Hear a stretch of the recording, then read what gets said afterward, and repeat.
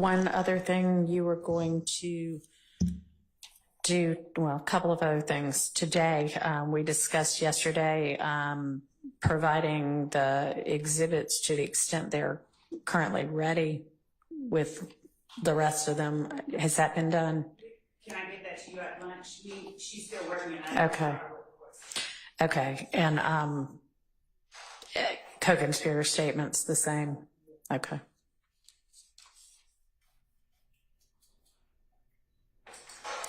All right. Any idea timing on this? So our legal assistant is working on getting the affidavit. Okay. The nickname listed in the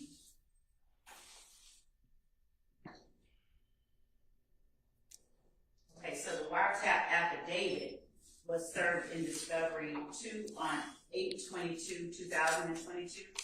Yeah. So we're just I'm not looking for the wiretap affidavit. I'm looking for the affidavit to get Mr. Boyer's cell records. I don't assume that was served in discovery, was it? I'll check. I have any, because the reason that the phone records weren't served was that they were considering arresting him. So the answer is no on that one. Correct. Two things, Your Honor. First, yesterday we were told that it was, to my understanding, an inadvertent oversight by the state to hand over these records. Now we're being told it was a conscious decision not to hand over the records. Secondly, regarding the affidavit for the search warrant for Mr. Boyer's, presumably Mr. Boyer's phone records, I specifically requested that yesterday via email, and I haven't received it either.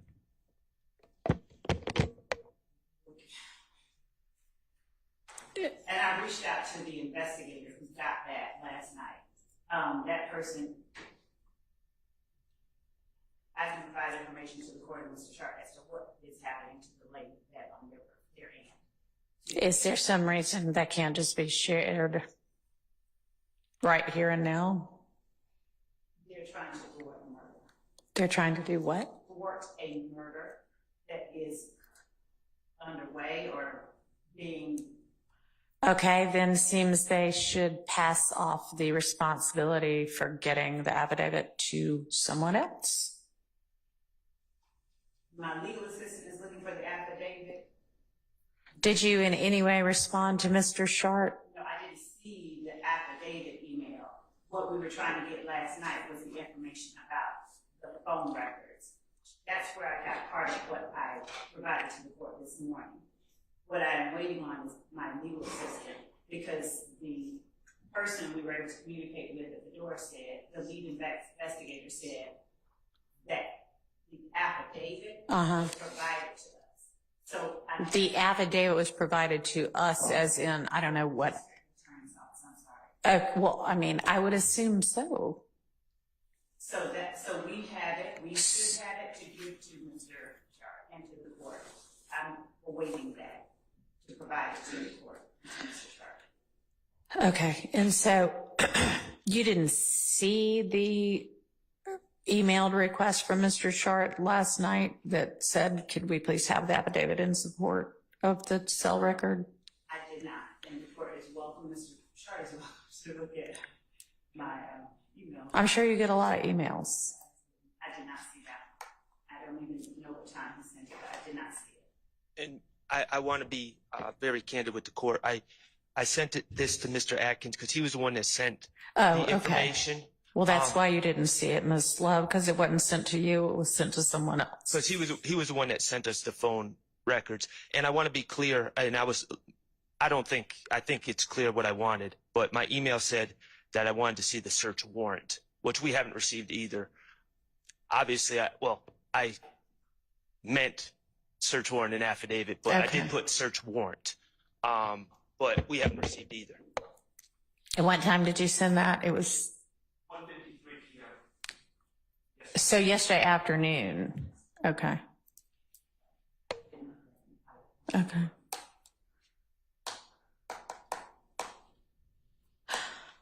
Okay, so I understand that I can't remember who just stood up and raised it, but whomever said that yesterday you said it was inadvertent, and this morning you're saying there was a decision made not to share this information with the defense because Mr. Boyer had not yet been arrested and APD was contemplating whether to secure a warrant, and I didn't want to alert him. So which is it? Thank you.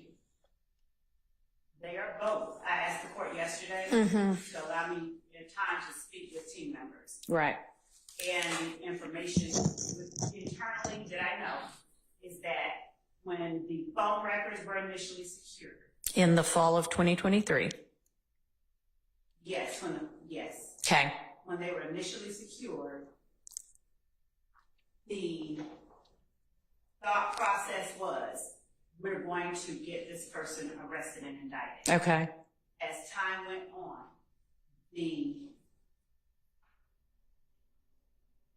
our team had the records, and as we advanced in trial, Do you know when the decision, if there was one, was made, okay, we're not going to get a warrant for him after all? I don't think that decision was ever made, because talking with the lead investigator who got the records last night, there is still frustration because they get permission to get the warrant, and their efforts have not yet been responded to. So they're waiting. That person wants a warrant. So there's not, the decision to obtain the warrant has not been abandoned. The Okay. efforts to obtain it have not been abandoned, but we are at a place where it occurred to team members that, oh wait, we have this, we need to give this over. And time progressed. It was in our possession. Mm-hmm. It occurred to team members. This is something we can't wait for a warrant or arrest on. All of that is true.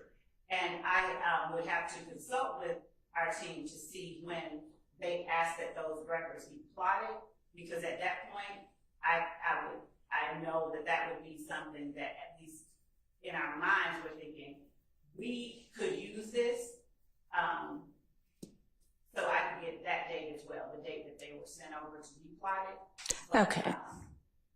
Because, I mean, do you think that it's reasonable that at least by that point you should have shared that information with the defense?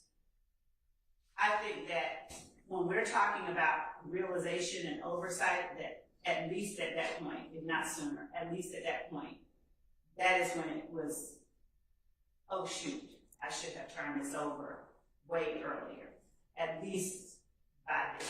Mm-hmm. So initially there was this belief and understanding that there was this investigation that would lead to an imminent additional person charged.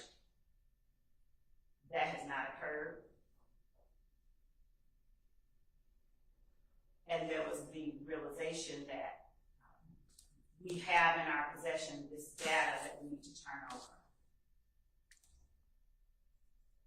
Are there any outstanding warrants for any other things for Mr. Boyer? Yes, I believe he has, not here, I believe he has, I think he is in jail for a murder, but I think he is in jail in another county, not here, but I think he's in jail. For like a pending murder? Not a pending murder. The murder has already happened, the murder that is he charged or is he just? Charged, I believe he's charged for a murder. Okay. I have no details about that murder. I have no details about that. Okay, but he is in custody somewhere in Georgia facing charges. Yes, the capital.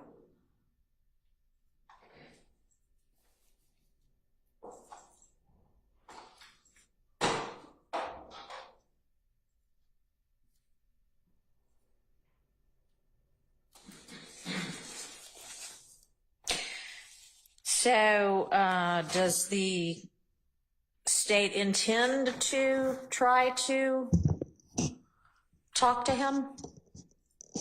We were not going to talk to him. Okay. Does the state intend to use this plotted out, whatever y'all got about his cell phone location at different times? No, unless, so no, not in this case.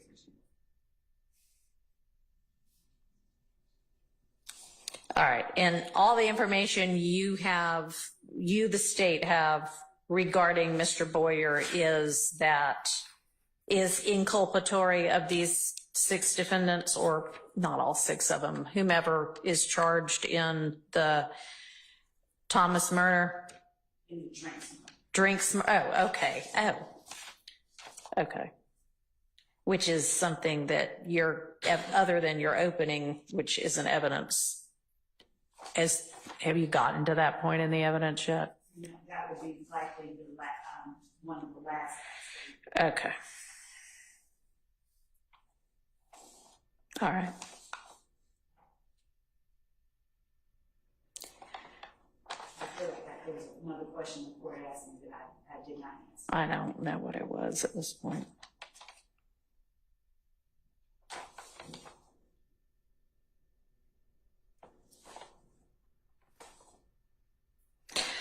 All right, so I will, whenever it's forthcoming sometime today, get and share, I assume Miss Love's going to share based on the request, the affidavit in support of and the search warrant, and with the defense and also with the court, right? Okay. So we will await that, and then if anybody wants to argue anything concerning it, I will listen.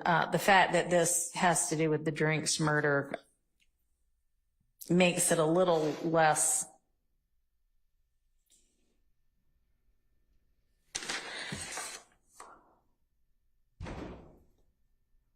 well, strike that. If y'all want to say anything else after we get those, then I will entertain it. Okay. All right, so in the meantime, let's keep plodding through this set of statements of Mr. Zachary's. Can I ask a date certain for the court to inquire of a date certain on this issue before you? On the debt, on the getting the affidavit and the search warrant? No, on, I'm just, I'm sad saying it. I'm really hurt saying this, but this is not new. So a date when Miss Love just said, "Oh shoot," this is not a quote, but something effective. "Oh shoot, we must turn this over." That was before giving it to Agent Bernie. So what happened on that date of the "oh shoot" to we get it yesterday, and we don't get it with, oh, this is new stuff. Let's Good talk question. about it. So we are one team, but we have many members and parts. But I will get the date. But I can tell you that when I said that there was the realization that we do need to turn it over. Yeah. When did that realization occur? I will find out, because it was not mine. It was not my realization. Okay, I'll find out. What I'm saying is, Who's in charge of the team? I am. And so therefore Okay. it's mine, generally speaking. I'm saying that in terms of a date certain, there was communication internally. We looked at it. We were looking at everything we had to turn over, and we were looking at anything that we haven't turned over collectively we realized, oh my goodness, this has not been done. All right. And you don't know what date that happened? No, that's what led to turning it over. On Monday. Yes, this weekend we were talking about it and we turned it over. All right. So sometime over the weekend is when the realization occurred, oh my gosh, you knew you hadn't turned it over. Oh my gosh, we need to turn this over. Oh my gosh, it has not been turned over and we need to turn it over. Okay. And you're getting us the information about when when we get the affidavit in support of the search warrant for the cell records, we'll know the date that occurred. That is correct. Uh-huh. We're working on that. And it did not occur to anybody at that point in time that this is information to be shared with the defense. When the court says at that point in time, you mean with the affidavit for the search warrant? When the search warrant for the records were obtained? Yes. Right? I mean, obviously not, since you got them in the fall of 2023. And because the information that the search warrant was based on had been provided. So we weren't thinking along those lines then. Okay. Had you at any point provided information that the phone number that y'all all know about from the affidavit and the nickname, which I think that's what it was, you were going to tell me what the nickname was, is actually DeMarco Boyer. Did you ever before Monday share that information? No. Okay. All right. What was the nickname? Unk is the name that's listed on, I think, in the wiretap. I think it's okay. Unk. That's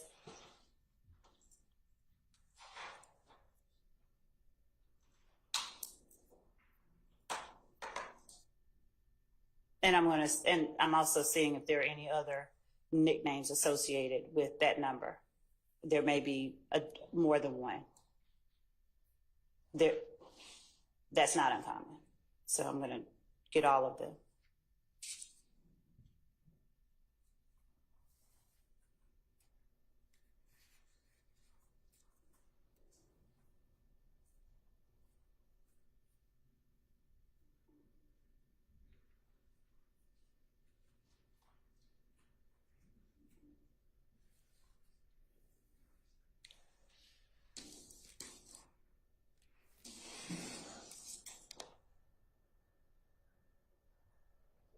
May I step to the door once more? Yeah, and before you step to the door, is there at this stage, which is mid-trial, anything else, whether Brady or not, that you think might be relevant to either the state or the defense in trying this case that you, the state, know of that the defense still does not know of?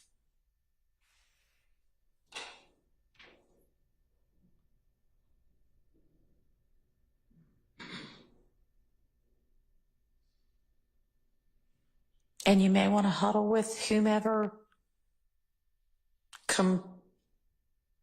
comprises your team, and y'all all put heads together and really, really, really think about that, and then get me an answer after lunch, okay?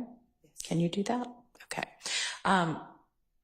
Yeah, we'll recess in place until you come back from whatever you're going to find out at the door now. Thank you.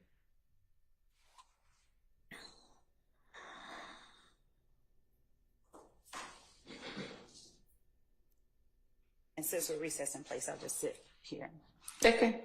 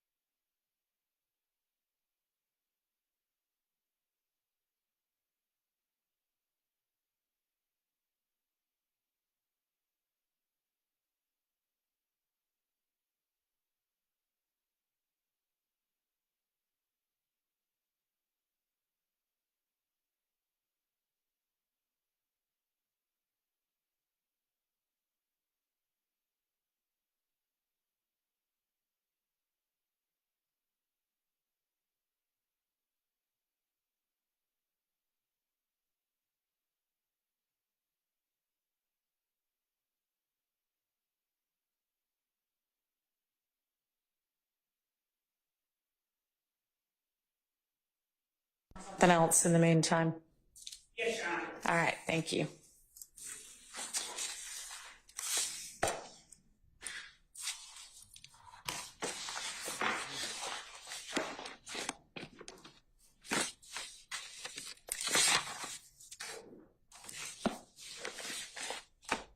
Your Honor, Yes, sir.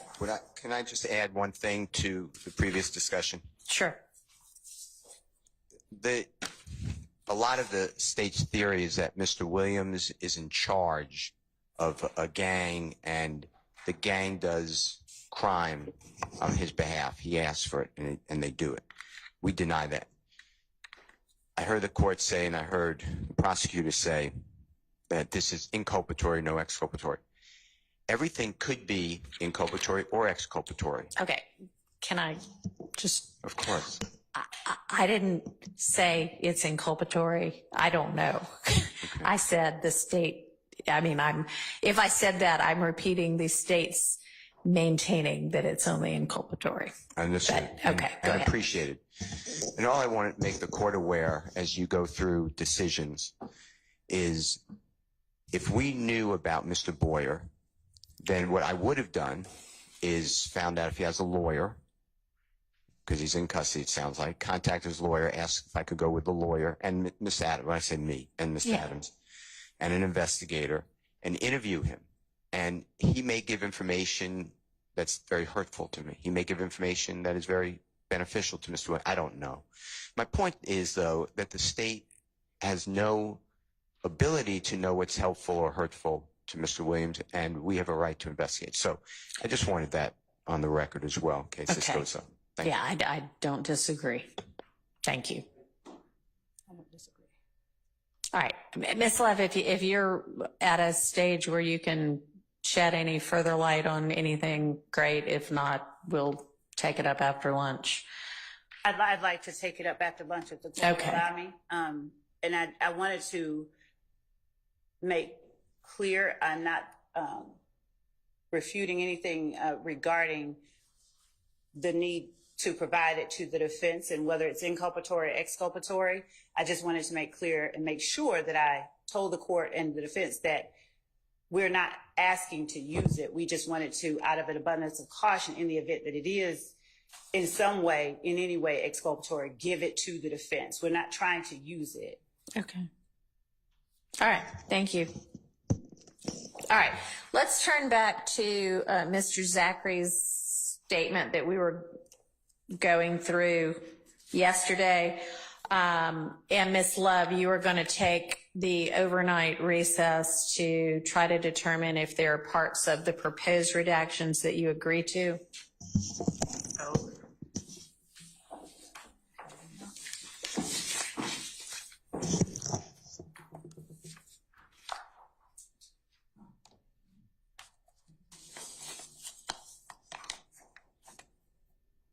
And Mr. Shard, I know that, I don't know if it was you or Mr. Atkins that shared the the 3 pages of the proposed redactions with regard to this interview that we're going through right now. And honestly, there's not a date on the binder that y'all gave me, so I don't know what date to reference. But you have proposed redactions for the other interview. Can you share those as well so I have something to go by? I will. I'll send them over right now. All right, thank you. And Your Honor, just for the record, number 38, which is the next one, according to my records, I'm withdrawing my request on that one. Okay. We don't need to. Thank you. And what is the date of this interview? This one is April 27, 2017. April 27th, 2017. All right, No, thank you. April 13, 2017. 13th, 2017. All right, thank you. Okay.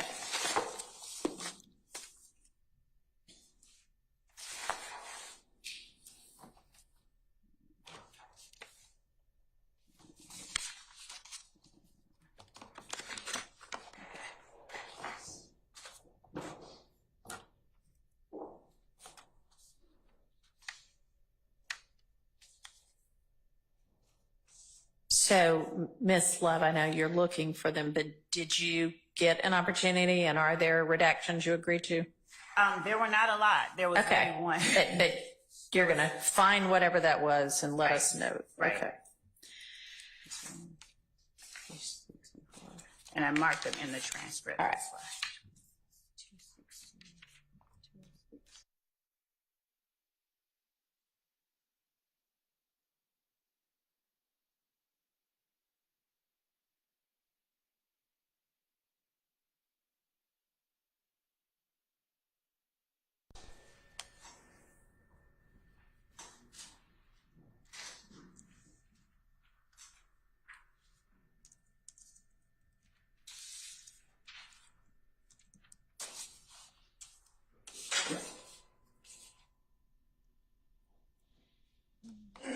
Actually, the one that I thought that I did agree to, oh, okay, here it is. So number 76, again, the discussion about the injuries All right. of certain part of the body, and that would be page 259, line 20. Yeah. So you agree that that should be redacted? Yes. And that's the only one between 39 and 75 that you agree to? Yes, and the reason that that is the case, I'll just say that I went back and was listening to the context. So Yes. I did read Mr. Sharp's reasons for wanting to exclude it, but I wanted to just make sure that it wasn't necessary for a larger reason, and I'm prepared to express and explain why those are. All right. Well, then let's just get back to it. We're on number 39.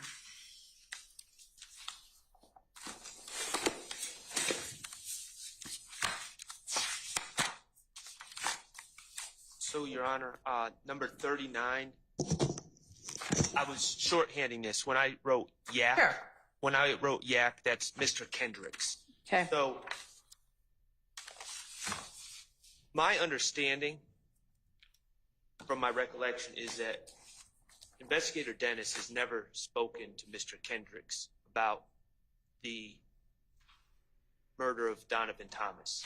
Okay, that's my understanding. But either way, whether he's spoken to him or not, I believe he's just using a technique to try to suggest that Mr. Kendrick's has said things. Right. Excuse me. But to the extent, either way, he's putting words in Mr. Kendrick's mouth. Mr. Kendrick may not take the stand. That's up to him. But I don't think it's appropriate for Investigator Dennis to state on a out-of-court statement for the jury to hear what Mr. Kendrick supposedly told him about the events of January 10, 2000.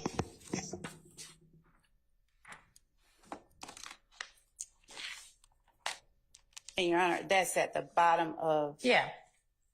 and I can also provide the court the timestamp for it on the video that we just given, but it's at 16:32 in the video of this portion of the interview. And when the court is prepared for me to, I can respond. I'm prepared for you Okay. too. So, Judge, I hear and understand what Mr. Shard is saying. I disagree with it. When Investigator Dennis says that Yak says something different, and nowhere does he assert, hey, I did this. Everyone knows there's not a dispute, I think, that Mr. Kendrick made a statement and said something different. And when Investigator Dennis says that Yak said something different, just to give the court some context, the 2015 interview that this witness gave contained inculpatory information concerning Mr. Kendrick, Mr. Stillwell, and others. Okay. By the time we reached 2017, it has been circulated that interviews have been conducted. Jail calls reveal that co-conspirators, at least alleged co-conspirators, people that we allege are co-conspirators, are aware of the content of some of these interviews. And at this point, Mr. Zachary is now saying he's backing away from it. He doesn't deny, he never denies that defendant Kendrick and defendant Stillwell said to him the things he said in the 2015 interview. Right. But now he's proffering theories about their actual involvement. He said, yes, they said that. They did say it. And when Detective Dennis says, after Mr. Zachary gives him a rendition of events, and Detective Dennis says, Yak says something different, there's nothing about him meeting, and the argument could be made by the defense. You heard Mr. Kendrick or whomever wants to make the argument, but that is a piece of evidence that will be put in at trial at the appropriate time. So That piece of evidence being Mr. Kendrick's statement where he does in fact say something different. yes, Is that what you're about saying? himself, yes. Okay. So And he's already made whatever that statement is by the time of this 2017 interview with Mr. Zachary. he has. Okay. And so whether Investigator Dennis talked to Mr. Kendrick himself or not, Mr. Dennis is aware that in fact Yak did say something different. Right. He's Okay. saying right. He's And and it's a broad. does Mr. Kendrick's interview, when we get to the top of page 116, Investigator Dennis is saying Yak said he was on his way to his girlfriend's house, I guess. He does say that. Okay. All right. And so, Your Honor, yeah. I don't believe that's an accurate. I know why you're asking that question, and in the spirit that you're asking that question, I don't believe that's an accurate answer. Mr. Kendrick, first of all, a couple of things that I bear in mind. My understanding, Mr. Kendrick's statement has been suppressed. Oh, No, I don't think it's coming in. she says no. Judge, Y'all, the portion of the statement that it contains what we're discussing was not. What was suppressed is a portion where another detective comes in and starts talking to Mr. Kendrick. okay. So there's a very long part of the interview. Before the part that is Yes. suppressed, and it's in the unsuppressed part that the representations that you Yes. just made are contained. I don't.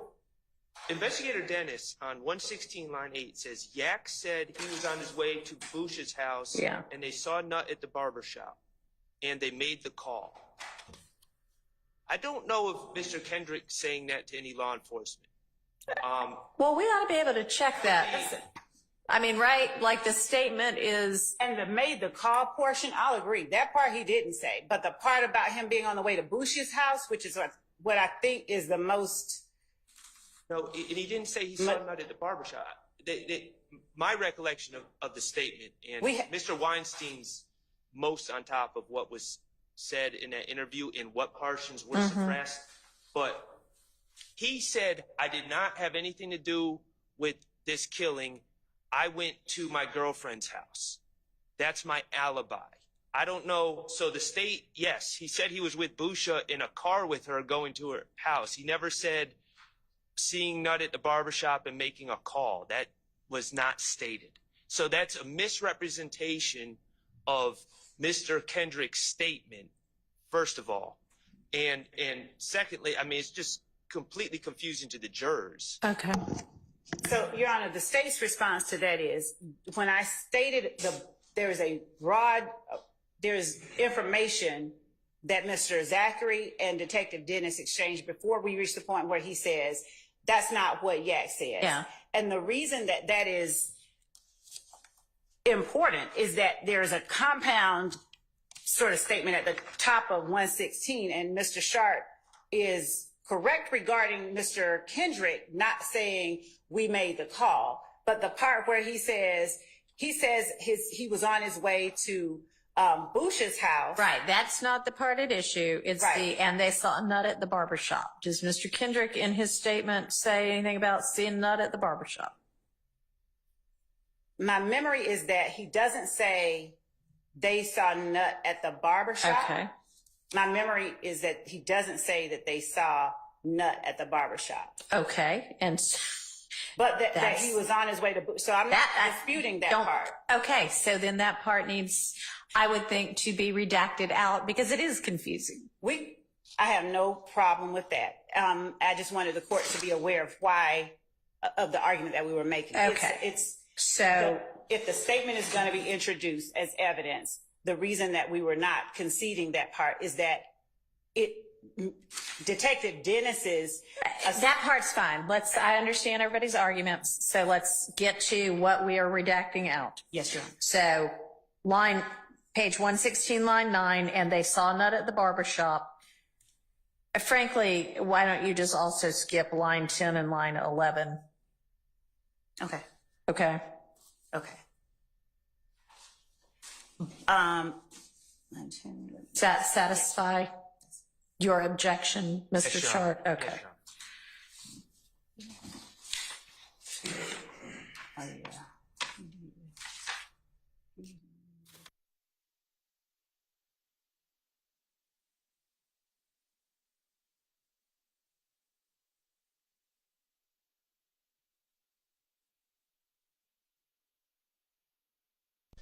Next one is on 117.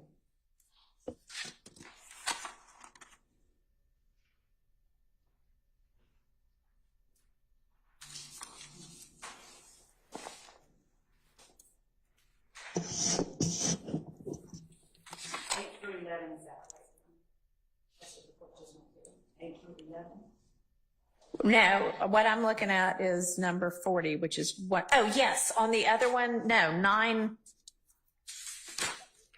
going back to number 39. The Yak said he was on the way to Busha House is fine. So the part that says, and they saw nut at the barbershop, that part of 9, and then all of 10 and 11. Okay.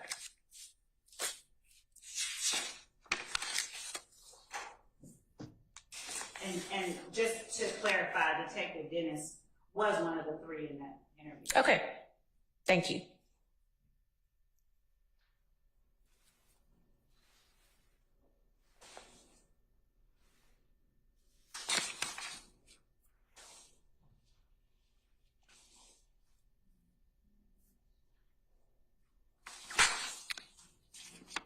All right, as to the next one, Mr. Short, your objection is to the investigator's statement, right? Or also the answer? It's the investigator's statement, and I don't necessarily have a problem to the extent that he's asking Mr. Zachary a question. Mm-hmm. I don't think it's appropriate for him to say, see, that's I've sat through so many interviews and heard so many different stories, kind of pieces Right. about Tom Gates. In time frame. Okay. So You said pokes holes in everybody's story. So I would think maybe to avert that issue, can we consider a redaction from 117 lines 23 through 25, and then just start with 118 line 1, beginning with everything you just said pokes holes in everybody's story, because then Zachary says, yeah, you know, it does poke some holes, because you don't seem to be objecting to the answer. I would suggest starting on 118 line 2. Okay, that's fine. Well, 3 or 4 in the morning. oh, like 3 or 4 or 5 is the answer. Okay, I thought he was saying this is the number of holes it might poke. Okay, yeah, no, that makes more sense. Okay. So, We don't have any. 118, okay, so redact by agreement then, 117 line 22 through 118 line 2, the word story, and just pick back up with because of Demikion. All right, okay. Could you please pull your mic back up? Thank you. Closer to me or further from me? Yes, ma'am. Closer so we can hear you. All right.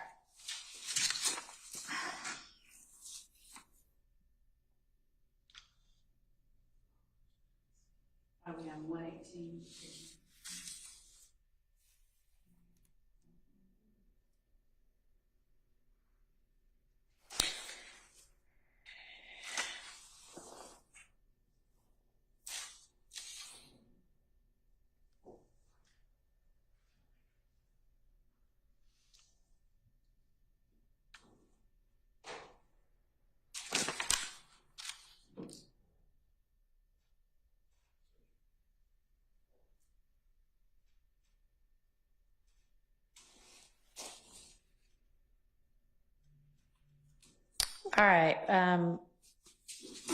Why do you?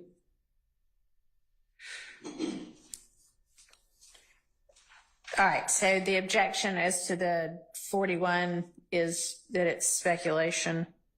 Is that right? Right. It's a hypothetical. If it did, I'm reading that as if they did it. I don't think Demekian had anything to do with it. Why he ain't take it like you said. Look at me and like little brother. I think in context, what he's articulating is people look at him as a little brother, and I mean he wasn't there. He's not offering firsthand knowledge. He's just giving his theory that I don't think Demekian would be involved with something like that if they did it, and I just think that's speculation. Does the state want to respond?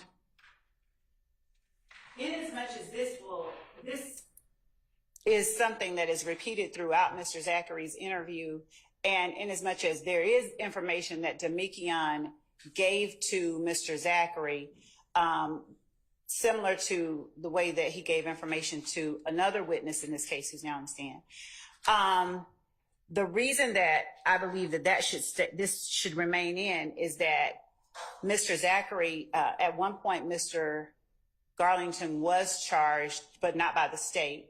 And Mr. Zachary was in a position, he was with Mr. Garlington, Mr. Kendrick, and Mr. Stillwell after the murder, following the murder. So inasmuch as he makes the assertion, he later says more stuff like, Demekian never told me that he did it. He talks about what each person said to him. But I'll defer to the court. It's just that's the reason that I wasn't asking or conceding immediately that come out. I mean, that seems like a valid objection. So we're going to strike 118.24 through 119, line 5.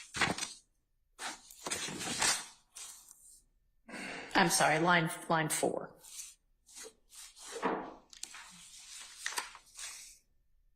This one.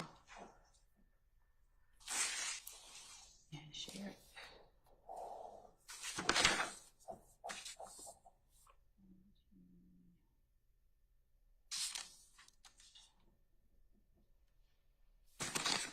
Share the thought.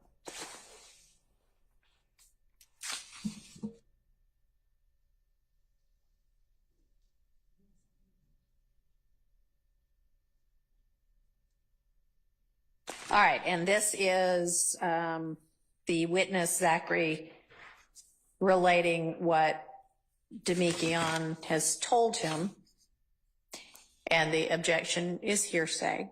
What's the state's response?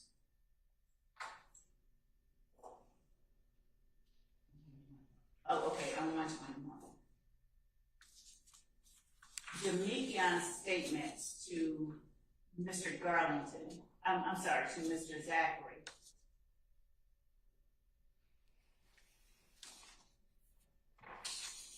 Much like the statements that Mr. Garlington made to Mr. Copeland are statements of a co-conspirator. Later in the interview, Mr. Zachary expressly says, essentially, it was a matter of keeping us all in the loop, the information that was exchanged. At one point, he's asked, why are you all talking for 30 minutes at the condo after the murder if nobody knows anything about it? And if not to that specific question, later on, Mr. Zachary says something to the effect of, we're just trying to keep each other in the loop so that we all know what's going on. In other words, from the way that I would argue it, Nut just got killed. Stuff, we have to keep ourselves. Okay, so that would certainly make sense with regard to anything that got told to other alleged members of the gang right afterwards at the condo. as to this particular statement, Zachary actually gets asked, when did he tell you about that while y'all been locked down? And Zachary says, yeah, while I've been locked up. So when was that? When did they get locked up? So in the latter part of 2015. Okay, and so if that is when this story gets shared. So during that time, other evidence will show that as a result of the murder of Donovan Thomas, there were conflicts that existed both in to answer the court's, what I think the question is Yeah. how does it keep them safe? So the conspiracy that exists after Donovan Thomas is killed and before Donovan Thomas is killed doesn't stop when they get locked up. Inside the jail, there are conflicts as a result of the Donovan Thomas murder, and the knowledge or belief by members of If Gang that YSL is the entity responsible, or people within YSL are responsible. So the fact that Mr. Garlington is sharing with Mr. Zachary events that happened, I would argue still fall within the co-conspirator exception, or it still makes it admissible as a co-conspirator statement, but it's not something I'll hang a hat on, and if the court sees it differently, then just 1 second.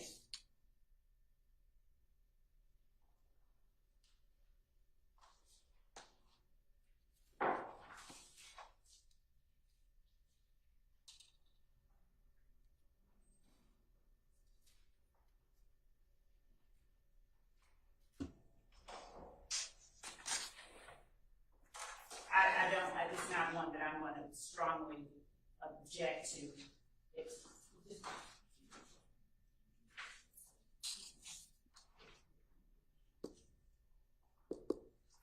So it is a co-conspirator statement. These statements within the rest of the interview that are very similar to this are all co-conspirator statements. And for that reason,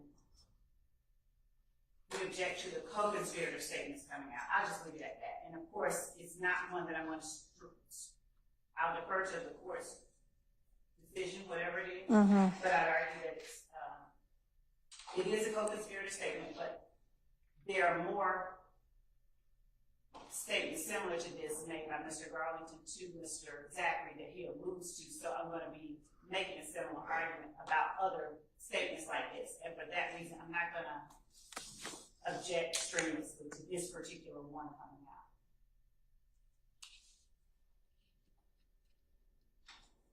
Object strenuously. All right, so late 2015, are there... Can I give Your Honor a little context? Yeah. So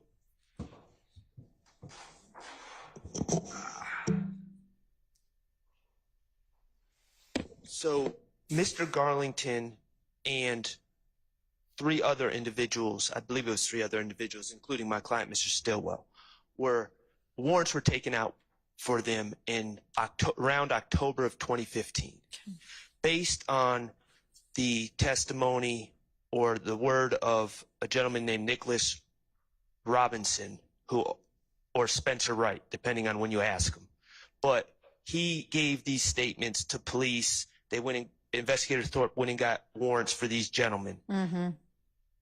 On subsequent review of the footage from the scene, Nicholas Robinson was not present where he claimed to be on the scene.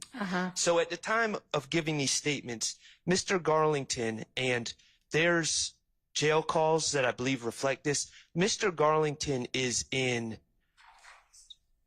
extreme prove my innocence, shift blame mode. He's not in any sort of co-conspirator, we're in this together mode. And he is asserting to anyone and everyone that will listen is, I didn't have anything to do with this. I'm wrongfully arrested. He's asking people to get video from the McDonald's on Cleveland Avenue, video that we still don't have, that will show he's innocent. Right. And so these conversations that Quindarius Zachary is saying Mr. Garlington had with him are, from my perspective, for the purpose of asserting his innocence and shifting blame to others. So that would not fall under 801D2E.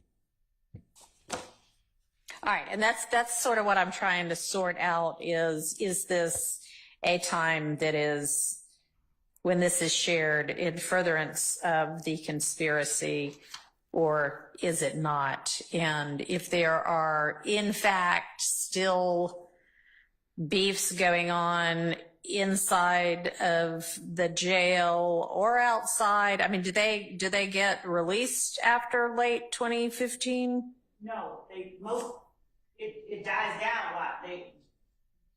No, sorry. I just asked a compound question. So I am wondering about what is the state of the beef back and forth. And then I'm also wondering, do Zachary and Garlington get released after they're locked up in late 2015? No. So Okay. they get released at some point later, much later. For instance, Zachary gets prison time, Garlington also. Right. Okay. But not at a point in time when, like, they might be out in a week and so they need to know what's going on the street. So they all need to. Well, not on the streets. Okay. So tell me, is there in the jails beefs back and forth where they all need to be on the same page about something? Tell me, how is this in furtherance of the conspiracy? So while they are in the jail, and this is broadly speaking and not to this, at this point in time, while they are in the jail, inclusive of this point in time, there are continued, there are statements made and conversations that are had about different YSL members getting beaten up by IF gang members. So there is evidence that we have to show of a continuing conflict within the jail and within. Okay. How does Mr. Garlington telling Mr. Zachary, I wasn't involved, in furtherance of the conspiracy? Well, and the Woody picked me up after the shooting. I mean, because that's really the thing that he says. How does that further the conspiracy?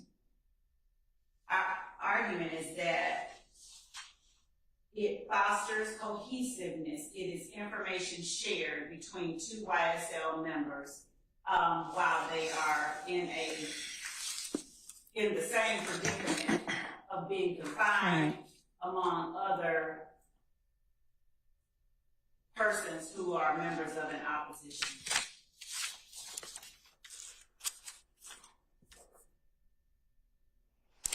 All right. So, I mean, I think the fact that at 122, page 122, lines 1 through 3, the answer being that Garlington said, no, he does not. He says that Woody picked him up after the shooting. That's not, hey, Betty, I've got absolutely zero to do with this. It is still something that could in some way be against his penal interest. So I am going to find that to meet that co-conspirator exception. So I'm going to overrule the objection on that one. So it just for clarification, so we're playing from 1 to 3 on 8.2. Yes. Okay.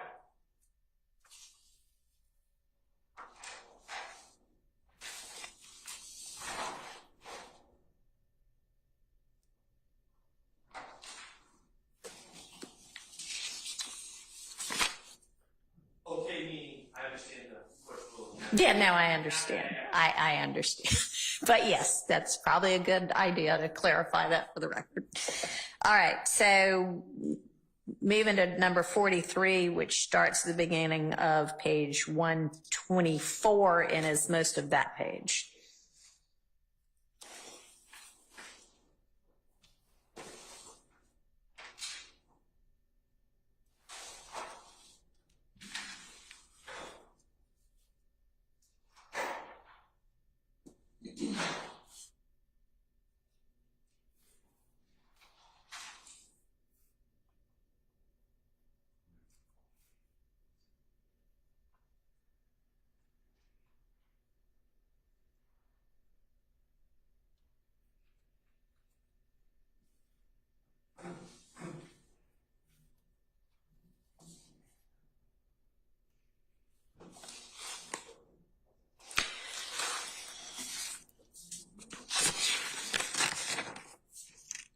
All right, what does the state say about this one? So, Your Honor, in order for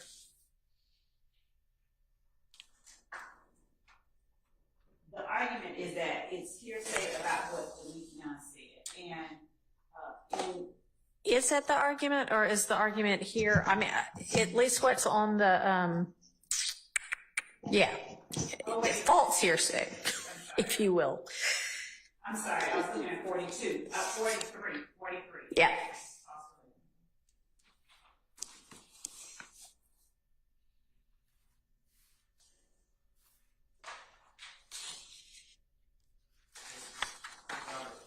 Yeah. Was my impression, and really for my notes, the fact that whether it was truly what Demekion said or not truly what Demekion said, the falsity is irrelevant. I take exception to Investigator Dennis relaying in a statement that would be heard by the jury what Demekion Garlington supposedly said to him. Demekion Garlington is not going to take the stand, to my understanding, in this case. All right. Is Demekion Garlington's statement going to come in? No, his statement to law enforcement will not come in. And we Okay. won't call him. And for that reason, I don't object to 1 through 4 on page 24, but when we get into, again, Zachary talking about what was shared to him by Mr. Garlington, we would object to that portion, but I don't have an objection to 1 through 4. The numbers 1 through 4, but the objection, the redaction requested is 1 through 22, so I'm prepared to argue the rest of it. So, in as much as the argument made just now by Mr. Shard is his objection is to Detective Dennis relaying what Garlington said, there's no objection to that portion. Okay. Okay, so you're saying 5 through 22 is essentially just questioning. It's not any true or false assertion of what Garlington said. It's just him asking questions and Zachary answering them, right? So it is sort of, it's him. So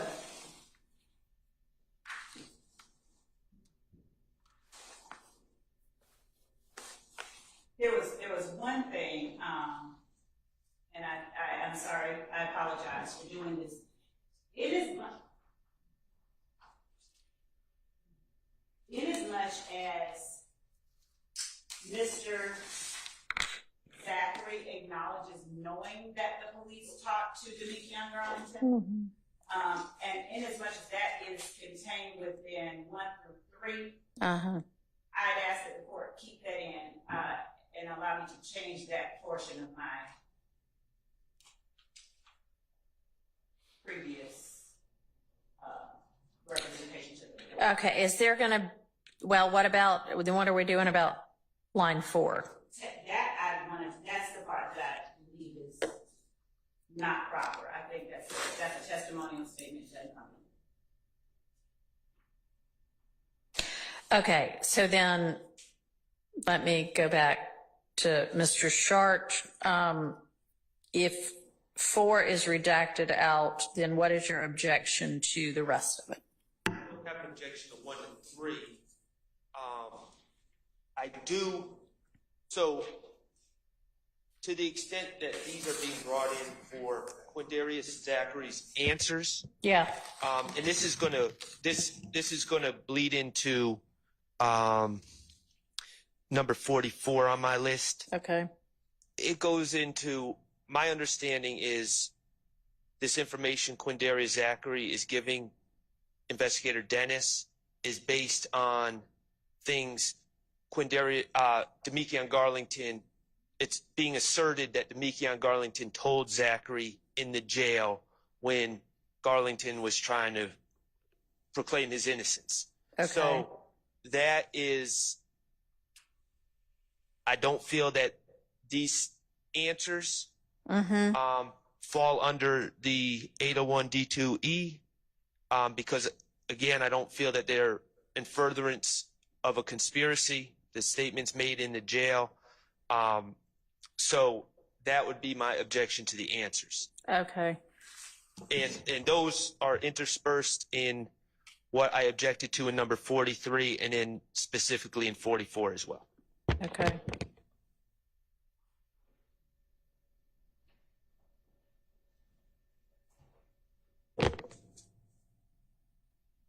And Your Honor,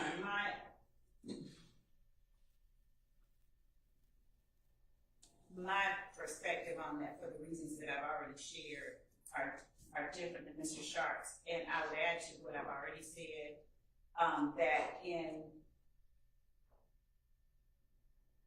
considering, if it even comes to playing it, in considering what Mr. Zachary is telling the police and making a determination about whether the tape is true or not, Mr. Zachary at line 23, when challenged, essentially Detective Dennis is challenging him about what he has said in line 13 through 16. He says, as what's reflected in the transcript, Zachary pushes back, and then Dennis is asking another set of questions, and Zachary is correcting Dennis with information that he got from Garlington, again, still during this time when they are in confinement, and still during a time when there is still beef, if you will, between the two groups, YSL and F-Gang. So, to the extent that Garlington may want to get out of jail, I'm not understanding there to be any argument that Garlington is somehow an agent or another, just that Garlington wants to get out of jail. And somehow that makes this not a co-conspirator statement. Right, that he's no longer saying anything. He's saying about, here's what happened, Zachary. Hey, Zachary, here's what happened. Because you're my fellow gang member and you need to know this. He's saying, I am innocent of all of this in the hope that either, I don't know whether he cares whether Zachary believes it or not, but in hopes that that gets out. And my position is that would be an argument to be made. Obviously, the jury can take what they hear and throw it. Okay, but I have to make an evidentiary determination whether this is a statement made in furtherance of the conspiracy, which is what we're discussing. And our position is that it is for the reasons that we've given to the court.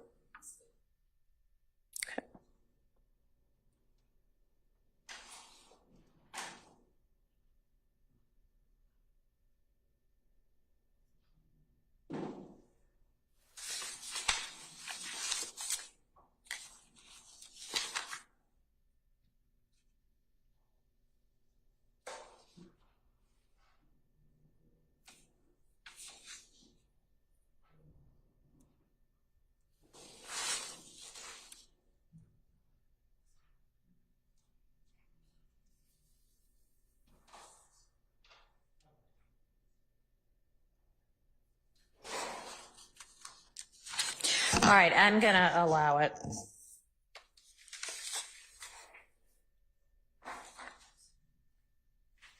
And that would be what you cover in your item number 43. And then what I've looked at right now is the first part of your 44, which is through page 125, line 15. It looks like then there's a second set of facts. So I hadn't looked at that or made a ruling about that yet. So. I understand. Okay. And we can get to that if Your Honor would like to, because number 45 I'm going to withdraw. Okay. So that puts us back at the second part of 44. Okay. All right. So the second part of 44 is on page 126, well, all of 126 and then half of 127. So let me take a look at that real fast and then is it the same argument as to this also? Yes, Your Honor. Okay. Let me just take a look at it.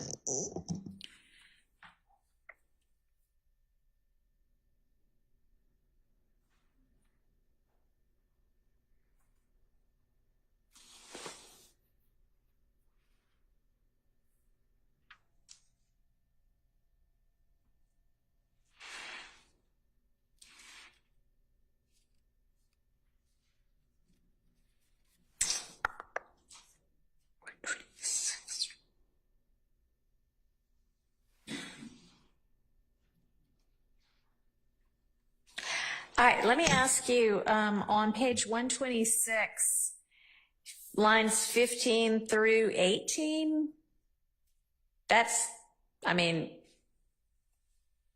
seems like there might be a separate objection to that little part. Or you had withdrawn the gun part anyway? I understand, Your Honor. He says I mean, if you don't care, I don't care Well, he either. says that's what I assume, and then he says that's what I heard. The source, I wasn't going. So, I mean, yeah, if it we doesn't- assume that the source of that's what I heard is Demekion Garlington, it would fall under the same. Okay. All right. I just wanted to make sure. I'll just point out at the bottom of 126, I think Investigator Dennis agrees with my view on these statements. That it's people putting their own version of their defense to try to say that they weren't involved. And that's the point I guess I'm trying to make.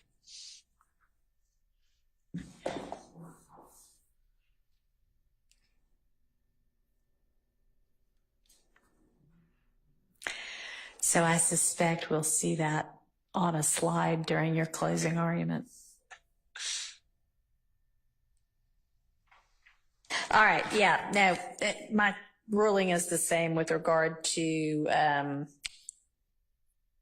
item 46. So that is in. All right. That takes us to 47. Which is on 129.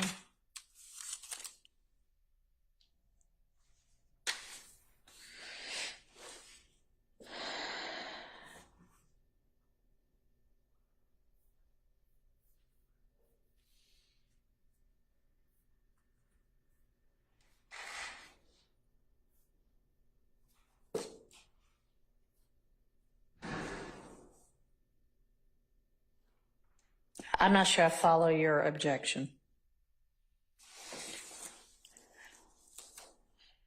To 140, to your item number. Oh, wait a minute. Yeah, I'm sorry. 47. Your item number 47, 129, 1 through 14. 46 I thought we were on. But I will withdraw 46. Okay.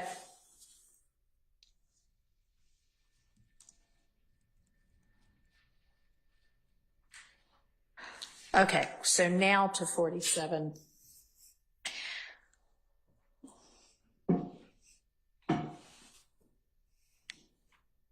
It says speculation about getting rid of guns, but the speculation about getting rid of guns seems to occur sort of after line 14. And your objection was to lines 1 through 14. I agree, Your Honor, and I am going to withdraw number 47 All right. as well. All right, so moving to item 48 on page 140.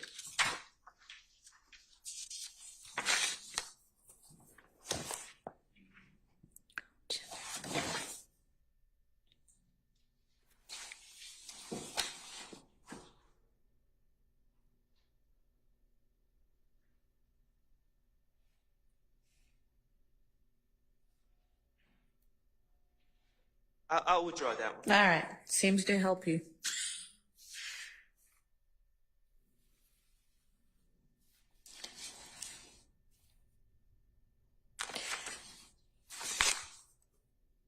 All right, 141, line 11 through first part of 142.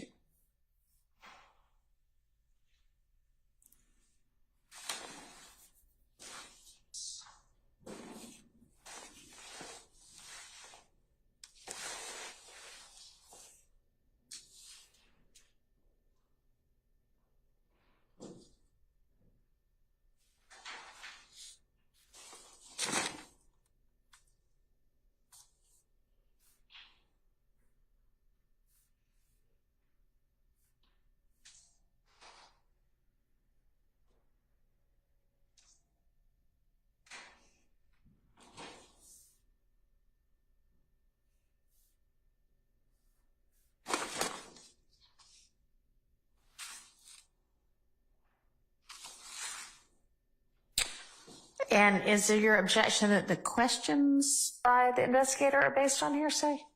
The questions are based on hearsay. He's declaring, Investigator Dennis, they're inviting responses, I guess, but they're kind of more statements. He's saying that basically my client is involved in a list of shootings, and then he eventually lists them. One of them, I think we already discussed, Lucci's Mama House is the words he uses.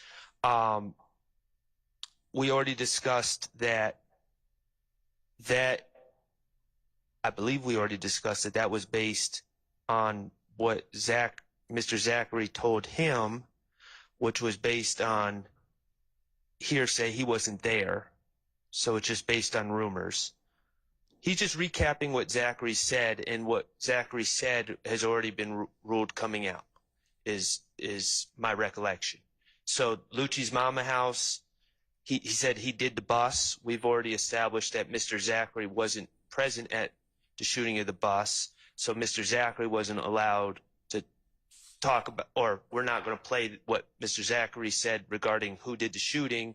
But so I don't know why we would allow Investigator Dennis to repeat it. And then the murder, that's a question for the jury here. And I understand that there's certain things that are helpful. Mr. Zachary says, I don't think he did the murder. I would like that to come in, but not in the context of Investigator Dennis listing a bunch of other shootings that are on this indictment that he's concluded my client has done.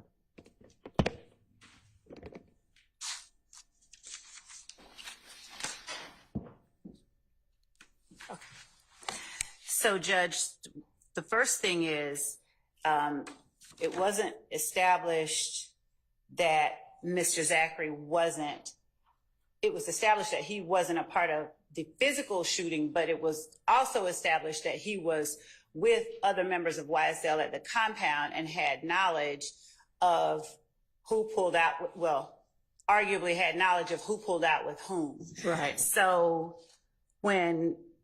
if we're talking about page 141, starting at line 11, from what I'm hearing, there is no objection to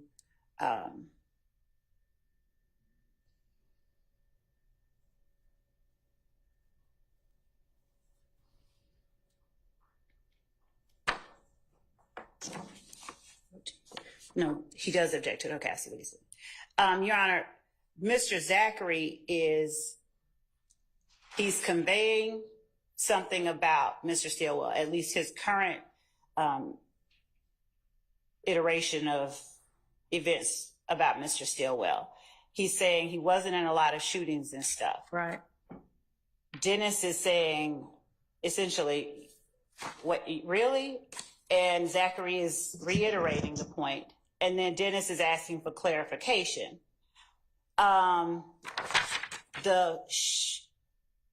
When Zachary says it's probably so many shootings, Uh-huh.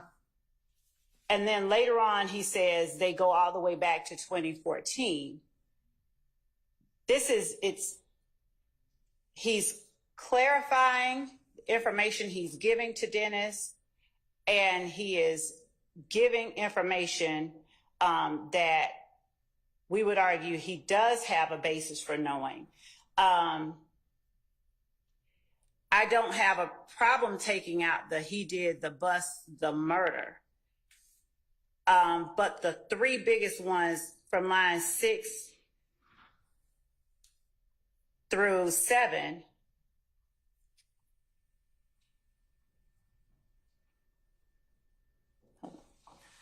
we would argue that those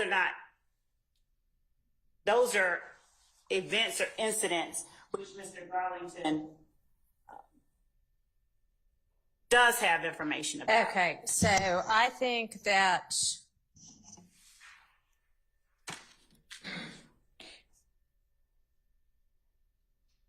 (141) lines 11 through 25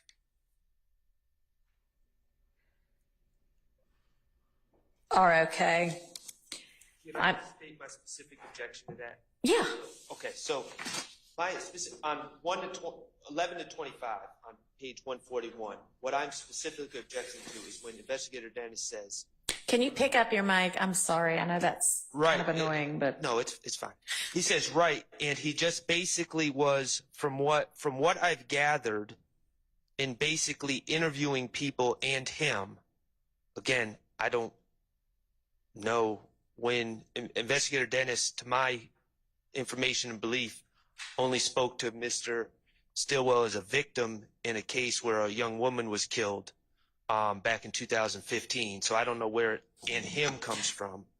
He was quiet until it was time for some action, and then it was almost like sick him. okay. So he's like basically saying my client is, a leash pit bull. Okay. All right. Okay. So then let's strike that question 11 through 14 because it's really not. It kind of interjects, and if you went straight from Zachary talking his answer from 7 to 10 and then pick up with what he continues to say 15 to 17, that works just as well. So, and you're nodding, Miss Love, you agree? Yes. Okay. So 11 through 14 are redacted by agreement on page 141. And then 15 through 25 of that page, I'm going to permit in.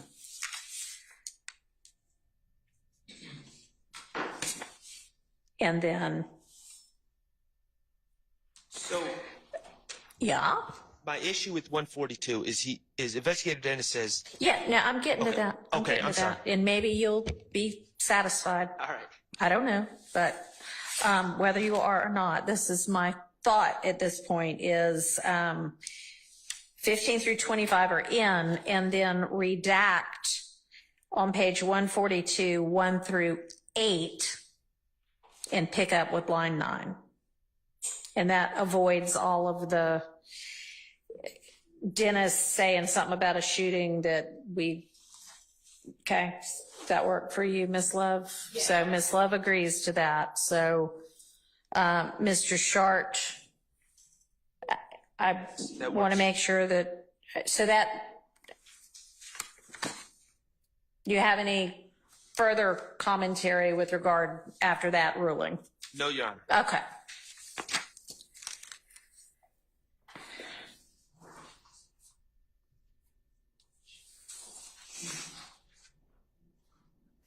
Let me.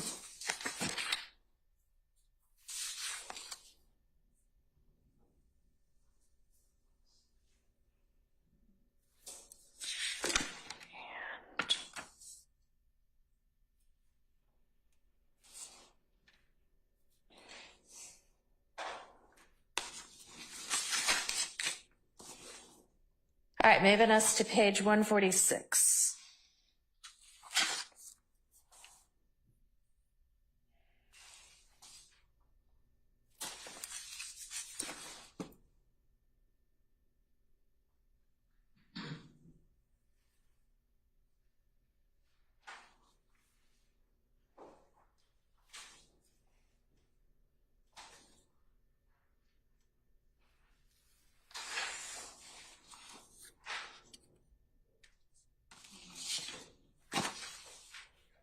Yeah.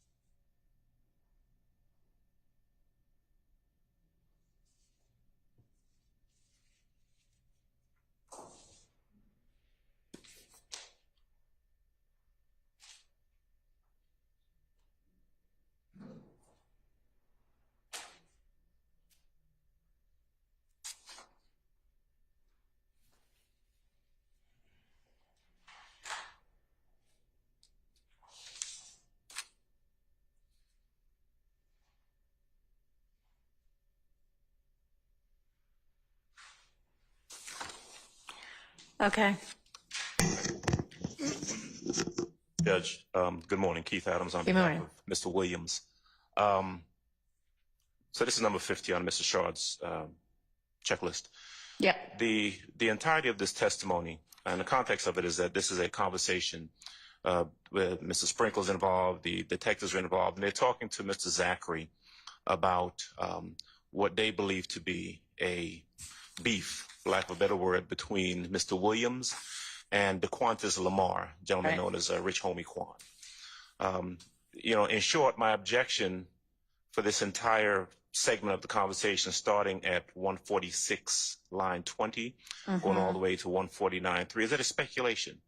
If you read through it, Mr. Zachary is opining about the reason that, well, first he's opining that there's a beef, in fact, a beef between Mr. Williams and Mr. Lamar. And he opines as to what the reasons are. Right. The detectives are kind of interjecting their own take on what has happened and why they fell out. And if the most telling part is if you look at page 149, towards the end of that, and it really kind of starts at the end of 148, where Mr. Zachary's talking about how Mr. Lamar and Mr. Williams fell out, and Birdman, a Rich Homie, fell out for some reason. I don't know, he says. Continues on to page 149, where the investigator asks him because he wouldn't sign. And then Mr. Zachary says, I don't know, I guess. That kind of encapsulates the fact that most of what he's talking about is what he's heard, what may be on the street. And there's no real basis where that speculation is coming from. So I'd ask that all of that be kept out because it's just speculative. All right. Well, I think that you're right with regard to the very end of 148, top of 149, about Birdman and Rich Homie having fallen out, and the reason that might have happened being speculation on the part of Zachary. But that's kind of a separate topic from everything that they're talking about before. Well, if you look at the entire, even starting back at 146 and going through, there are portions, for example, let's look at 148, the top of 148, line 1, where Mrs. Zachary says something to the effect of, and Rich Homie knew that they were shooting, that they had done shot up thug. You know, there's no way that he would know what's in Mr. Lamar's mind, what he knew. There's nothing to indicate the basis of that knowledge. And I will say that Mr. Lamar is a state's witness. He's on the witness list. We've been noticed that he's potentially going to be called. Birdman is on the state's witness list. Mr. Brian Williams. Right. We've been noticed that he may potentially be called. And so these are witnesses that if the state intends to prove their theory, I'm going to say it's their theory, that there was this beef between Mr. Williams and Mr. Lamar, and that's relevant in some form or fashion. They have witnesses that they can call to do that. All right, but, you know, they can corroborate their own witness testimony with something else if they got something else. So that's not an evidentiary objection. That may just be wishful thinking. Well, yeah, I don't know if they're going to call those witnesses. I don't either. And if they want to corroborate, if they call them and they want to corroborate it, then they can say perhaps that Mrs. Zachary knew this in some form or fashion, heard it from those witnesses, but there's no indication that this is anything other than speculation on the part of Mr. Zachary. All right. Ms. Love. So, Your Honor, I think some context is necessary here. There have been repeated attempts by Mr. Williams to rebut evidence the state believes has shown that Mr. Lamar and he fell out after Donovan Thomas's murder. Okay. Donovan Thomas's father was one of our witnesses, and some of the questions on cross-examination involved Defendant Williams showing photographs of Mr. Lamar and Mr. Williams together at times that were after, I believe, after the shooting, if I'm remembering the exhibits correctly. There were Instagram posts and things of that nature, a video of Mr. Lamar and Mr. Williams, a music video of them that they both appeared in. Yeah. And that was after specific questions regarding Mr.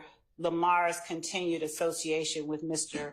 Williams after Mr. Thomas's death. Okay. When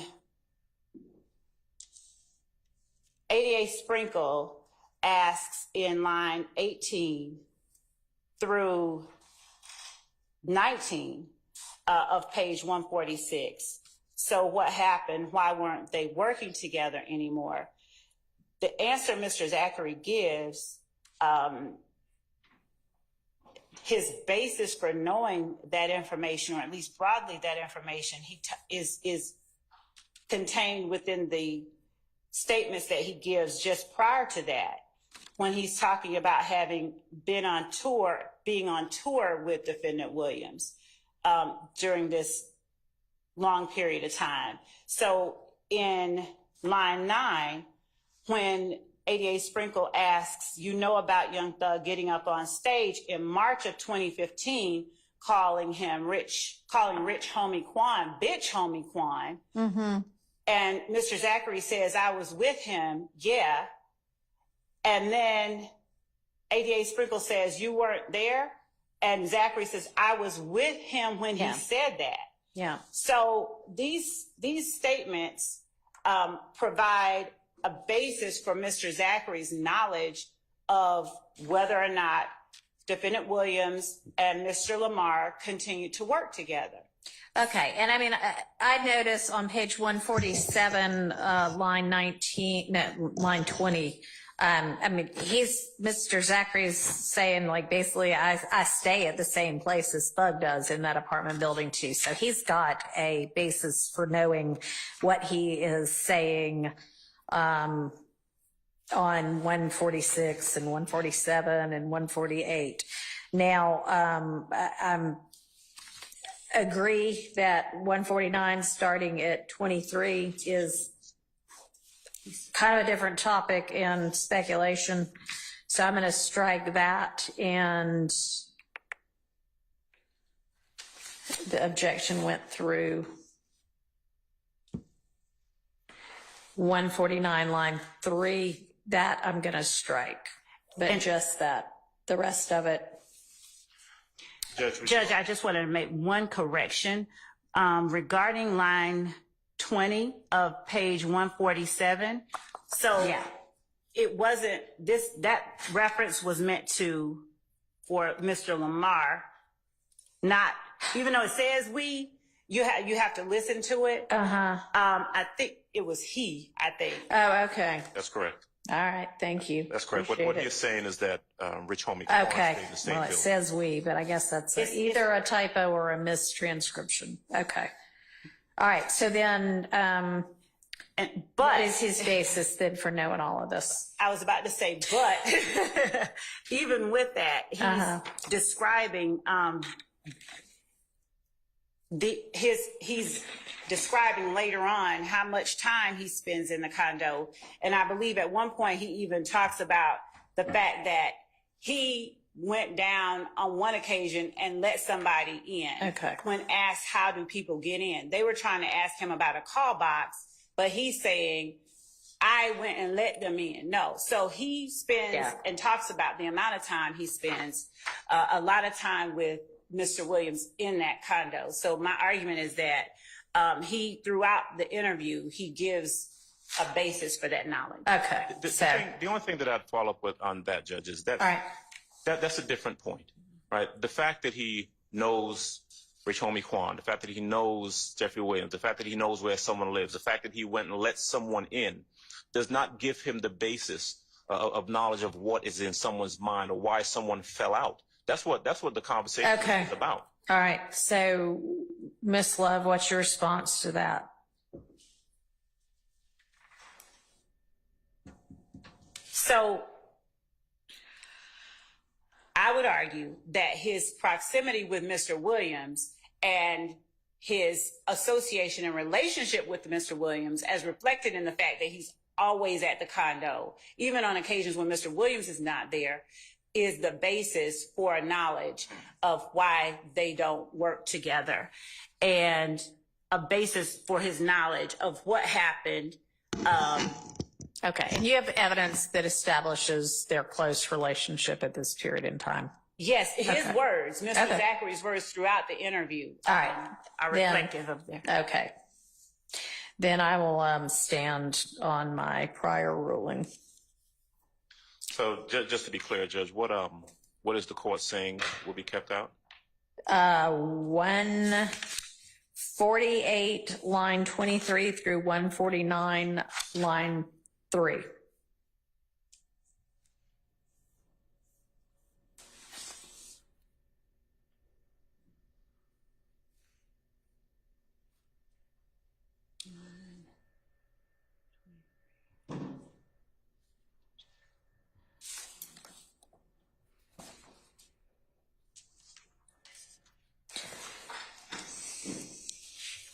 All right, we're at the bottom of 152 now.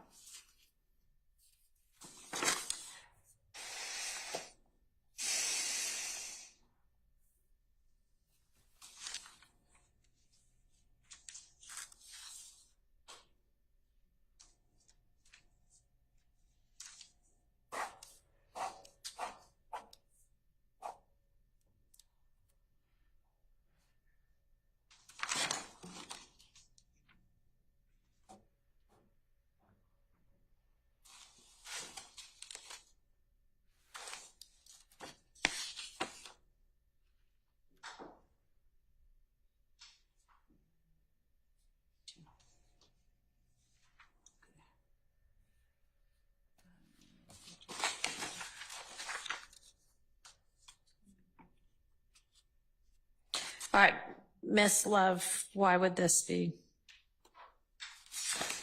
in? So we have already introduced the evidence of the Dexter Montgomery shooting. That's what this information is, starting at page 152, line 24. we have already introduced evidence that DK or Walter Murphy and Nard or Demise McMullen were the persons who committed the shooting that led to to the victim's head being blown off, half of it. Mr. Zachary's assertions about who did that, I would argue, come from his relationship with members of YSL, with Walter Murphy and Demise McMullen, or other members of YSL.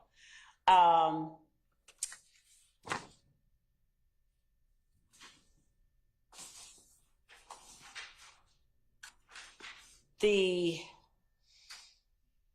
portions where there is commentary by Detective Dennis, for instance, the part about page 153, lines 14 through 19, I don't have an objection to. Right.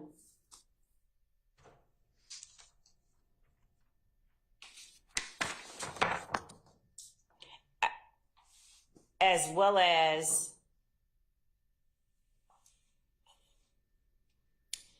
lines 20 through 25, I don't have an objection to, because those are not things that Quindary Zachary is telling Detective Dennis. That's Dennis. Well, then how about 154, 1 through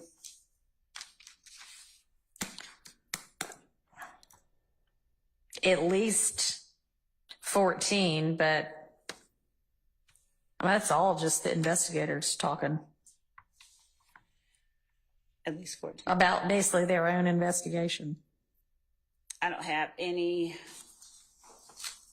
Frank? Yeah. So there's a portion where Mr. Zachary is, you see it on the video, he's looking at what they're showing him. So where I don't have any problem with, for instance, 1 through 4, on page 154, I would ask that 5 through 17 be kept in, because that's the portion where he's looking at pictures.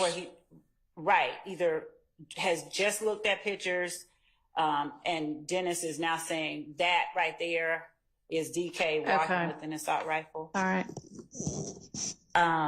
So that's 5 through 8.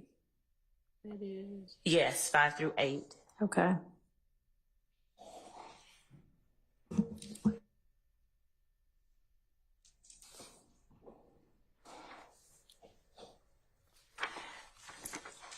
And as I think I just said it, but if I didn't, 9 through 14 is, I don't have any objection to that coming out.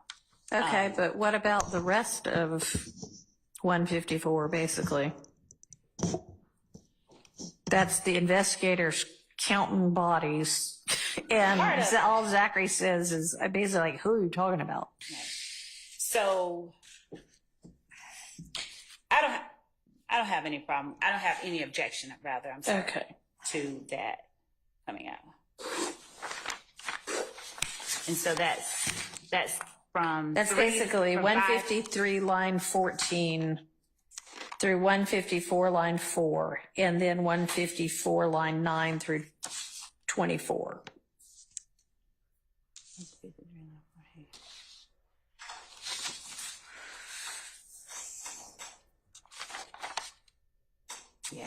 Yes, no objection. All right, so let's circle back to 152 line 20.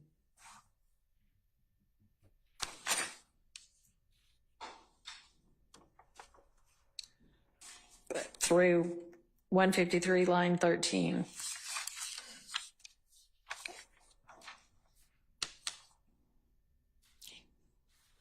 I don't have any objection to 153 lines 1 through 13. So I guess that's all of 153. All right, so what about 152, 17 to the bottom? or 20, I'm sorry, 20 to the bottom. Although I think it's 17 to the bottom, because I think that's the lead into. It is. He's asking about the Dexter Montgomery shooting. I don't remember the exact words at 18, but it is. Yeah. I would argue that as to that,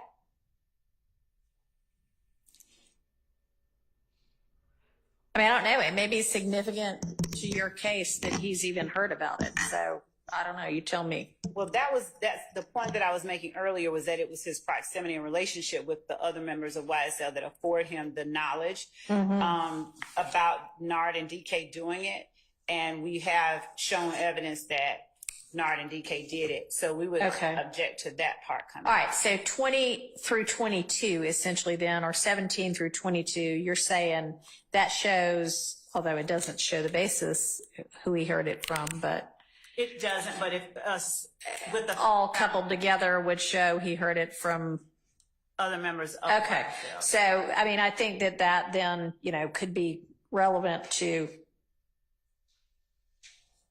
the state's case, and you're offering it there to show he heard about it and that they kept each other connected. So, that I will leave in. But what about what'd you hear about it? 23 and 24 out. No, 24, he says, you can't see it on here, but on the tape, I can give you the timestamp. He says, they say DK and Nard did it. Okay. Okay. I just don't understand how that's not hearsay. It is hearsay. It's hearsay that is being permitted under the co-conspirator exception. Who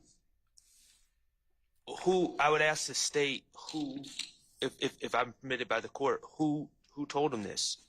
So, as I understand Miss Love's representations to the court are that fellow members of the gang told him. Is that right, Miss Love?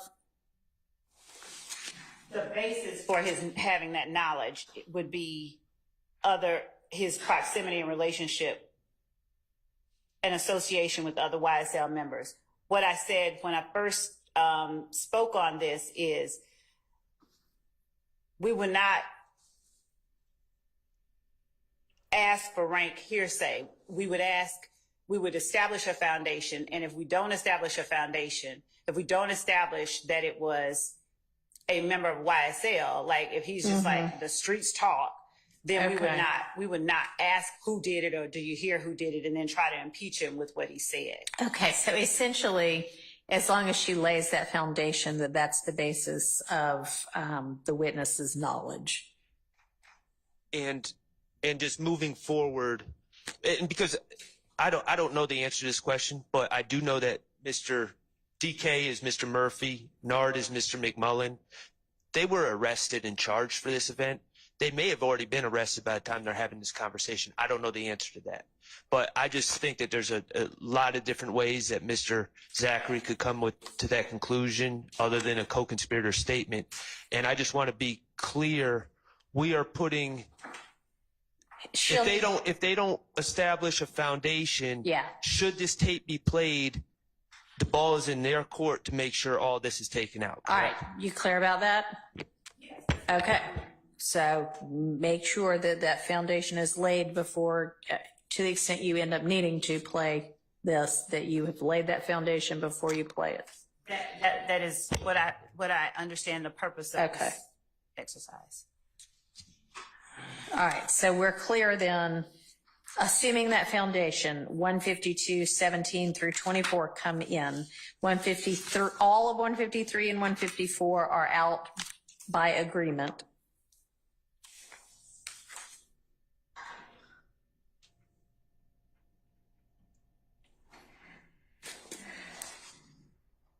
And we hadn't kind of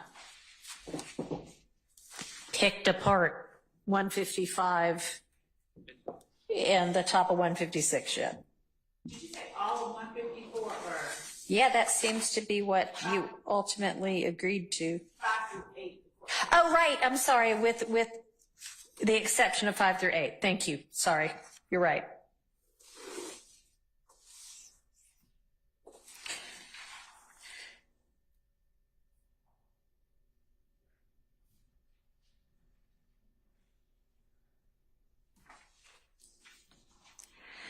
All right. So how about 155?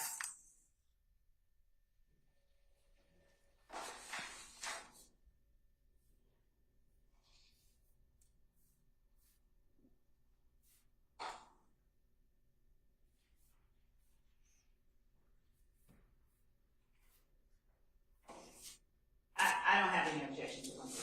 All right. 155 is redacted by agreement.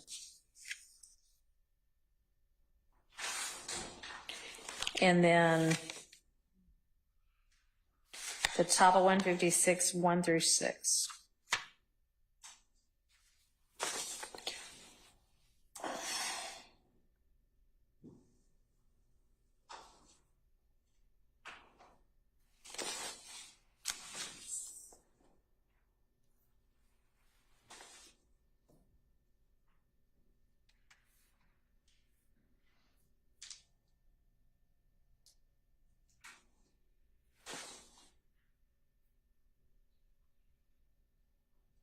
So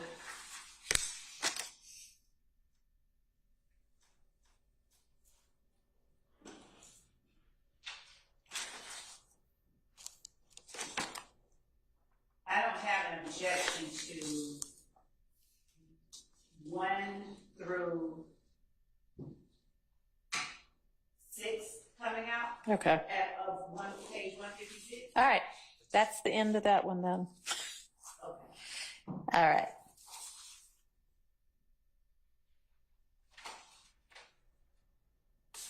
All right. So our next item is 157, 1 through 22.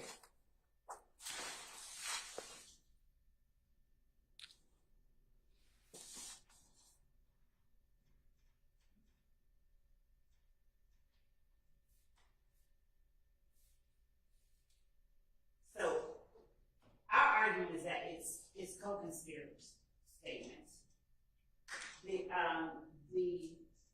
And I don't know if the court wants to hear from Mr. Sharp first. So if the court does, I'll just wait. But our argument is that we would object to this coming out because Mr. Zachary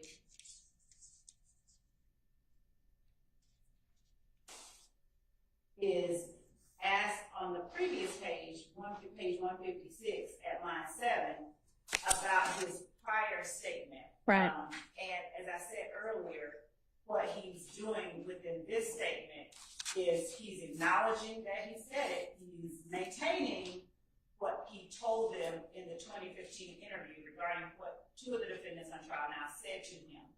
But he is qualifying it and asserting, maybe they did. Acknowledging they said that they did, but offering as well his opinion. I don't believe they really did it though. And so when Mr. Bailey at line 7 on page 156, what he's asking him that is listed on the transcript as indiscernible is I think a couple of times. Mm-hmm. And then at line 17 on page 156, he's talking about that he says, in line 15 and 16, Mr. Bailey says, what did you say they told you? And in response, it's listed as indiscernible, but that's what he's asking. What did you tell the investigators that they told you? And in 17 and 18, Mr. Zachary is saying that they shot at Nut, but later on, he told me he didn't do it though. So we'd argue that one, there's a reason we would want to play that part and into page 157, because now everybody sort of knows that there's a statement and people are talking, people are telling on members of YSL. There's communication in jail calls and in other places reflecting members of YSL, sort of incredulity, they're, like dismayed at the fact that various people are telling. I think at some point there's a definite call that Lil D, and that's when Quindarius Zachary is called Lil D. Demekion Garlington is also called Lil D, but there is a jail call where they say Lil D told or Lil D is telling. And Mr. Zachary, now being aware that people know he gave that August 2015 statement, is trying to pull back some of it. So we want to play it to show evidence of the enterprise itself, how it operates, what happens when people tell, and how people react. All of that, we argue that it's relevant evidence and not just hearsay. Okay. Well, that is a way to bootstrap hearsay, to say we want to play the hearsay to show the way people react to someone saying the hearsay. But my objection is 157 line 1 to 22. And I'll just say, Ms. Love just keeps saying, Quindarius Zachary is saying what they say, or they said. On 157 line 7, in my notes, Quindarius Zachary says no, and then indiscernible. What indiscernible is Demekion says. Demekion says that they were all in the car. They were all in the car. In what car? In they rental car is what it says on the tape. So he's repeating what Demekion Garlington told him in the jail while he's trying to assert his innocence. And Demekion is putting himself out as being dropped off outside the car and putting Demekion, and then eventually putting Shannon, Mr. Kendricks, Mr. McMullen, and Mr. Cobb in the car. So it goes back to the same argument that I'm making, and I know Your Honor hasn't necessarily agreed with me in the past, but I still have to make the argument that these were statements that Demekion Garlington is strategically giving to Mr. Zachary, not to further any conspiracy, but to get out of jail. And he's trying to put his narrative out there, and that falls under, we've provided the cases to the court previously, Stafford, Wilkins, and there's two others, but it's spilling the beans, and there's one of those cases that I've given specifically that had to do with shifting blame. And he's shifting blame, and that's just does not fall, and my argument is that does not fall under 801D to E. Your Honor, my interpretation of page 157, at least lines 1.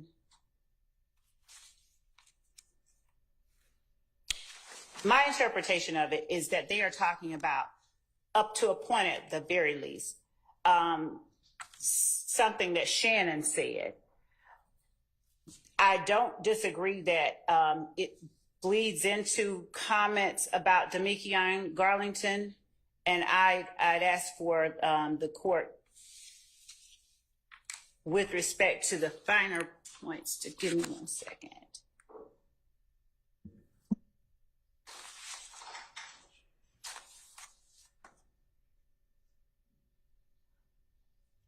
So in the 2015 interview, Mr. Zachary tells police, and we'll get to that when we address those redactions.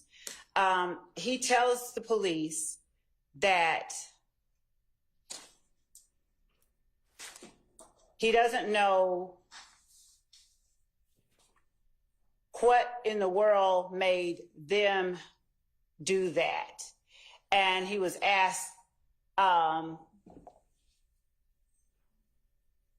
Detective Gaither, made what do that? And Mr. Zachary says, people who killed him, Shannon, Yak, Nard.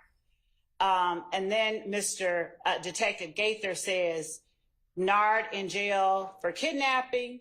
Mr. Zachary says, yeah, and Duop. He's then asked what Duop looks like. Then Detective Gaither says, how do you know this? Mr. Zachary says, because they told me. Detective Gaither says, who told you? In August 2015, Quindarius Zachary says, Shannon and Yak told me. Detective Gaither says, why did they tell you that? Mr. Zachary says, we were at the house talking about it. Detective Gaither says, which house? Mr. Zachary says, Thug's house. Question, new or old? Mr. Zachary says, the old one, his condo down there. Detective Gaither says, exactly what did they say? And then from there, Mr. Zachary goes into a recitation of events that he says he got from Shannon and Yak. So the argument that this information came from Demekion Garlington, who was just trying to clear his own name, is belied, I think, by the information that the court will hear Mr. Zachary give in 2015. Okay. In your honor, I don't dispute that Mr. Zachary has said that Mr. Stillwell, that he's claimed that Mr. Stillwell and Mr. Kendricks made statements to him. That's not the point. And when we deal with those statements, we can address, we'll address those statements in the arguments.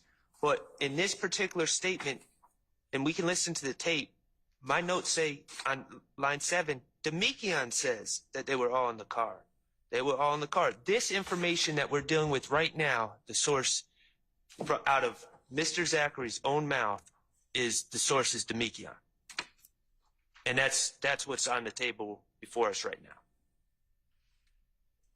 All right, so if we go back to 156 line 7, which is where this objection, I think, begins. No, it doesn't. But no, it doesn't. But if we go back there, at that point, they're talking about what Zachary told them way back in 2015, the source of which was the conversations amongst people at Mr. Williams' old Midtown condo. So close in time to the murder.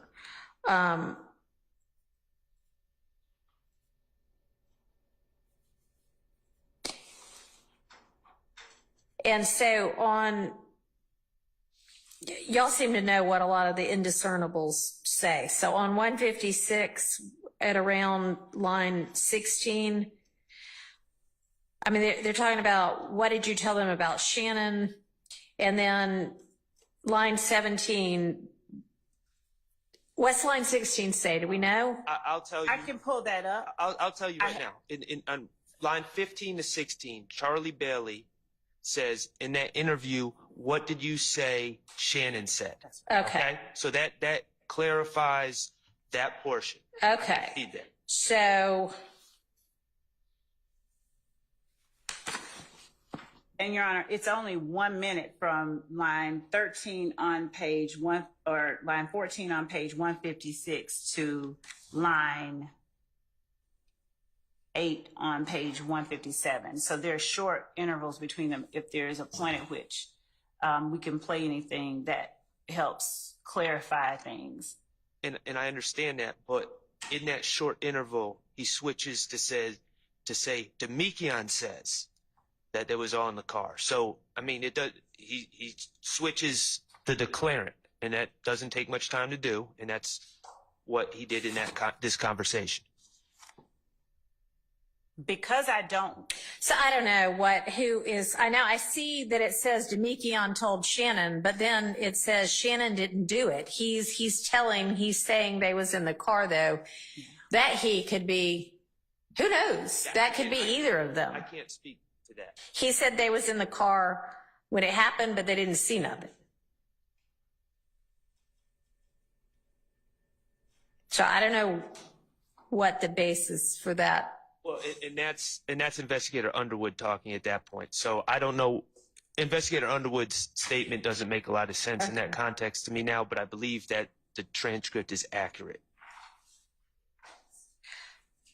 So in 2015, during this first statement, does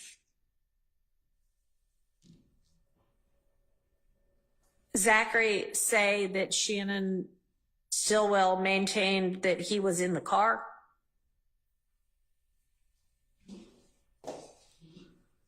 He says, he says that, but in a more, even a more assertive. Okay. And then does he also at that point before say that Garlington was in the car, at least in the car?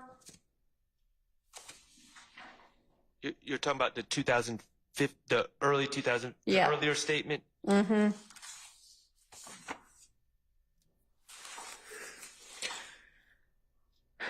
He says, Not, oh, go ahead. I'm sorry. not in the car that. In either of the two cars. So in a car, but not the car that is doing the kill, Right. shooting. Okay. But this, whether it was Garlington or Shannon saying that they were in the car, but not that car. In 2015, when Zachary talked to law enforcement, did he at that point as well say that both Shannon and Garlington were in the car, a car, one of the two cars? Yes. Okay. So then I don't think it really matters who the he is there, because he's already said that. So that can't be based only on now Garlington saying some other story to get out of it. So I think 156 lines, well, y'all don't have an issue with that, but 157, 1 through 3 seems fine because he has a basis for knowing that is from before.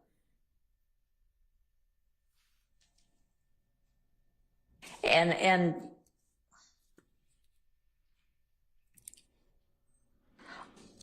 when we get down to 7,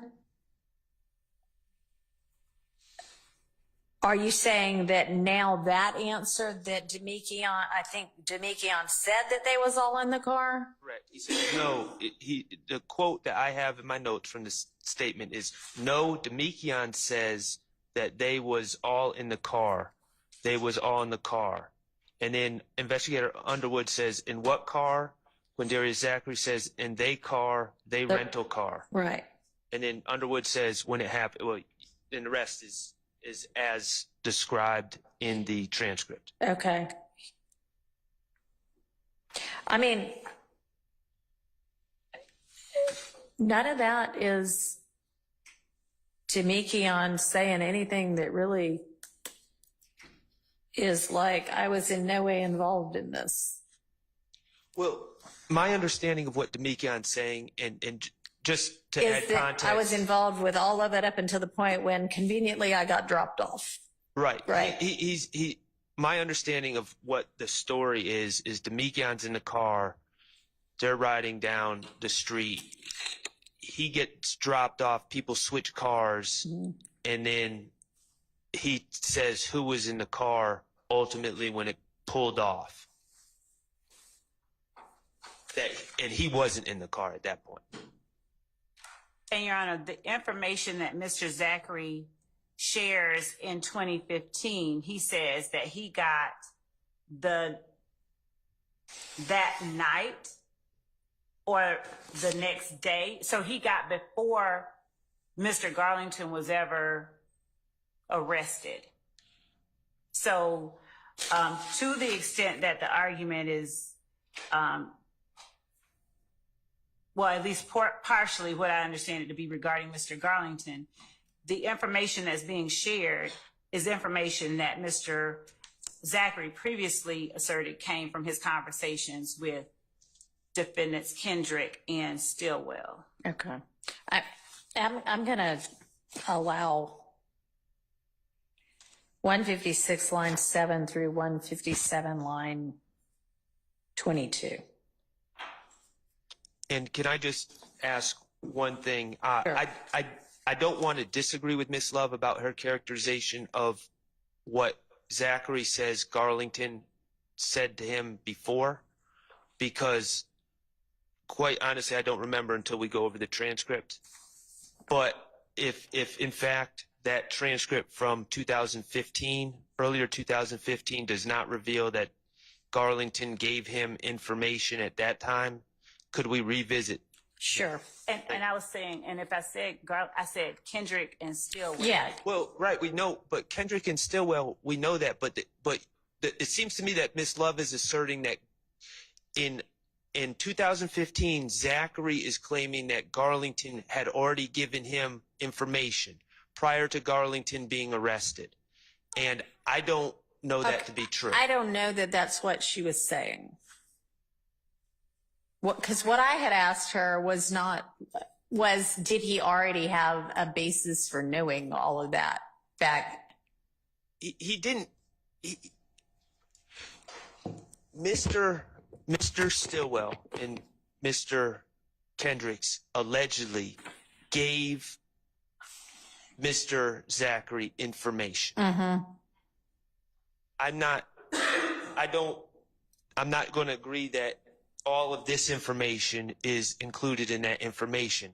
My stance, my belief is that this is information that was given by Mr. Garlington while he was incarcerated, which affects the analysis of the co-conspirator statement. And I don't believe it. And I understood the state's, and if that's not the state's argument, I understood the state's argument as, well, Zachary in his earlier statement had said that Garlington had already given him the information. And I don't know that to be true. I don't think that's what she said, actually. But what I'm saying is, Mr. Garlington may think that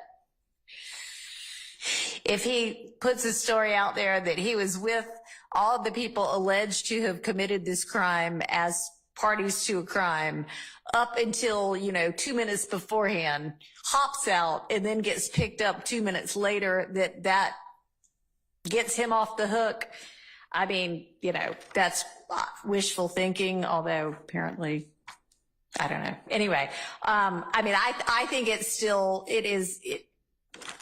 he is still inculpating himself to me. So I guess I'm saying I understand, but reject your argument that this is, even if said during the jail stage, is at a point where it is no longer in furtherance of the conspiracy. I'm also saying it appears that Zachary had all of this information the first time around also.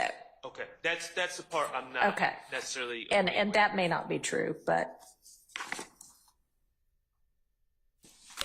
if that changes, you can let me know. But my other ruling still is, adverse to your position. Understood. All right. But legitimately, we need to get it cleared up. So, all right. So 158 lines 12 through 21. Actually, lunch is here. So why don't we break for lunch until, let's say 1:20.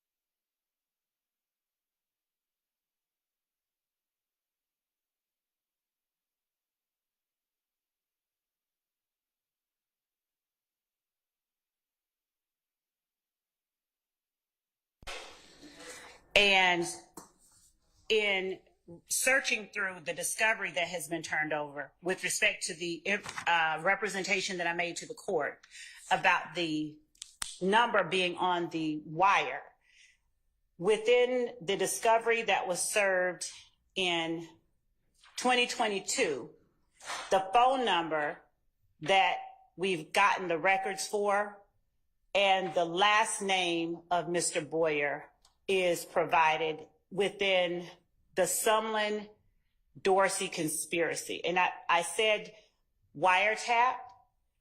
There are 2 wiretaps that were gotten. This name and this number appears in both, and the name for the number appears in the Sumlin wiretap. All right, and you produced that to the defense as a part of the Sumlin-Dorsey conspiracy package of discovery in 2022. Is that what you're saying? Yes. You distilled that much better than I said it. And do you have anything more specific than that to point out to show like exactly when that discovery got served? I do. Hold on. Okay. Just need to know the date.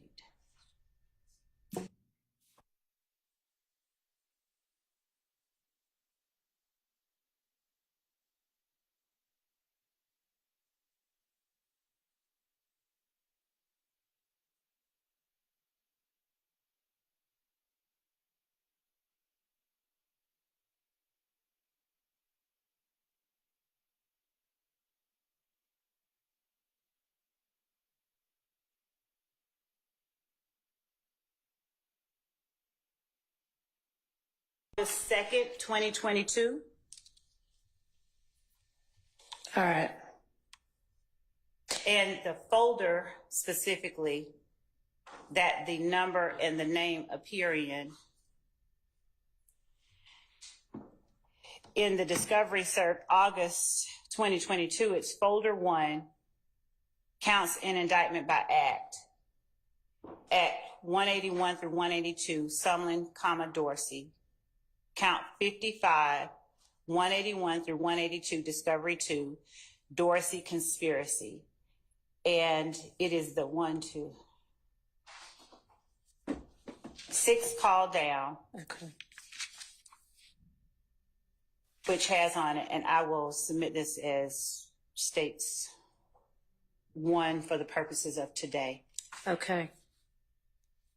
It has the phone number 470-957-2893 - Dorsey and Boyer. All right. Okay, that appears to clear up that issue. Y'all can double check and make sure it's, says what she said it said. I don't know. Let's ask. Can I pass it around, or I'll give it to the court first? Sure. We just screenshot the tranche. Okay, if y'all got a screenshot of it, maybe send that email around to everybody so they can see. But And also, we sent it a second time when we organized the discovery for the defendant. So it's in 2 different sets of discovery. The first one is from August 2022. okay. I mean, I'm happy to pass that around at the time because she's got it highlighted. Y'all can all take a look at it, but she's going to email, or she or Mr. Atkins are going to email that as well. And then it sounds like it got reserved later in 2022. Thank you, Ms. Love, for digging through to figure that out. All right. And then do you have hands on the affidavit and search warrant yet? I label it states 2. Okay.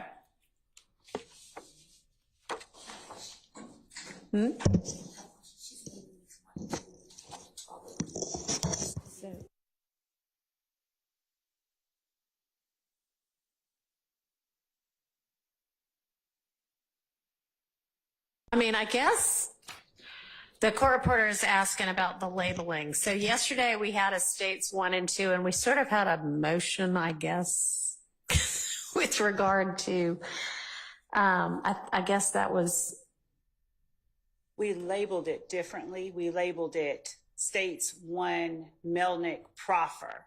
okay. We labeled today's States Exhibit 1 as States Exhibit 1 August 7th, 2024, if that's today's date. Okay, so it's weird, I guess, because I'm sure there are 100 million, I exaggerate, but a number of states exhibits that have already been in for the jury trial. We're sort of paused on the jury trial and kind of we're doing motions in limine for the most part, really, sort of, but this isn't that either. This is, I don't know what to call this. Just don't know what to call this. Let's just say it, States 1 and 2 to the Boyer discovery matter. Okay? How about that? Yes. Okay.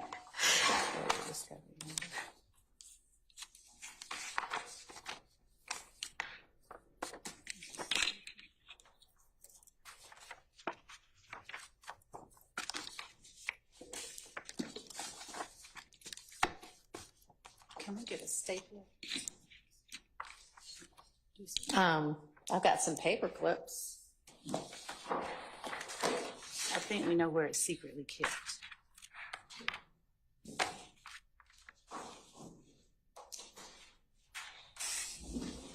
And if not, it's circular. I've got a stapler. You see one, Your Honor? A stapler? That's fine. That would be perfect, Your Honor. Thank you. Gotta give it back to me. Can I respond to what we're talking about? Yeah, come on up to the, I'm not sure if anything's being cured or. well, I don't know.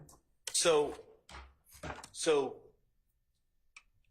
let me first start off by saying that the discovery in this case, including, I call them dumps, whatever okay, 1 and 2 came together. And all the different additions, 3, 4, all the way up to, I think there was 13 or 12, they're divided by counts. Okay. Okay, so count 55, I believe. Is the conspiracy that is connected to the Drinks murder, right? No, it's not. No? Oh. No. That's one thing. It's a conspiracy. It's count 55 in this indictment, which involves The murder of Harold Clements, Well, he's not dead. right? it involves, well, that's not in this indictment. It involves What is Oh, in this I'm sorry. indictment? It's not a The count overact. against anybody. The count 55 is not a count against any of the 6 co-defendants on Correct. trial currently, yes. correct. So it involves something completely and wholly unrelated from Okay. the Drinks Right, murder. True. Okay, I want to play for you. So I can show Your Honor the screen, but basically, if you click on that jail call, which I guess is Mr. Dorsey talking, it comes up on your screen. It says 0428-2022. I guess that's the date, 4/28/2022. And it says 2218. And then it says a phone number, 470-957-2893. And it says Dorsey and Boyer. Okay, it doesn't give a first name. It just says Dorsey and Boyer. okay. There's no context for us to know who Boyer is. And this is the call that the state is saying puts us on notice that Mr. Boyer is somehow suspected and involved in the Drinks murder. Okay. This is the call, and I just All right. want to play it. Okay. Your Honor, Mr. Sharp, Your Honor, if I may just make one point of clarification. We did not represent and are not representing that. The content of that call puts them on notice. What we are saying is that the wiretap, the content of the calls in the wiretap are the basis for our search at getting the records. That's Okay, what put us on and the connection to the Drinks murder, but it is this service of discovery that says, hey, that phone number from the wiretap is connected to the name Boyer. Is that what you're saying? That's what we Okay. said. It says That's all we Boyer, said. and it just says Boyer. And if, Okay. and if you play this, I would like to be able to play Sure. this. This is a free call from You already know who this is. Shout it out. an incarcerated individual. That's Mr. at Dorsey. DeKalb County Jail. This call All right. is not private. It will be recorded and may be monitored. If you believe this should be a private call, please hang up and follow facility instructions to register this number as a private number. To accept this free call, press 1. To refuse this free call, thank you for using Securus. You may start the conversation now. Oh, that's it. Oh, what the fuck going on? What the fuck, Blaze? I'm in traffic, so you gotta hear that. All right, I get back at you. Too good. That's it. All right. So someone says, I'm in traffic, I'll hit you back. All right. And Okay, no, and Ms. Love's clarification is it's not that call that gives y'all that notification. It's the wiretap that gives you the notification because the wiretap has all these communications back and forth between this phone number, 404-957-2893, and Mr. Garlington's phone number. And then it's this bit of discovery that Ms. Love just told us about that says, and that phone number belongs to somebody last name Boyer. Okay, but they say they're not using it in the Drinks murder evidence anyway. So that actually, I think, takes care of Mr. Williams' motion in limine filed very recently, within the last hour or so, I think, saying keep that out. Is that right? And I have to confess, I have not asked you that particular motion, looked at it myself yet. I'm just basing it on Ms. Pursfield's review of it. Is y'all are saying we want that kept out, and the state's already maintaining they will not introduce it. And so, Yes. granted, but also unnecessarily so. Thank you. Well, I added not only case in chief, but in rebuttal for that, Mr. Boyer. And then there's a second part to it. We received on Monday, for the first time, Agent Bernie's expert report as to a April 26, 2015 shooting of Mr. Carter's tour bus. Okay. It's been referred before this honorable court as the Lil Wayne bus shooting. Okay.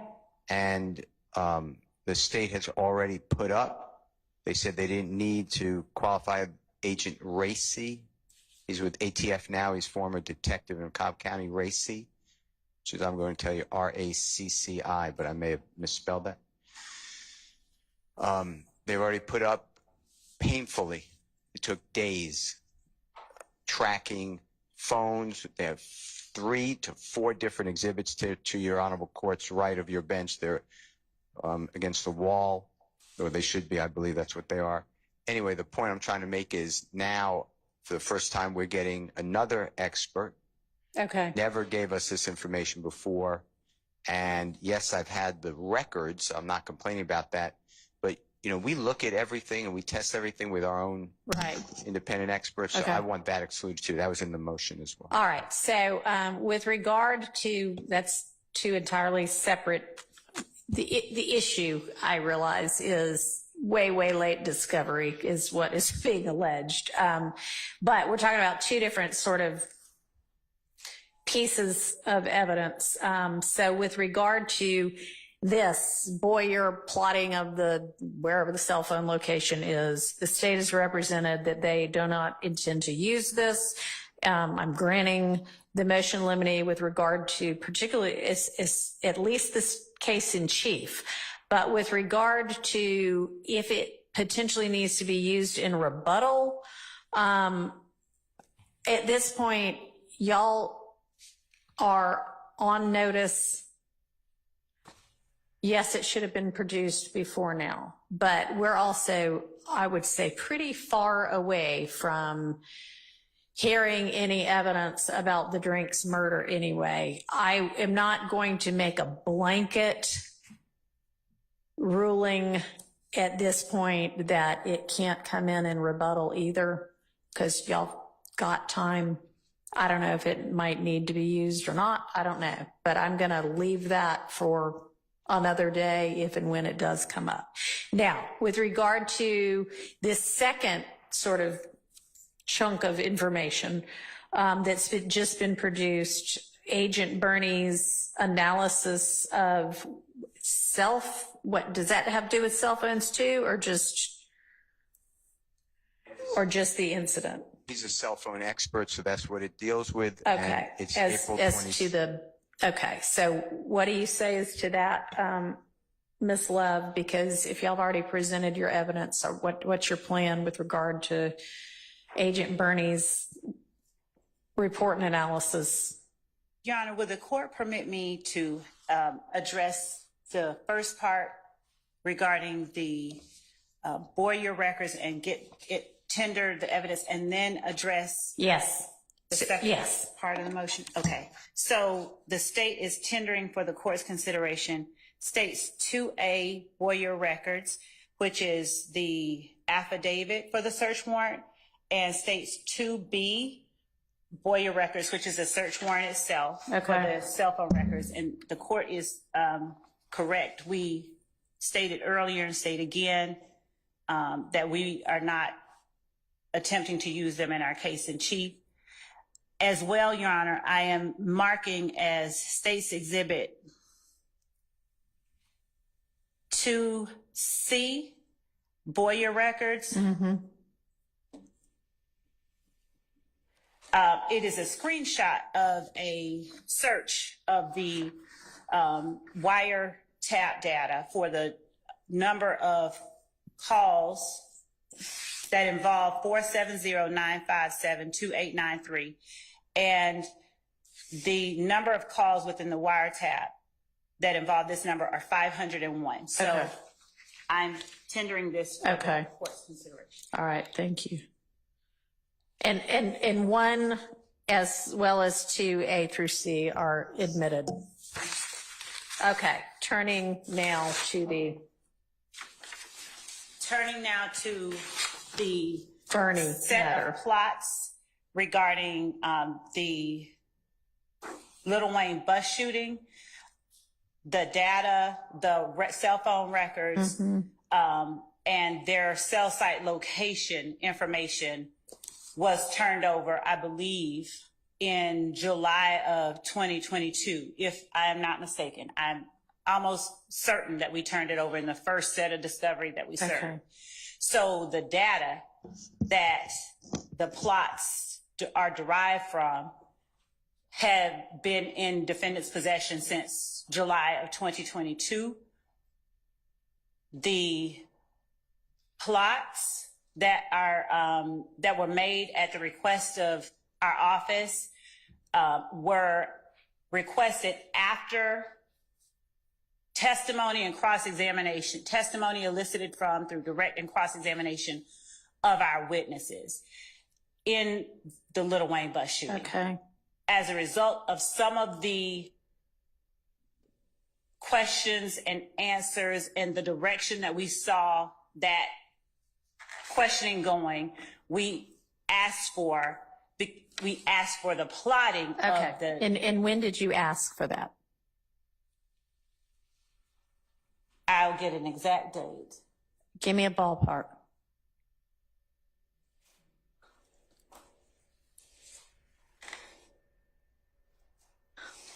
Hold on.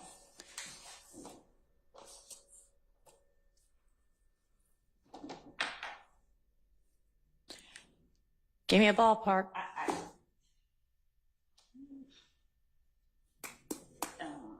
Well, when did these?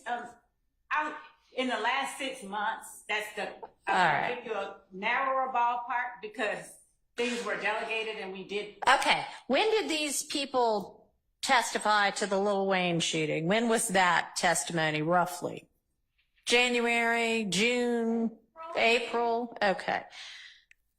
So at some point After April. That's a good one. Yes. Okay, let me ask you this. At the point in time when you think it might be relevant to have a plot of whatever cell phones might have been involved, we've already heard everybody's testimony. Man, we'd like to shore that up with some expert rolling back in here and taking the stand again. We're going to get him to plot this. Would it have been possible at that point in time to share with the defense, hey, y'all, we're going to have our expert that y'all already know about anyway. Go ahead and plot this too. Yes, that would be. Yes. Okay. Why was that not done?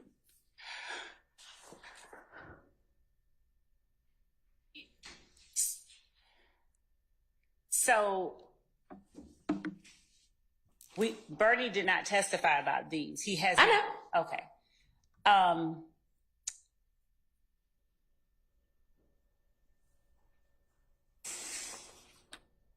Your Honor, if I may, I'd like to give the court first the more precise time that we got those records. Not when you asked for them, not when you got them, when you asked for them. That, yes. Before I go to that second question with the court's permission. Okay. Go ahead. How long is it going to take to get that information? Can Mr. Christian work on getting that information? It's already being worked on. I already. Okay.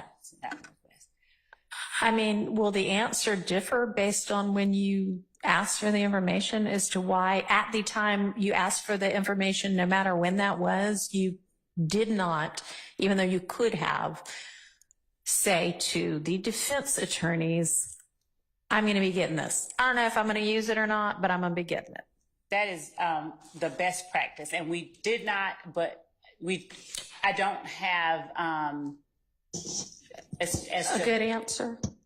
I mean, and the answer could be because, man, there are only 24 hours in the day and this is chaos and, you know, we're doing the best we can. That could be your answer. I don't know.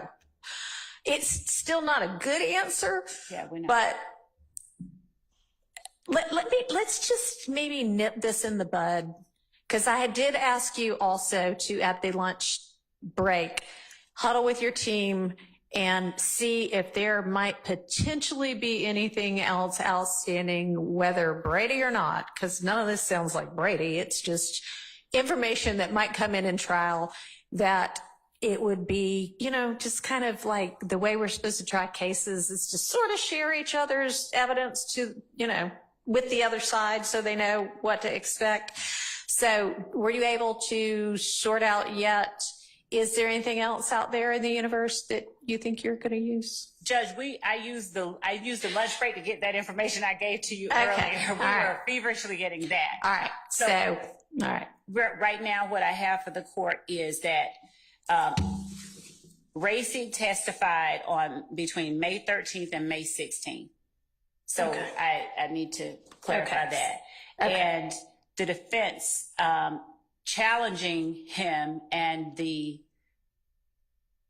as I said earlier, the questions and answers and the follow-up cross-examination elicited during that time period, May 13th and May 16th, is what caused us to request them. Okay, that's fine. Okay, and essentially you acknowledge, yes, we could have gone ahead and let the defense know we were going to try to get this plotted. You just didn't. And I guess what I need to have happen going forward is that as this trial is going on, first, if there's anything outstanding like that, whether you've got results back or not, or if you're just like, after somebody testifies, you know what, this would be a good thing. Okay. Share it in a timely manner, which is like, not necessarily at the time it occurs to you, but at the time you decide to do it. Okay. Don't wait for the results to get back. Don't wait till you're going to call the person to the stand. At the time you say, we're going to do this, you give that information to the defense, okay? And then when you do get the results back, you can say, we're not going to use it after all. Or, we are going to use it, here's the result.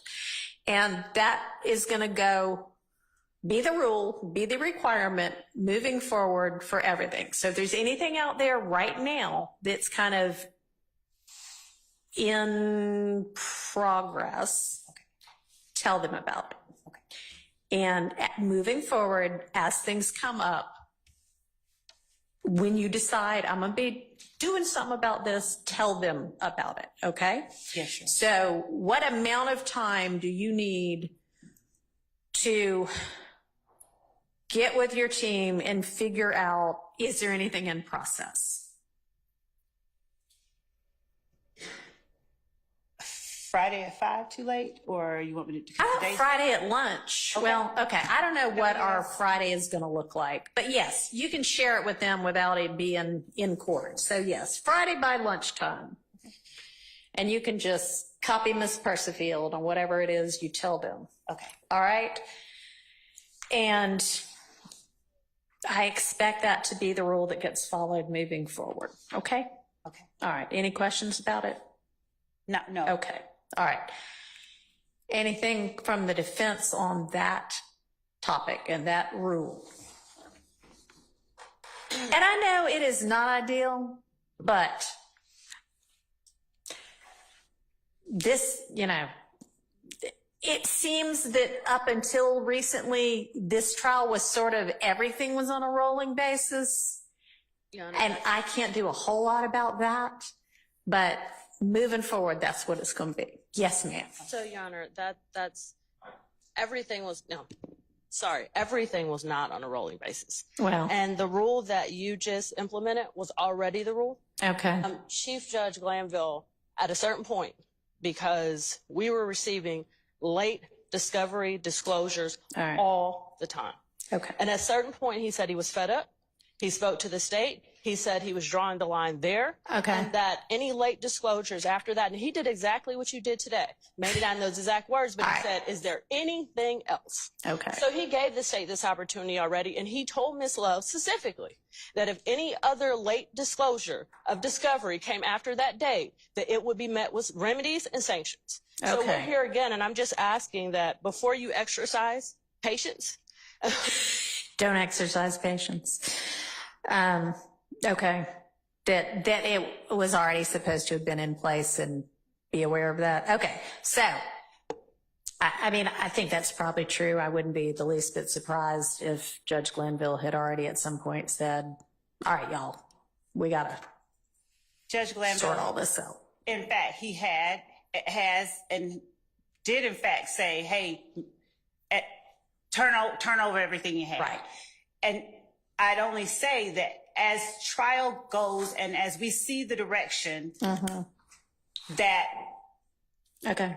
I know, I manifests understand. itself. Yeah. I mean, trials are kind of living things. I get that. But even if it took you 2 weeks to decide, so like by, Memorial Day weekend on May, whatever it was at the end of May, you were like, yeah, let's get this. It's now August. So you had all of June and all of July.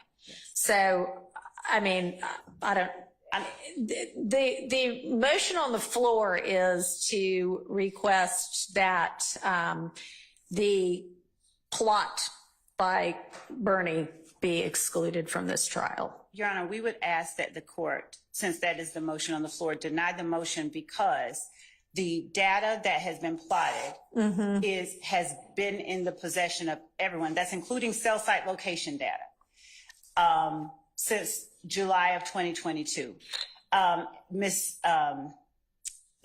Counsel for the defendant is correct that Judge Glanville said turn over everything that you have. And you have a continuing discovery obligation. Right. So moving to exclude a summary of what has already been given, we would argue is an extreme remedy given that the information that is contained in that plot that was given to them has been in their possession since July of 2022. And this is something that we requested. I haven't yet even told, I don't yet even have the exact date that we received it back, but we did request it around May 23rd or shortly after that. All right. And the plotting that Mr. Burney did, is that with regard in the report that's come back? Is that in regard to the Donovan Thomas murder? No, the plotting that they're referring to has to do with the Lil Wayne bus shooting. Oh, right. Y'all told me that. I'm sorry. That we put up the evidence of. All right. So have you had Burney testify yet? No. So when I see on your witness list that you've most recently provided to everybody, that Burney is listed as your expert or not. I don't know if he's expert with an expert report and phone records for count 2, which in is the next 30. the dominant. Okay. So is he then listed again for where? Yes, he's not in the. He's also in the last 30 set of witnesses for a different act. And is that the bus shooting? The Chamel drinks. No, the bus shooting we've already put up evidence of. So are you planning to call him to say, and here's the plot of everybody for the bus shooting? No, what we did was we introduced Detective Reese to do that, but the defense challenged Detective Reese's ability to do that. Okay. And so for that reason, we had Agent Burney to plot them. Okay. So Gracie you had attempted the plotting through that witness? Yes, we had introduced. Okay. We introduced and attempted to introduce plots of various numbers. There were challenges to Reese's ability to plot various numbers. Okay. There were. All right, but you at no point after you knew you couldn't get it in through Gracie said, all right, we may be trying to get this in through Burney. Did not. No, Okay. we never did that. And I want to be clear that it had to do with the line of questions that were put upon Agent Reese. Okay, so I mean, sure, it only came up that this was a possibility after Gracie testified. We only decided to do that after that. We were intended to be done with that. But it's still been 2 months since that time. Yes. And so why is an appropriate sanction not at this point saying you cannot use that information through, period. You can't use that information. I can't let Burney testify to that.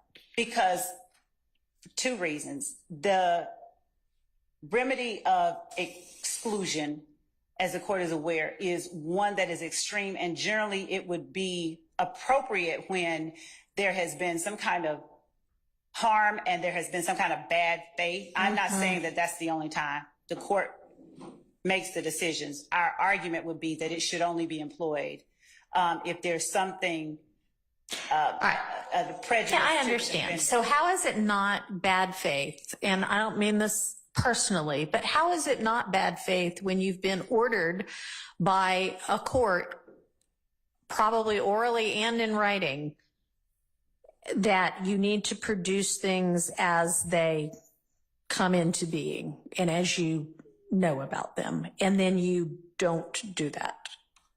Bad faith would be holding it back for some kind of advantage, tactical advantage. And if we're saying we don't have to put that up until the last 5 witnesses, and we are at witness 80 in a list of 175, giving them the records or the plots now, literally when we have people, when we Okay, so that sounds more like an argument that they aren't really prejudiced because they still have plenty of time to handle it, right? It's actually for both, because what I was saying is, to say it's bad faith would mean that we held it back for, I mean, that's still not the only definition of bad faith, but we did not hold it back for any, we did not intentionally keep it from them. Okay. It's So how is it that it came out on Monday or occurred to y'all over the weekend and you produced it on Monday? Is it because because y'all finally got together and said, all right, y'all, what else is there that we ought to be giving them? Why 2 months later? So the moment that precipitated this disclosure, I have to rewind and go back over everything that has happened. And I can only say that it may have been that it may have been that as we were looking at 30 witnesses out and looking at Bernie, we realized, oh, Bernie. Okay. So it basically was just the court saying, it's time to get organized and it's time to share the details about what your intended trial evidence is going to be that finally made y'all get organized enough to realize, oh shoot, there are some things we have not shared yet. Fair? It is the court's order that got us to do that. Okay. All right. So that is probably not bad faith. That is it being swamped because there's a lot of evidence. But I am exercising patience despite the suggestion that I not do that. And I hear that you probably think enough patience has already been exercised. There is a long time before this witness is going to be called for this purpose. It is more difficult to prep for evidence as the trial is ongoing than it would have been before. It's more difficult to do it with 2 fewer months' time than it would have been with 2 extra months' time. This needs to be the last of it. I mean, it's sort of like when somebody comes before me on a probation violation and it's the first time I'm seeing them. I don't know what they thought about getting away with anything before that. But once I talk to them, I expect them to abide by it. I expect you to abide by it. So between now and noon on Friday, you better make sure you have got all your ducks in a row and you have shared those ducks and ducklings with the defense. Yes. Okay. I'm about ready to move on from this, but yes, ma'am. Okay, Your Honor, I'll be brief. Speak into your mic. I'll try to be brief. All right. Your Honor, in all candor to the court, I believe that the state is arguing as if it's a first argument to you because they know you haven't been here for 19 months. These arguments, I've heard them so many times, it's countless. I understand. Right. And for the state to argue it's not bad faith, I'll give you an example of things that we've been through before we had the opportunity for you to be presiding. Can I ask you a question before you do that? Sure. Is this something that is not already included in one of the numerous motions for mistrial or to disqualify these prosecutors? I don't think so, actually. You don't know? I said I don't think so. Okay. But I'm not sure. Go ahead, But this share is specific about discovery, disclosure, All right. and timely disclosure. The state's been caught before. Specifically, I remember a late discovery disclosure that once it was disclosed, it actually had a comment on there that was supposed to be internal that said, do not serve yet. They did it on purpose. And how many times can you say, oops? How many times can you repeatedly, systematically make the same mistake as an experienced litigator and say, it's not bad faith? Okay. Your Honor, I'm just asking that the rules be enforced. Because if they're not really rules. They're just aspirational. All right, I understand. And we are instructed ad nauseum by our appellate courts. They probably won't like my use of that term. That exclusion of evidence is an extreme sanction, and that prior to a trial court instituting that as a sanction, the solutions that need to be thought about include a continuance, which is not going to happen here because we've been on a continuance for a while here anyway. A continuance here, it's, no, they cannot bring it up next week. It needs to be way far down the road, which they are representing that it's going to be anyway. So it'll give y'all time to look into whatever it is. And I understand what you're saying and I hear you. And the answer to how many times can it happen? Maybe 0 more times. Okay. Not trying to keep us from moving on, but related to this. Yes. My understanding, I'm sitting way back here. My understanding is the state admitted some court exhibits to include the affidavit and the search warrant for Mr. Boyer's phone records. Is that correct? Yes. Could the state, we still don't have those. Okay. So could the state send those to us? Can y'all share those by email or should I have copies made of these? And additionally, my colleagues are correct. We would also like all reports. The statement that the state has made is there's been a continued investigation into this case, into Mr. Boyer, and we would like all associated reports, investigative reports, summaries, supplements involving the continued investigation since our client's arrest. Reasonable. Ms. Love, you understand? Yes, yes. Everything with regard to the police investigation of Mr. Boyer and any kind of involvement of his in any of the crimes indicted in this case.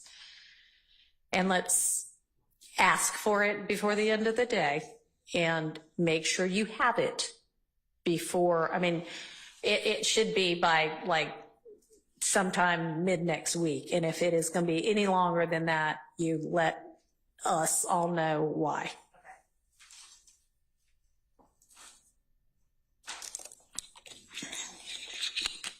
Okay, and so sharing the affidavit and search warrant and whatever else it was, is that something y'all can do electronically or do I need to get copies made?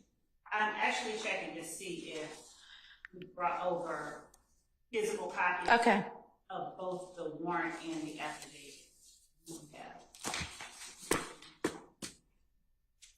All right, let Mr. Adkins look for that, okay? Huh? Yes, it is. We can provide physical copies of Perfect. the affidavit. We do not have a copy of the screenshot of the number of times the number shows up in the. Okay. All right, but you put that on the record and y'all to see, and y'all are welcome to walk up at the next break and look at it, but it essentially is just this one line that shows however many 500 and something times, okay? And she's going to share hard copies of 2A and B. Okay. Yes. During the trial, you're going to be met by Mr. Williams with an objection to Agent Bernie's. I'm sorry, say that again. I'm going to raise an objection to Agent Bernie. Okay. About the going backwards, what's testified to, and I heard what the prosecutor said about, this came up because of cross-examination. My memory is strong. My memory is that all of our objections to Agent Reese testifying about cell site location data was overruled. The state put in all this evidence for a long time about where every phone was. So you'll be getting a cumulative. Okay. If that is in fact the case, yes, please point me to where that is. And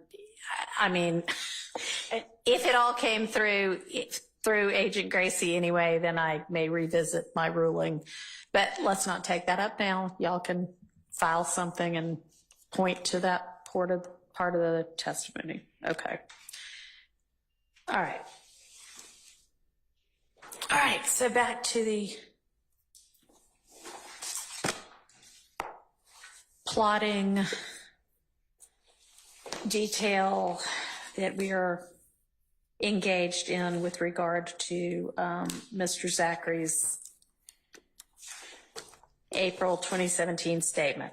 And let me, before we get back down into that, I was going to go back and listen to a portion of the video that had to do with item number 13. Let me find my list.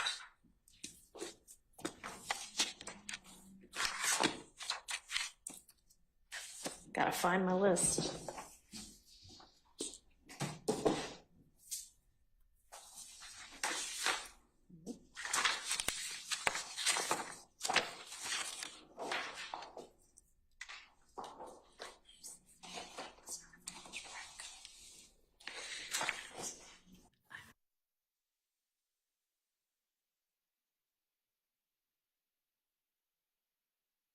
But y'all have your list, so. I have another copy. No, that's fine. I'll just need to have somebody from my staff walk into my chambers and find the 3-page list with my scribbly handwriting all over it and bring it up here. But I've got an electronic copy of it anyway. I don't know where it is. Anyway, it had to do with, oh, here it is. Here it is, I found it. Page 54, lines 18 through 22. I was gonna go back and look because I was trying to figure out who they was. So, having listened back a ways and listened forward a ways, it's pretty clear to me that Mr. Zachary, at this point, when they say, when the investigator asks who they say killed him, and he responds, shoot, they say Woody and them. I don't know that for a fact. That the they there is who do the people that you were with at the condo later that evening say. So I am going to actually go ahead and I think I had tentatively ruled that out before, but I'm going to permit that after all. Because that's, to me, pretty clear that he's saying that very evening, this is what the group was saying. All right? Okay.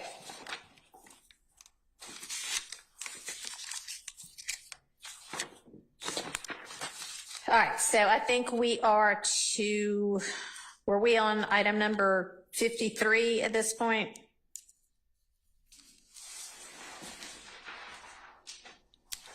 Anybody? We had gone up at least to 150, page 157, the last address line. Okay, right. Great. So then item 53 is on 158. Okay. So 158 lines 12 through 21. Okay. Okay. So then we're at 159, 6 through all of 160.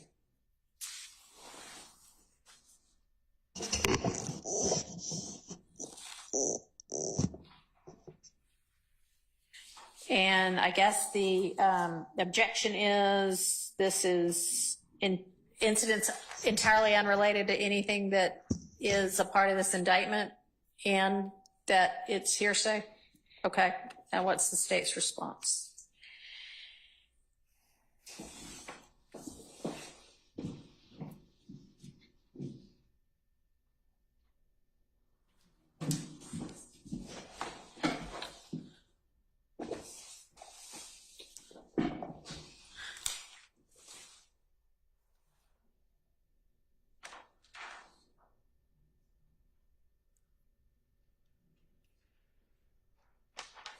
I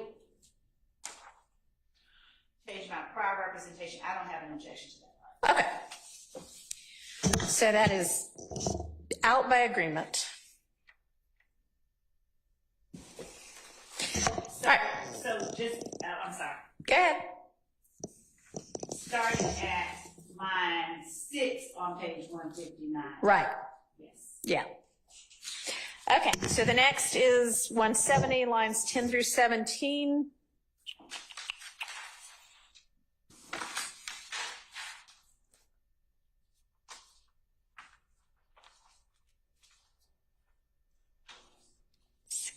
Oh, one.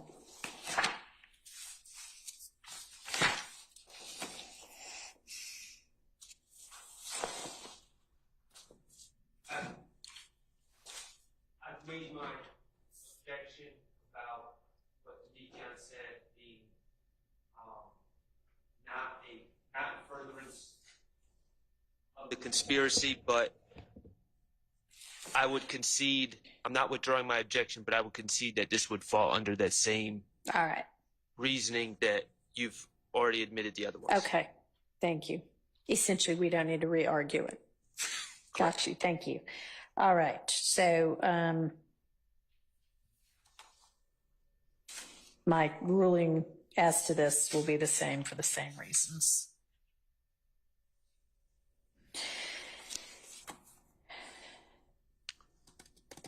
And are the items listed in 56 essentially the same again? Same I argument? believe so. I'm just reviewing it to make Okay. sure there's nothing All additional. right.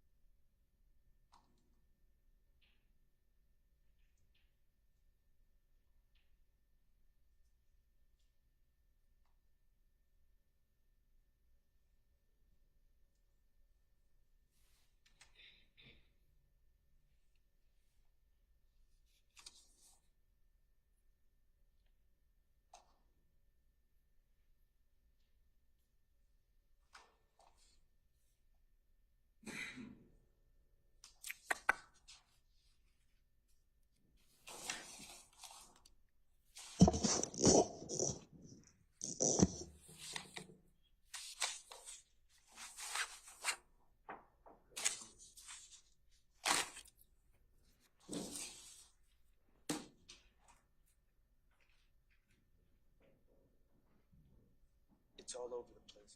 But one example.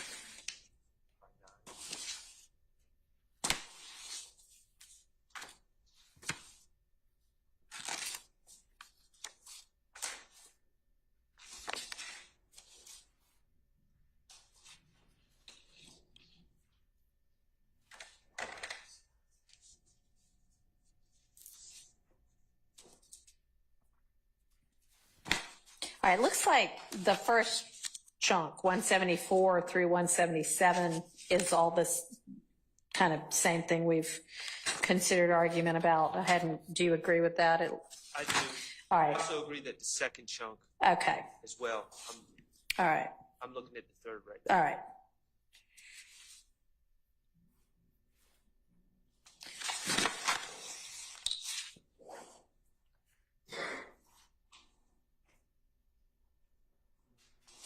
Same for that last one too.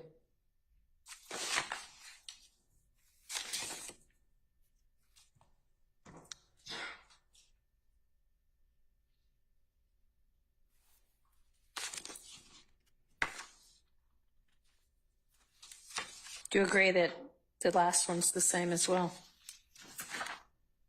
I'm almost done, Your Honor. Okay. I'm sorry, I don't mean to be rushing you. I just don't want to be thinking that you're done and you're waiting on me or anything.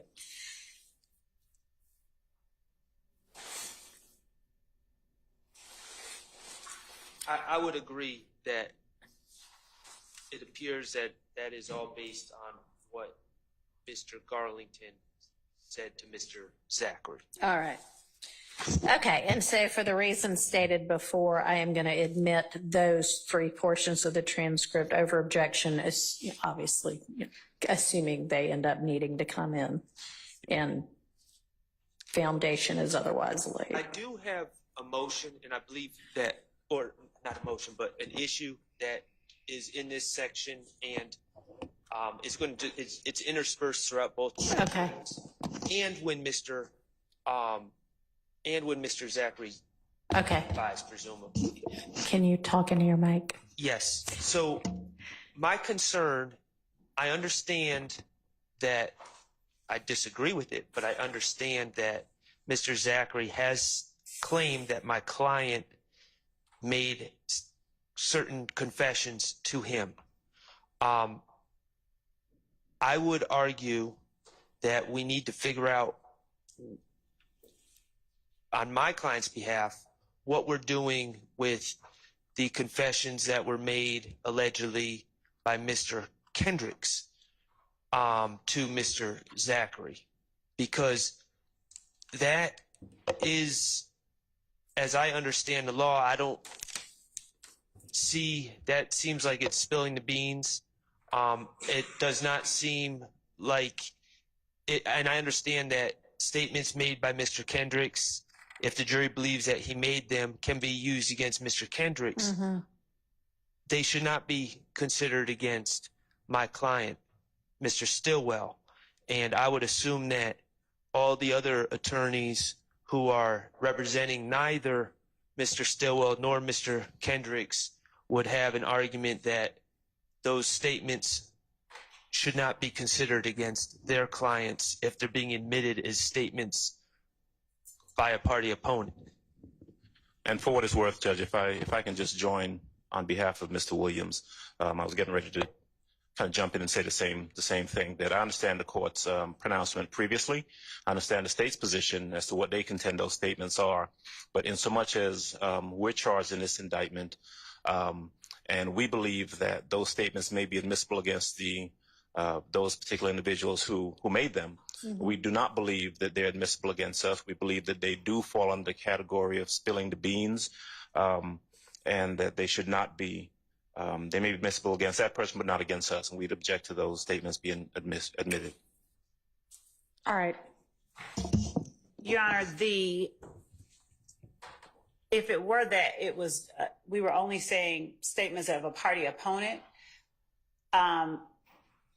in that world, I would have one argument. In this case, we have that they are co-conspirator statements, and all of the defendants currently on trial and the people who are making the statements are, and the persons to whom they are making the statements are alleged co-conspirators, Right. which makes them admissible for each of the defendants. It makes them admissible as long as it is still a statement made in furtherance of the conspiracy. Right. And so y'all are going to need to talk detail to me about when in time and to whom and under what circumstances co-conspirator statements were made, because I can't make a blanket ruling that everybody on trial or everybody indicted, everything they ever said to each other falls under that exception. So let's maybe sit that to the side, but come back to it to the extent I haven't already made a ruling, because it just is going to depend. Okay. So, I mean, I don't know, let's just, let me add that to my list of things we still need to do, but y'all are going to have to bring to me the detail about what and when and to whom and all of that. So, Your Honor, that is for sure. That is what we expected. What we were undertaking here is not even an assertion that. Okay. Yeah. So we'll do that another time. One other thing I noticed in what we just were looking at is there was mention made of a McDonald's video, and I think just maybe in passing, Mr. Sharp, you mentioned that nobody's ever produced that video, and I just want to make sure, does the state have possession of any video from McDonald's, and if not, did y'all or somebody from law enforcement go see if any such thing exists?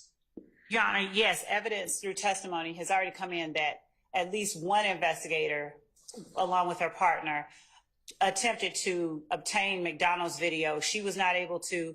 The lead detective was not able to, did not. We don't have any McDonald's video, and we don't have evidence that anyone has McDonald's video. Okay. And as the court already knows, in the portions that are reflected in the transcript, it says someone was trying to get McDonald's. Okay, video. just want to make sure. Okay. Then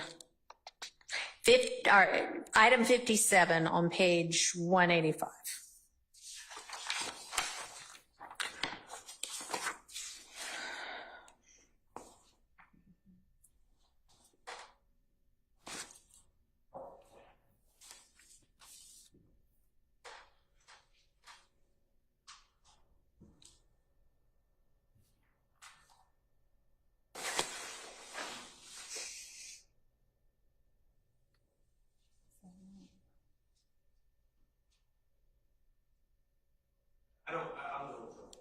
You're going to withdraw it? Okay.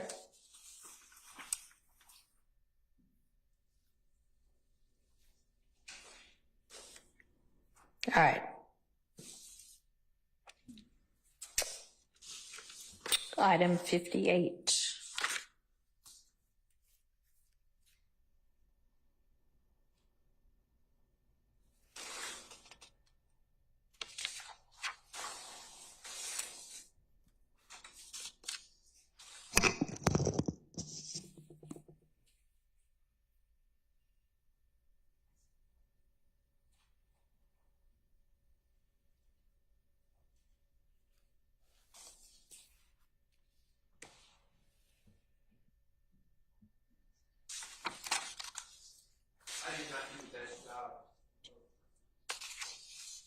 Well, I'm sure it started out as kind of notes to yourself. Yeah, yes, So I don't did worry not about do it, the but- best job of laying out exactly what my objection is, but it starts out with speculation, it seems to me, about on behalf of Mr. Zachary about why people are not hanging out with Woody, who's Mr. Copeland, anymore.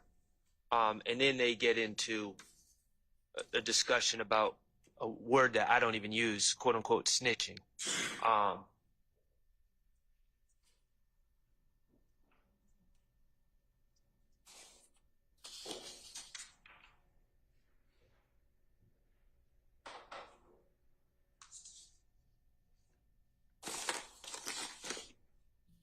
And I just don't know what relevance any of this discussion has to this case.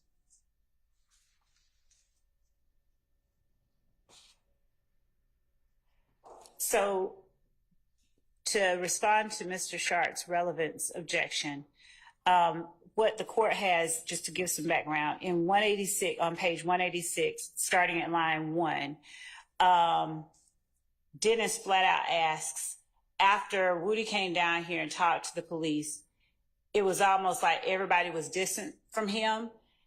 And Mr. Zachary says, yeah, we have, and I anticipate we will here, we'll see through Mr. Copeland. But there are multiple statements that Mr. Copeland gives regarding his distancing from other members of YSL after he went down and talked to the police. That's one thing. Later on, as in line 8, so in line 6, Detective Dennis says that, did they distance himself from them because they thought he was snitching? Mm-hmm. And Mr. Zachary clarifies, it's not about that, but he snitched on the person who shot at him. I mean, it essentially ends up being a conversation like, no, it's that he got the police involved at all. These kind of things ought to be handled amongst the people that have issues with each other. Yes, and so for two reasons, it sort of tells how they operate, and also to the extent if Mr. Copeland says, no, I didn't say that. Yeah, it would serve to impeach that and to further show that this is how we operate. Okay. I mean, I think it's certainly relevant to showing how they operate. Now, if there is something more in particular about, a certain phrase or a certain question that you think could be excised let me know that. But I think the overall concept is a relevant one in this trial. Judge, let me interpose this if I can. Okay. I hear what the court's saying. I hear what prosecutor's saying as well. But for it to be a relevant issue in this trial, it's got to be relevant to, for example, someone's testimony. And the discourse that we're looking at here isn't them saying that, for example, Mr. Copeland isn't saying something or is saying something, or people are getting upset at him for snitching. They're having this and I'm going to use Mr. Shaw's word, kind of this philosophical discussion about, whether people should be talking to the police or not. Right. And you can have that discussion. They can have that discussion without it and have that opinion, because quite frankly, the detectives are also interjecting their thoughts on why people do what they do. That doesn't make it relevant. They're having this discussion about whether it's appropriate to talk to the police or not. But there's nothing about that discussion in and of itself that really tells us anything germane about the facts of this case. You can say that, for example, the state can say, for example, well, this goes to show how they operate. Well, a person can have an opinion without it going to show that they operated in this particular manner in regards to this case. All right. I agree, and you can make that argument to the jury. Thank you. I think it also goes to, it borders on propensity as well. To say that someone has a propensity to act in a certain way that might be consistent with whatever their theory is for this case. So I just think. Okay, it's not specific other acts. And if it were, it's intrinsic to this set of charges anyway. So overruled. Thank you.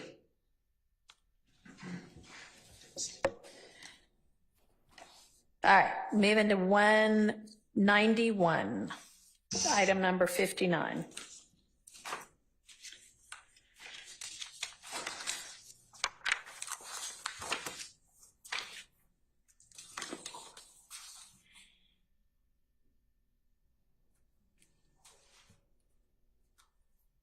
I'll withdraw that. All right.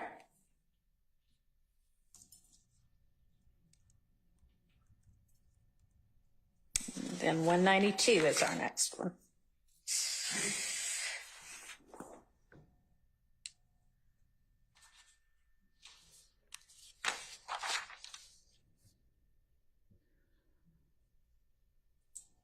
All right, and that's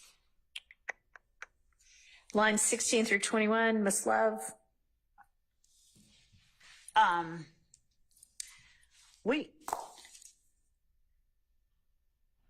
up to 20. Yes, we don't have any objections All to right, that. 16 through 21 of 192 out by agreement.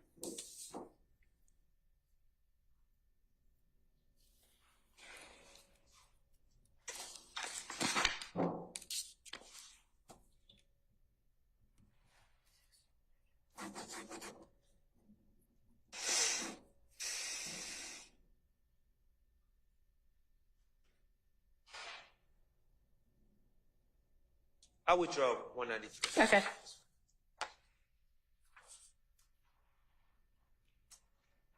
All right, so you'll withdraw as to your item number 61? Yes. Okay.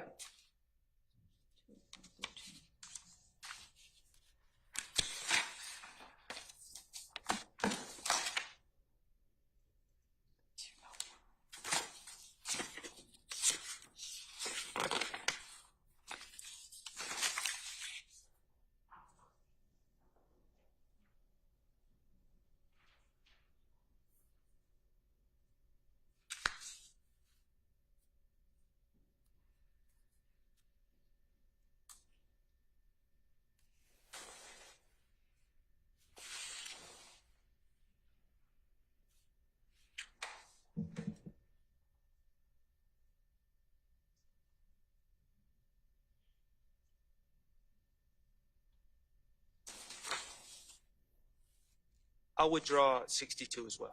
Okay.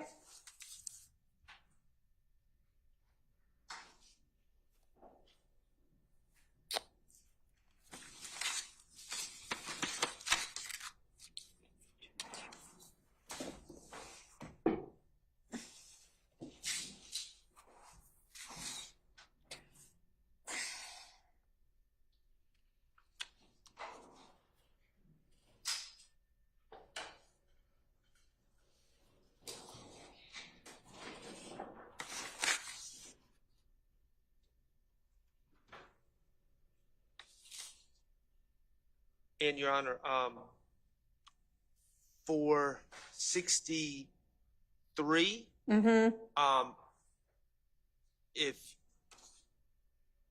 I don't want to withdraw it, because if you saw the way, if you agreed with my arguments about Demikion's statements, I think it would be inappropriate for Investigator Dennis to repeat Demikion's statements, but I would, for the purposes of this exercise, I would concede he is repeating alleged facts that Mr. Zachary is saying Demikion told him that fall under your previous ruling. Okay. All right.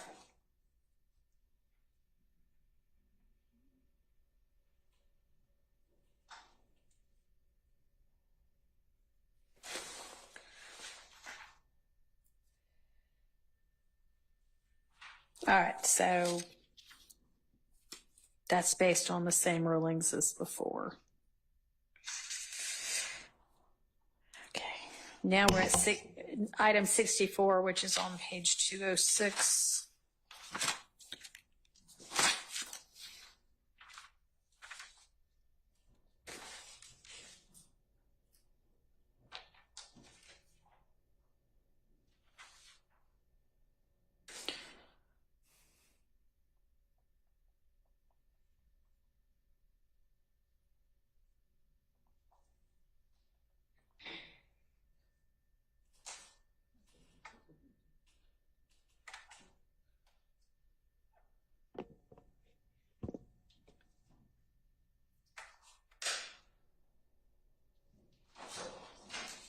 And Your Honor, I know you have no context for this at all.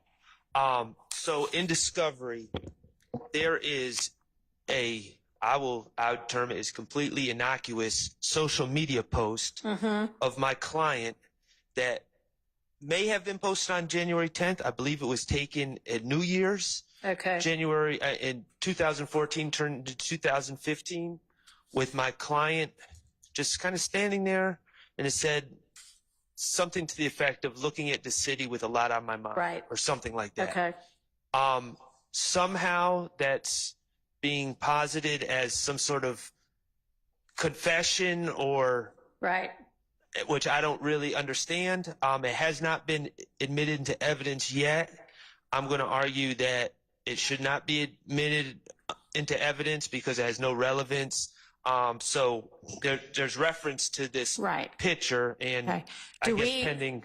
Sorry, go ahead. No, you're tracking. I understand. So do we even have any idea what time it got posted in relation to Mr. Thomas's murder? Your Honor, the time, I believe, is on the post, so it's after, make sure. The time is on the post. And I Okay. at the time.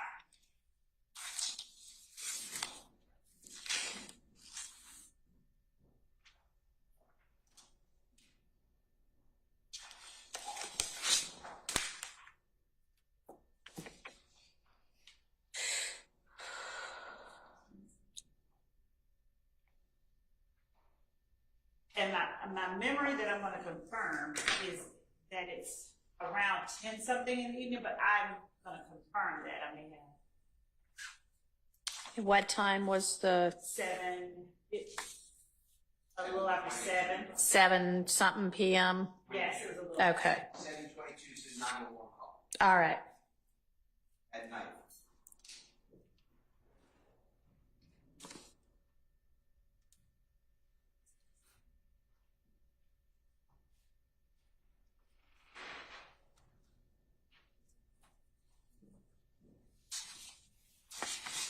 And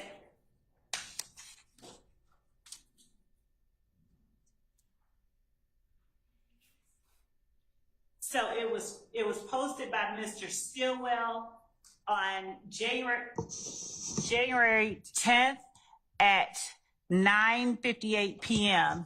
is the time and date of the post, on the post. So, January 10th at 9:58 p.m. yes. After the, yes. Yeah, that's going to be permitted.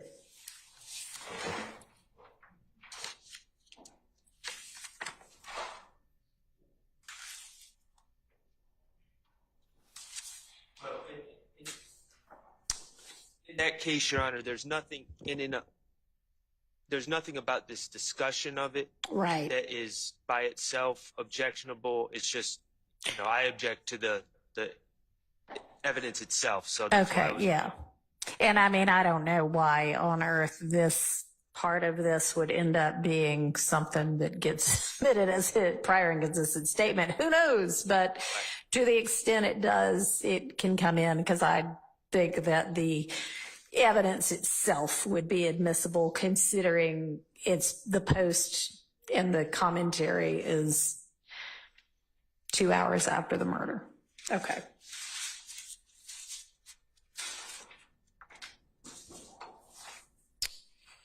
All right, takes us to 2:15.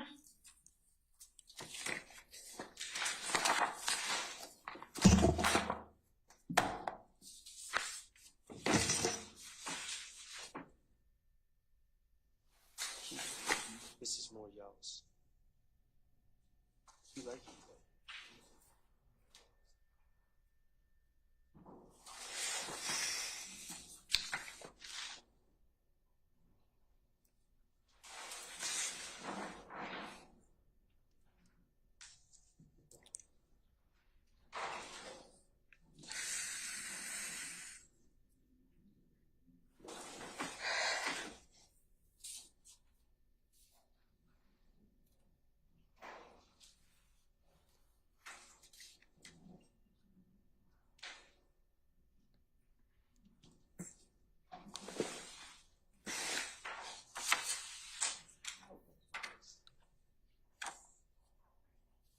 Go ahead, Keith, you answer it however you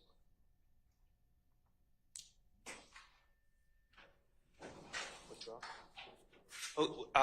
We'll withdraw that objection. All right.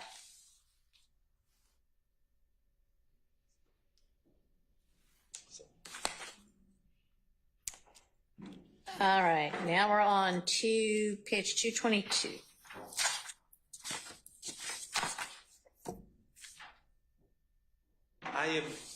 On this one, it's a very simple objection. They're talking about the phone records and alleged communications between Mr. Winfrey and Mr. Williams on the night of the shooting of the Lil Wayne tour bus. Okay. Mr. Steele and Mr. Adams Investigator Underwood interjects and says, Mr. Zachary is saying that Mr. Williams didn't answer the phone. There was no communications. Right. Investigator Underwood interjects and says, that ain't what them phone records say. And that's not true. Right? That's correct. Okay. Any issue with taking that out, Miss Love? Just lines 24 and 25 of page 222. I don't mind. All right. Thank you. Good job, Max. Okay. You guys look at 223 lines 1 through 3 and make sure you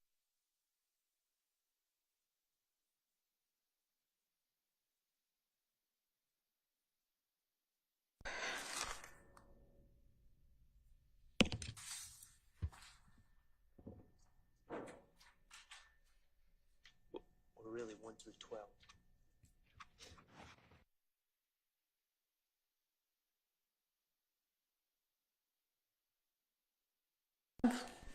You going to make an argument that this should not be redacted?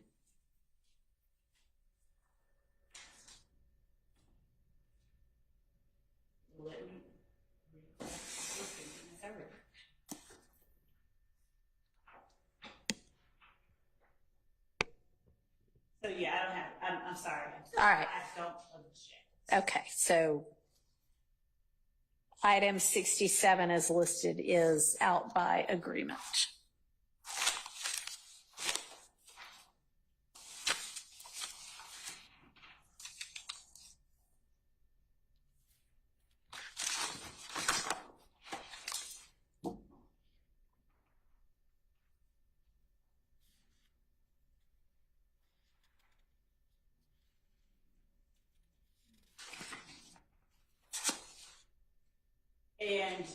next one, Yeah. I don't have any objections. All right. Thank you. And so part of the reason that my initial response or reaction to it was to keep it in is only that he was, Mr. Zachary, throughout this conversation, this portion of it, he's talking about his own observations as he was with them. Right. Not this particular part. So that's essentially, I mean, I don't know if the overlapping conversation actually, y'all can understand it adds anything, but at least what's on the transcript 20 through 25 is not additive to anything. So can we just strike the entirety of this page by agreement? Yes. Okay. Yes, John. All right.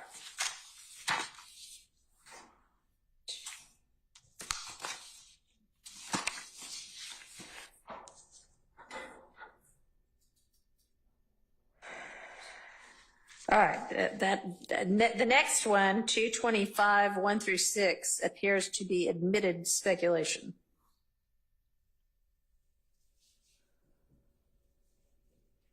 Unless I'm missing something.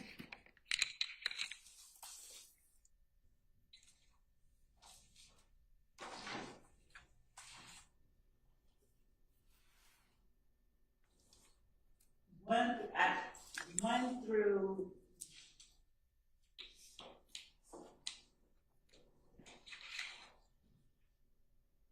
I agree and I don't object, and I was actually looking further down. Okay. I had no objection to 1 through 6. Okay.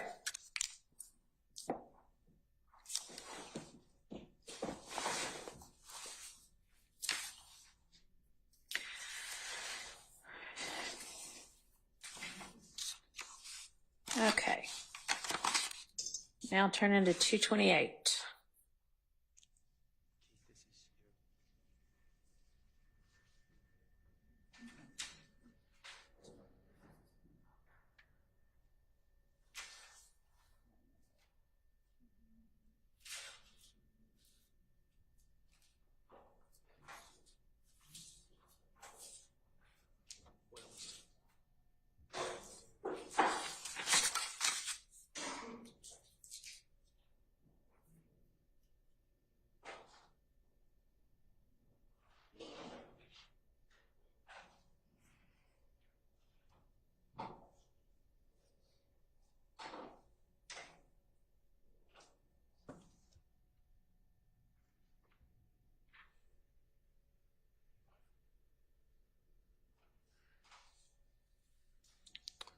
All right.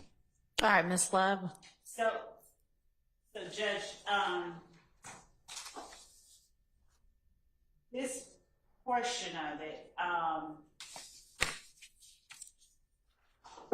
the reason I wanted this in is that I know why you wanted it.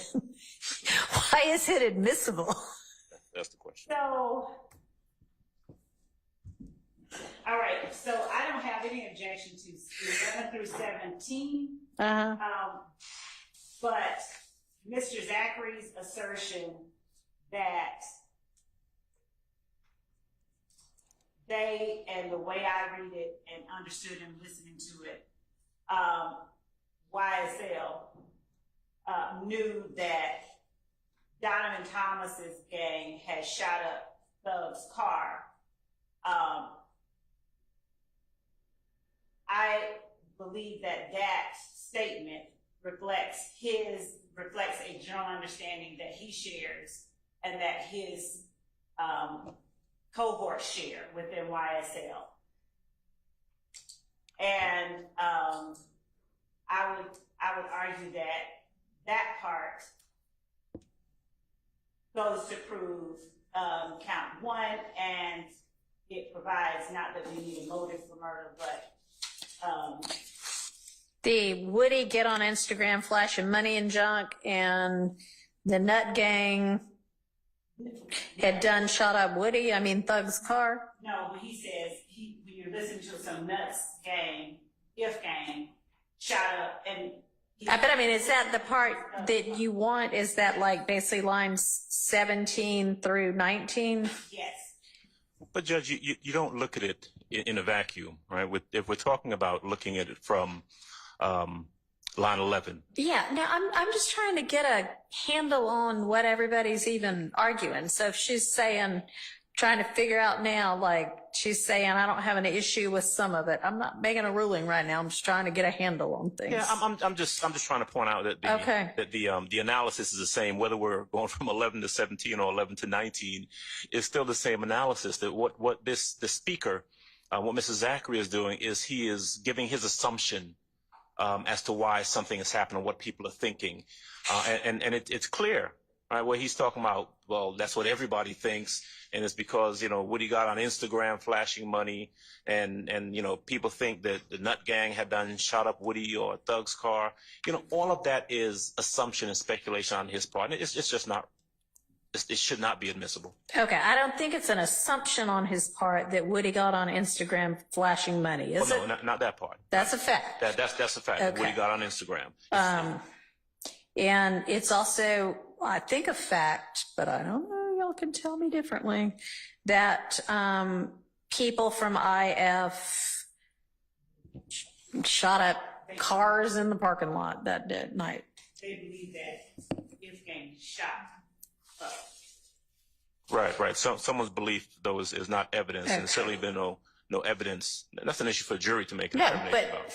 No, the fact that this group of people thought that this other group of people that they are beefing with have done some shootings against people in their group is relevant, whether it is true or not. Their thought about it is relevant to the issues on trial right now. So to me, the only way this 17 through 19 comes in is if Mr. Zachary gets on the stand and says, no, I had no idea that Woody got on Instagram flashing money, and or no, nobody that I ever hung with ever thought that IF did anything about the shooting in the parking lot that broke a windshield on Thug's car. Right, it would have to be an inconsistent statement. He would have to, All right, so 17 through 19, that little portion, if he gets on the stand and says one of those things, then whichever part of that is inconsistent, you can say, didn't you on whatever day basically say this? But that doesn't mean 11 through whatever the next page is. That means that Woody got on Instagram flashing money or Nut Gang done shot up Thug's car, okay? yes. The rest of it does seem like, well, if other people think such and such, here might be the reason they think it. They don't, I don't see that they have an objection beyond 19. It's Paige. I believe it's supposed to say 2. Well, I thought it went all the way to 229, line 19. yes, that is correct. The one that I have, No, I know, it just says 2219, but he means 22919. so I have a different response with that understanding as to 228, 20 through 24, and Okay. further down. All right, so 228, 11 through 15, or the beginning of 16, is out by agreement. 17 through 19, only in under the very limited circumstances I just relayed. So now 20 through 23. So throughout this trial, again, there have been battling contentions regarding the relationship between DeQuantez Lamar, who is Rich Homie Quan, and defendant Williams. So when ADA Sprinkle asked whether Rich Homie Quan, and actually this part has there's been evidence that Rich Homie One was affiliated with Okay. Donovan Gang. Okay. So when he asked Quindarius Zachary that, and Mr. Zachary says yes, Yeah. and began talking about it, Uh-huh. This part of it states it challenges the notion as he goes further on and explains.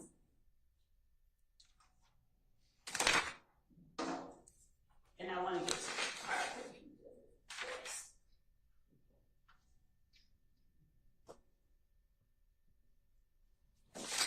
Oh, well, let's just deal with this part right now, 20 through 24.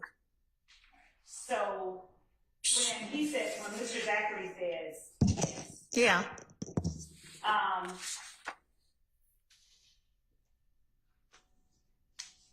and then talks about the fact that Thug and Nut were hanging together Right. while Woody and Shell Kell were shooting. Right. It's just his observation. I mean, Okay. Yeah. I don't That have part, a problem with you don't have a problem with that part. All right. So that part is in. There's no objection to that part. Okay. So now we turn to 229, 1 through 19. And what's your objection, Mr. Chart, to 1 through 19? Mr. Zachary seems to be talking about not just generalize how this isn't a situation where previously it was argued kind of how the group felt, but he's talking about very specific instances, it seems, where they were asking about Jeffrey calling, Mr. Williams calling, speaking with Mr. Thomas, and then he's saying, no, Woody called Shell Kell, though. And those are very specific instances. Right. And I don't know that I don't know what his source of knowledge of that is. Okay. All right. So hang on. 1 through the beginning of 5. Miss Love. So there have been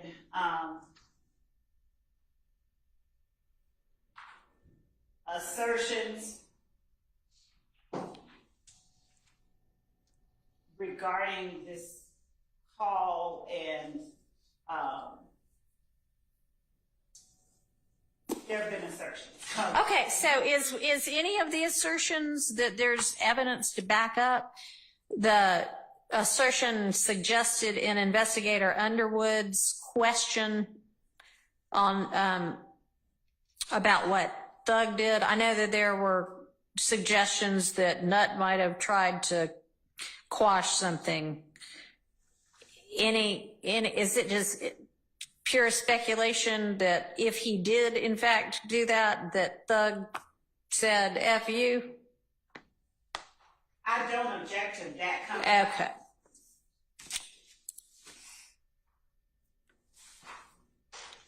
All right. So 1 through at least 4, the answer no is out by agreement.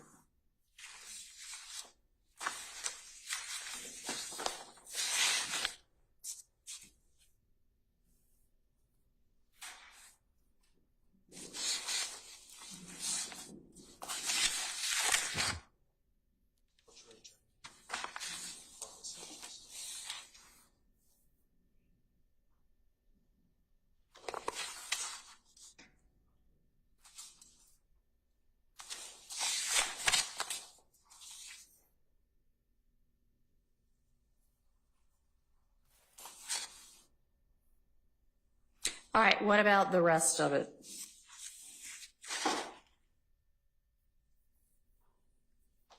Beginning, Woody called Shell Kell. Nut's hanging with Thug. And Nut really doesn't get involved with this. Your Honor, my major opposition to this is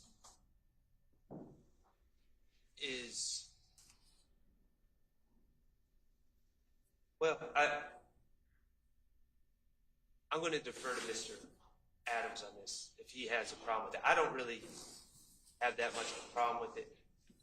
All right. Neither do I. Okay. Okay. Then the objection to 129 line 4, beginning with Woody called down through 19 is withdrawn.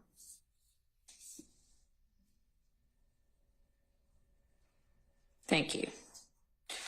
All right. And, Your Honor, Yes. I would endeavor to establish a foundation before I made any kind of proper or ask flat out that kind of question. Okay. I mean, As with the rest of it. sounds good. Okay. Moving to item 71, page 235.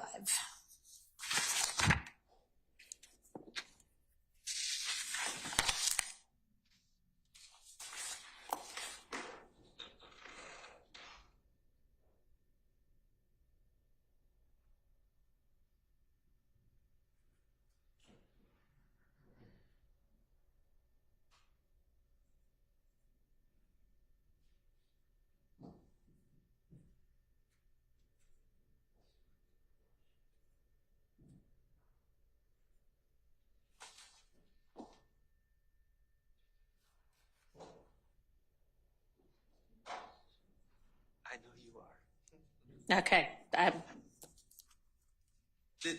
This is where I think I have a problem, and I know that in some ways this answer is helpful to Mr. Williams. I don't, Mr. Zachary, he's saying he doesn't know. Yeah. And who killed Donovan Thomas when it comes back to it. He's saying what he heard from Demekion Garlington, but then in a conversational, the way we all have conversations, he puts out a hypothetical. If you're talking about Jeffrey Williams, if your circle kills somebody, they're going to think you or that all of them together. So, Yeah. and the hypothetical, if your circle kills somebody, I don't think it's appropriate to have that hypothetical thrown in there because it assumes my client's guilt. Ms. Love? Your Honor, this is two things. We're talking about a circle. We'd argue he's describing a group. He's acknowledging the existence of an association, and he's saying these words to the police after he is, according to him, told that two of his group have caught someone down bad. And he's essentially saying, if your clique, if my gang,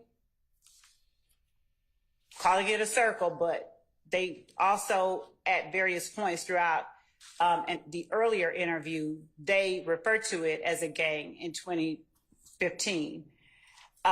If my gang kills somebody, they're going to think that all of them be together. So he's acknowledging the association, and in it he's speaking on something that defendants Kendrick and Stillwell, according to him, have relayed to him. And that's the way that he tells the police that Mr. Kendrick and Mr. Stillwell told him, we caught that in down bad. And he talks about what we caught him down bad means in the 2015. And even in this one, he talks about, I think Mr. Bailey asks, what does caught him down bad mean? He's asked during this interview, and he clarifies, we shot him. Mm-hmm. He says that. So I would argue that this is relevant, and it goes to prove count one at the very least. And all right, so because that's just his circle, if Mr. Zachary gets on the stand and says none of these people hung with each other, you can cross him on Well, you called these people his circle before. Okay. Okay? The rest of it, out. Okay.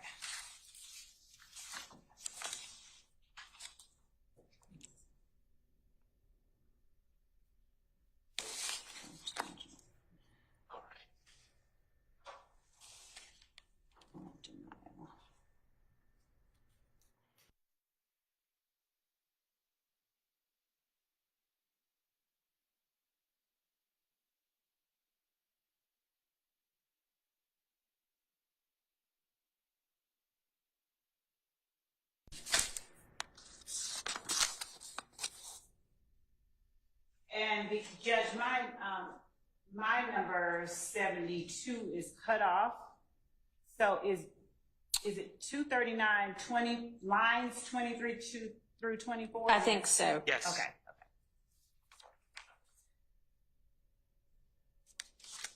I didn't have any objection to that. That was the one that Okay. that's like 70. All right. That is.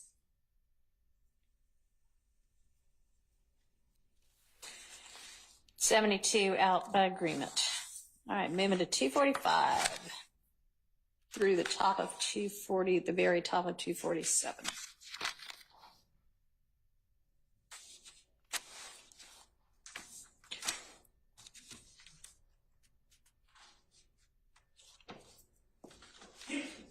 Bless you. Miss Love. So Seems inappropriate to come in. right now, yes, right. There's obviously going to be discussion about what he's given and all of that, but right now, I agree. I don't have any objection. All right. To that. Thank you. But Yep. up to, and I'm just not objecting to all of what's on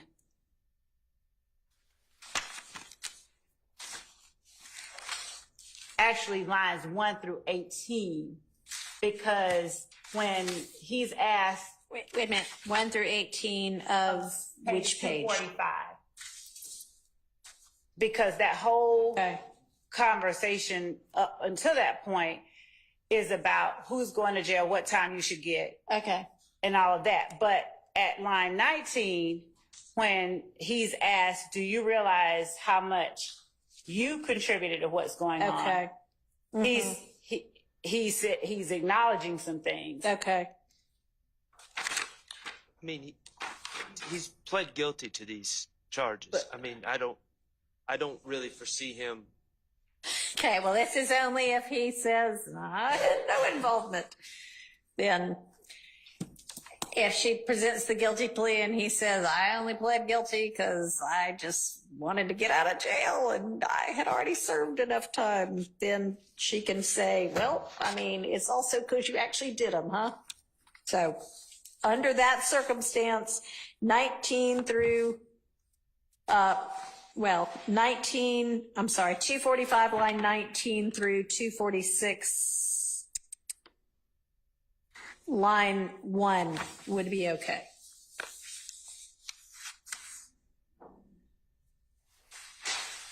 And as to lines 2 through 14, depending on how you testify.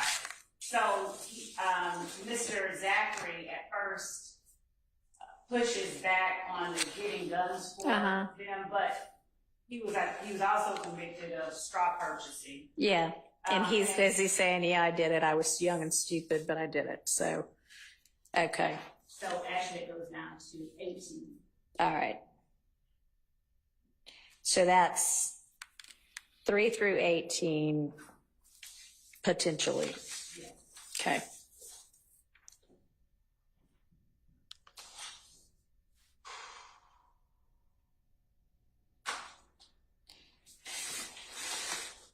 And I don't have any objection to 19 through 25. Okay, so 19 through 25 out by agreement.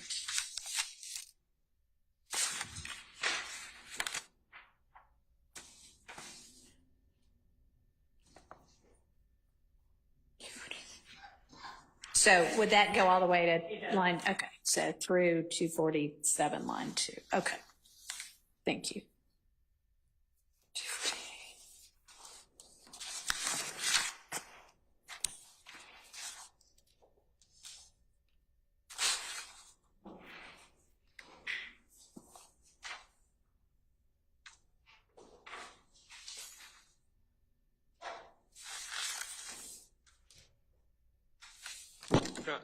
And Your Honor, 74, the next one is would fall under your previous rulings about Demekian statements Okay. to Mr. Zachary.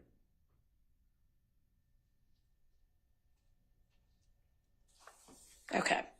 So on that same basis,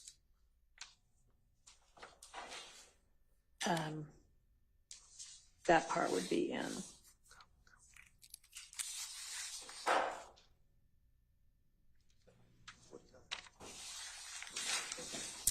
So now we're looking at 249, line 22 through 252.15.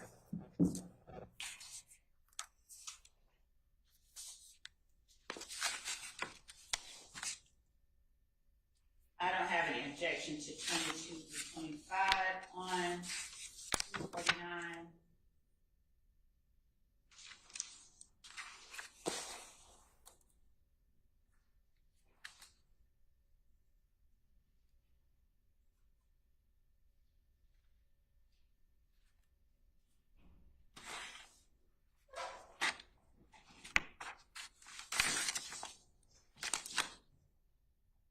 And up through 15 on page 250.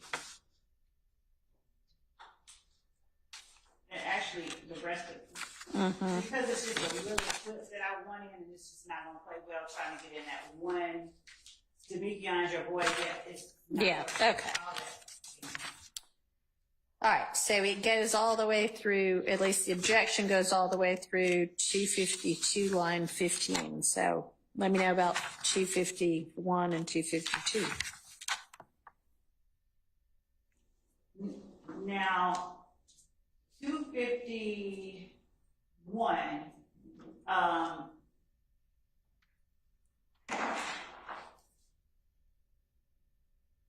again, only assuming that, you know, he makes some assertion that makes the fact that he's sitting right there with his attorney relevant. I mean, he's doing a proffer. Okay. Um, Okay, so and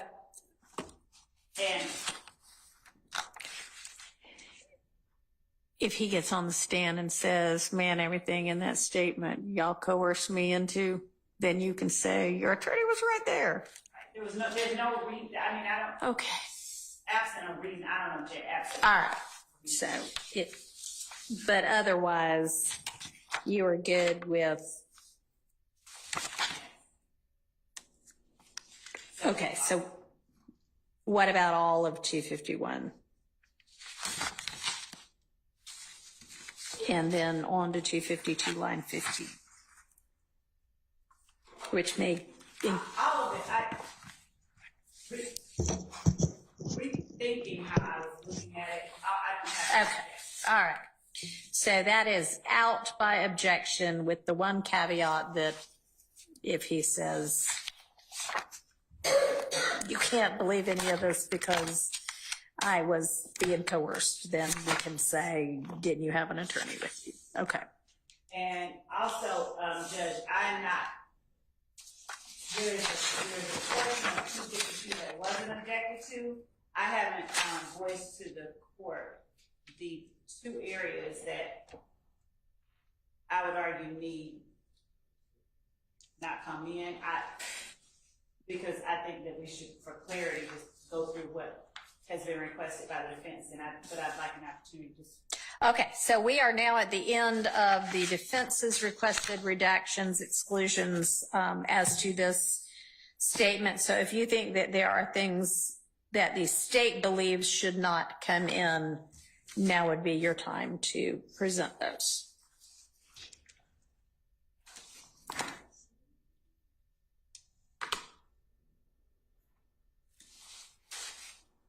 So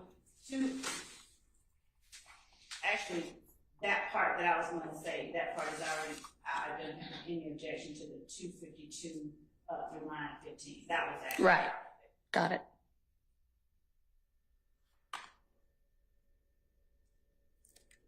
And then so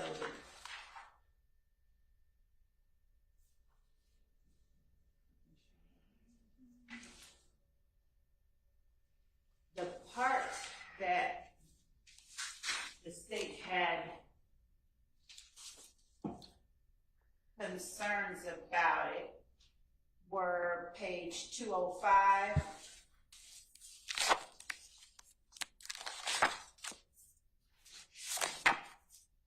Page 205, where Dennis says, who you believe has something to do with it? Just Woody by himself? And Zachary says, yeah, think about it. And then Dennis says, but they had to know what is their motive, what would be driving them to participate in it, and Zachary says Woody. Essentially, now it's him saying, I think, despite what Mr. Kendrick and Mr. Stillwell have told me, I think this. I don't have I would argue that it is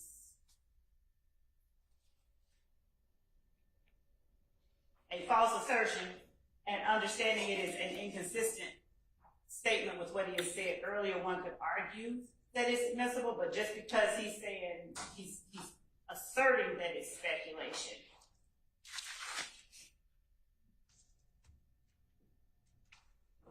I don't follow you. Are you saying that 205 lines, I guess, what, 4 through, I don't know, 1 through 23?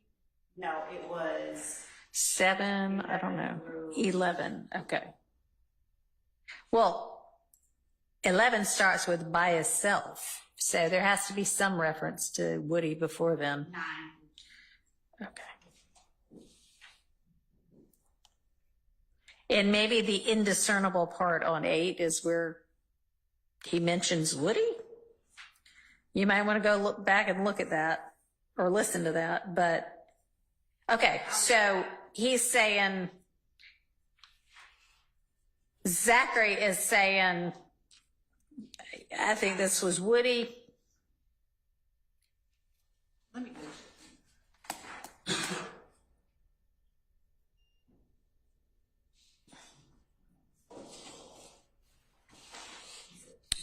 And if the others were participating, then it's because, you know, he got good talk with them. So when would you be planning to use that? I wasn't. I think I was. The court. You want it. Yeah. You want it out. Yes, that's what I was saying. Okay, and why? It wasn't addressed, and I was saying that it should come out Okay, why? because he is asserting that I'm just speculating. I don't believe he's. Where is he asserting that I'm just speculating it? When he says, Oh, who do you believe? Okay, so this is like, here's what I think. So, I mean, yeah, it's relevant if he's saying these two people told me that they had involvement. that's where I was. Yeah, okay, so I'm thinking this is not redactable unless, yes, okay. Any other parts? No, that was. Okay. So we've gotten through the April 13th, 2017 transcript, interview with Mr. Zachary. Let's take a bathroom break. Be back in about 12 minutes at 3:30. Yes, sir. Okay.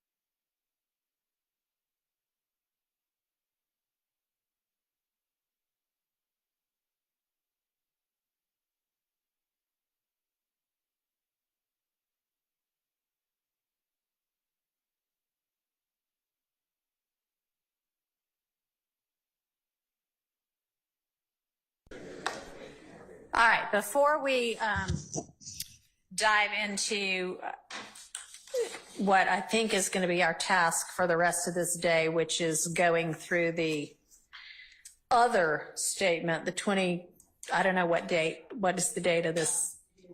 August 5th, 2015. Okay, the August 5th, 2015 statement of Mr. Zachary and potential objections to that. Is there going to be a 4:30 to 4:45? Hey, Judge, guess what else happened? Revelation?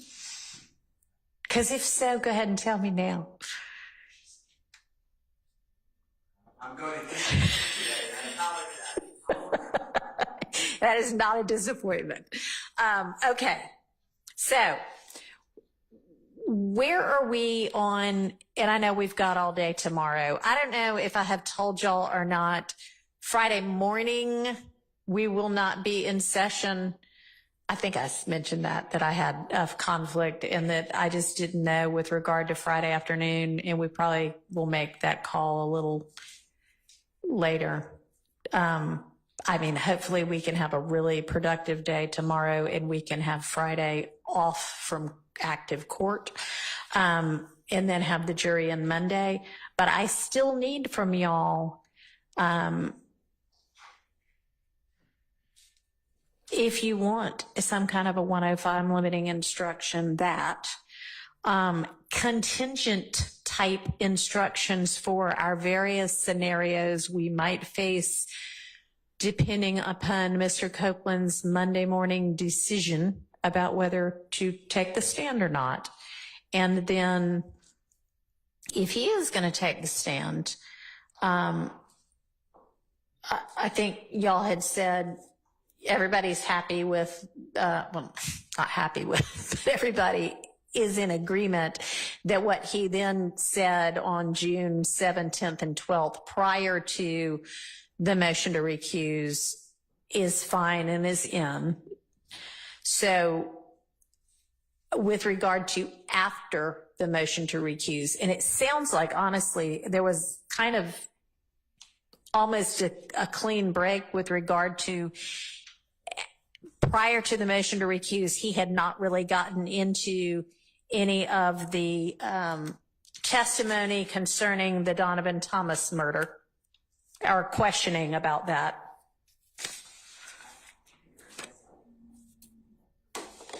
And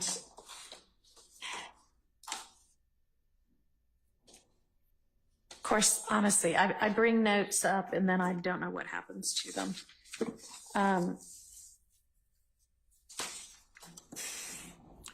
What do I do? I know.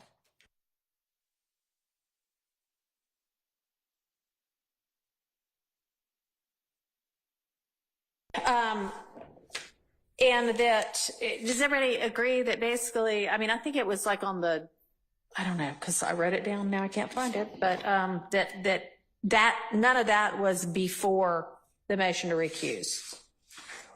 Everybody agree with that? I agree, Your Honor, there was definitely a clean break. Yeah. And the majority of the days after the motion to recuse consisted of Playing his January 22nd and his February 10th statements, right? yes. Okay, so let me ask you this. You disagree? Okay. What's your recollection of it?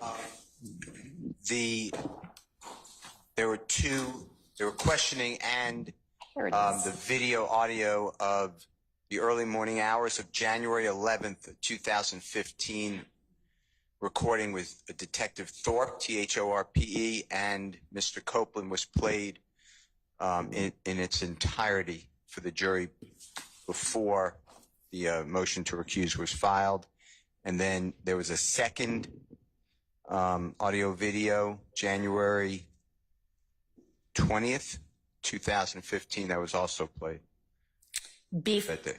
After. Did you say January? Yes, it's hours after the government killing. The killing Yeah. is January 10th, Right. 7:22 p.m. In 2015. Early morning hours of January 11th, Mr. Copeland is with Detective Thorpe. Right, and that got played after. And then what was the second one you said? January 20th. I'm going by my January 20th, not February 20th. Well, Okay. no. There's maybe January 21st. There's a 2 in January, 2 in February. Right. 1 in. Well, anyway, whatever those two statements were, somebody can go back in the record and look. But that was most of what occurred afterwards. Before the filing of the motion to recuse. Oh. That's what I'm trying to Okay. articulate. All right. There was discussion of Donovan Thomas before the motion to recuse. That's why I wanted in. There was a lot of exculpatory information. Okay. So y'all can agree to whatever you want to agree to in terms of things that are before the jury post recusal motion. This is pre-recusal motion. That's why I wanted it. Pre-recusal motion. Yes. Okay. I think, Your Honor, there's no, we don't have differing opinions about pre-recusal motion as long as he continues to testify. Right. Agree. So Agree. Yes. So whatever is, if he continues to testify, whatever has already been tackled pre-recusal is fine. And you are saying that part of that, there was at least one, maybe 2 videos played pre-recusal. That's true. Okay. And so those videos, y'all, was it like the entirety of it, or? I mean, it seemed to be most of the day's transcript was video played, but but then video was played on the 17th also, which was post-recusal, right? Yes. And that was maybe, I thought maybe that was January 11th and February 20th.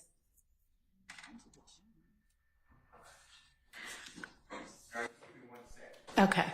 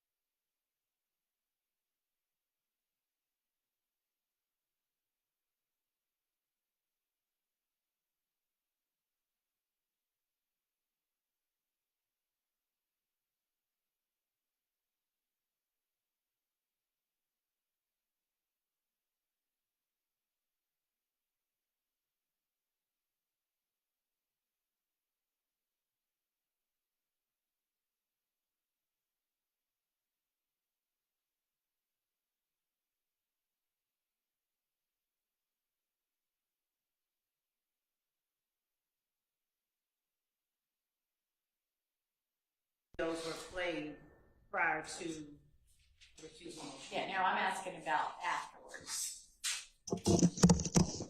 I mean, I'm asking about before and after, I guess. I thought on the 17th, which is obviously after, that the January 11th and February 20th video statements were played. I believe that is correct, and I'm making sure. That was my memory. My memory was that the full video, she played portions of videos prior to that.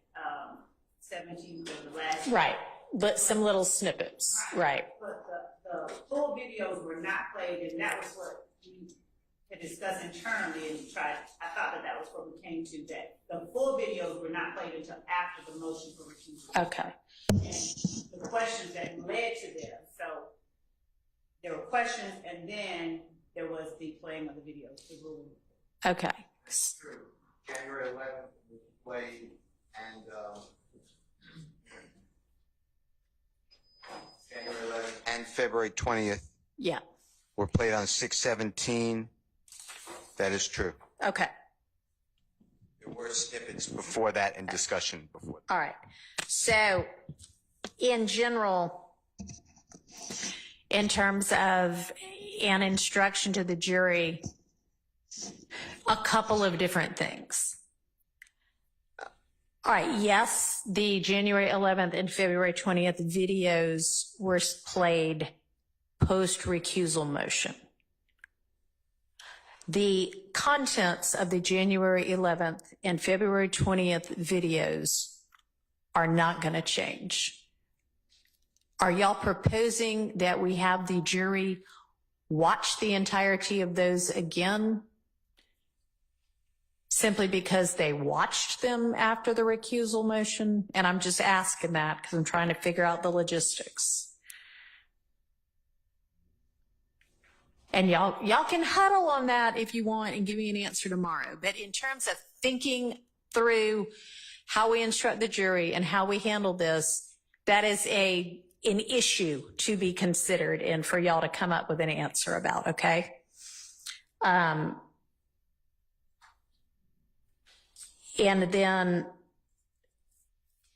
is there, other than those two videos, however y'all want to handle those, is there other testimony, questioning and answer, testimony that y'all want to come to some sort of a stipulation about? And yes or no, either of those is fine. Just, I need to know how to deal with it. And then if no, then is the instruction going to be, was there anything substantive about the Donovan Thomas murder prior to the motion to recuse? If there really wasn't, then I can say that we're doing everything about that over again. But if there was, then it needs to be a more nuanced instruction. So y'all, I would really like those by tomorrow so that we can discuss them. And okay, because, all right, okay. And then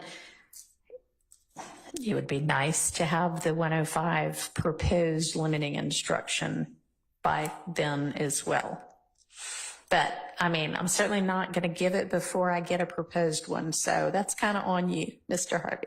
And Your Honor, Yes. we had addressed in writing and will, if necessary, if the court tells us to address in writing again, that a 105 instruction in a RICO case is not appropriate, but we'll. So if you want to you don't have to refile the same thing. Just point me to when and where it was filed. But what yes, I know that everything gets to be considered that is alleged as an overt act in furtherance of a conspiracy, a RICO conspiracy, and a RICO count.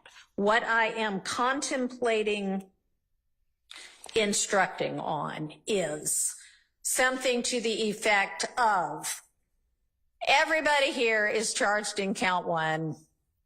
Anything you hear that's an overt act can be taken into consideration when considering whether the state has established guilt as to count one, as to each of these individual defendants. With regard to, whatever count it is. If we're talking about the Donovan Thomas murder, that evidence can only be considered as to the people charged with it when determining whatever those counts are, 2, 3, and 4, or whatever they are. So that the jury knows what they are appropriately considering everything against. I want to give a legally appropriate instruction. Understood. Okay. But we did allege the Donovan Thomas murder. Oh, I know. And so it is 100% appropriate for the jury to consider that evidence when considering count one against each of these defendants. It is not appropriate for them to consider it in terms of the guilt of any of the defendants to any other counts other than the people who are charged with the murder and the corresponding whatever it is, ag assault or gang or whatever. Okay? So that's my thought as to that. And y'all work on what Mr. Harvey is going to take the lead on, and then I'll listen to objections on, and I'll formulate something. But I think that that is appropriate upon request, as long as it is an accurate statement of the law. Okay? All right. So that all being said, let's now turn back to the scintillating task of how to redact this statement.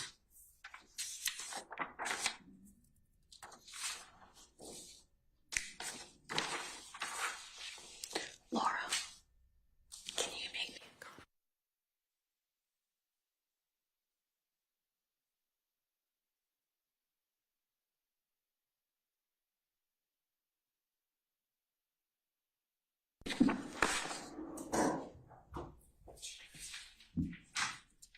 Ms. Love, I asked for my stapler back, Mr. Atkins, and it is not back yet. So I may not land it to y'all again. Yes, Your Honor. Thank you for letting me borrow it, Your Honor. Okay.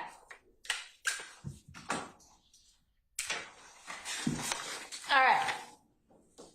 Everybody ready on our August 5th, 2015 statement that we need to get through?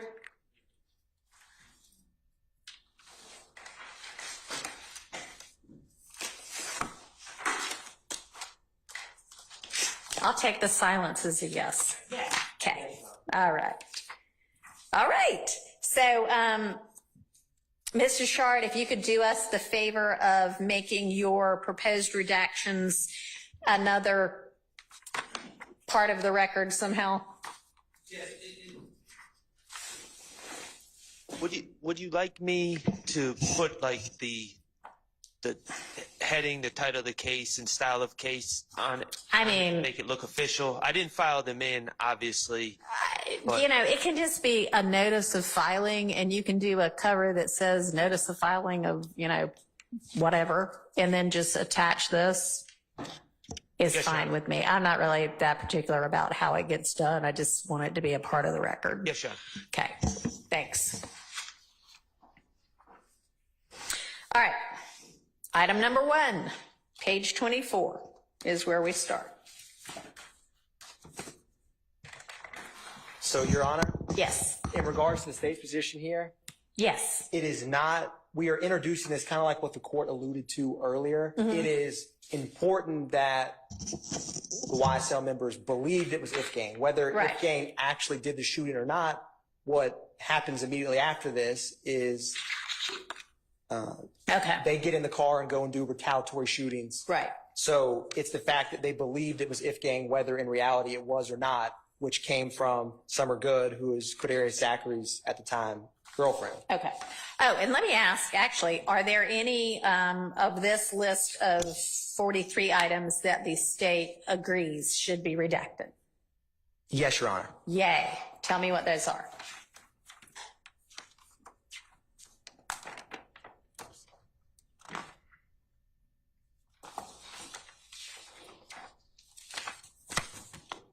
Your Honor, I'm going to it. I know off the top of my head, there's one that references the Sandy Springs search warrant of defendant Williams' house, that's out.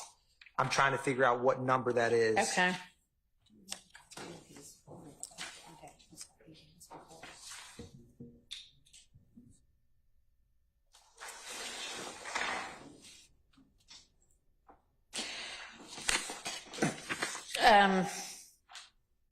Mr. Shart, do you happen to know which item number that was? Sandy Springs search warrant?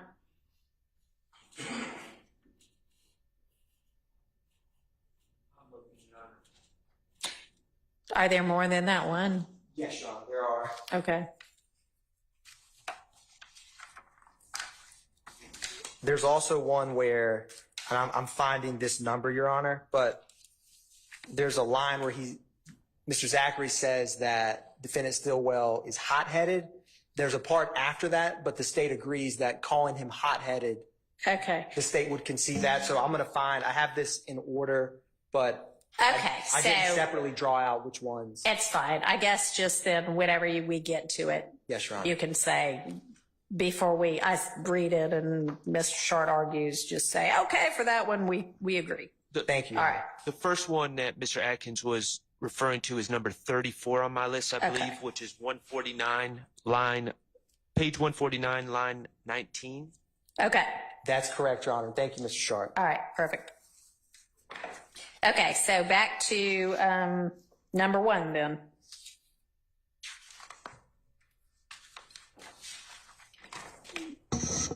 Yes, Your Honor. So as articulated, the state's position here is it's important that they believe that Ifgang was who shot at Demekian at Club Crucial, because after that, Cordarius Zachary, Antonio Sledge, Demekian Garlington, and defendant Stillwell, they get into a vehicle and go and shoot 1428 Adele Drive, 1903 Drew Drive. And so it's in result of Ifgang shooting at them. So I see the objection is hearsay about who did the shooting at Demekian at the club. And so the state's position is it's the effect on. Right. You're not offering it for the truth of whether those people did the shooting. You're offering it for this was what this crowd believed. Yes, Your Honor. All right. Any response? I believe that it's hearsay. Mr. Zachary was not present. I heard what the state said. My stance is Mr. Zachary was not present at the club when Demekian allegedly got jumped, and he wasn't outside the club when shots were fired. So any information about what happened outside the club that day was something that Mr. Zachary does not have firsthand knowledge of.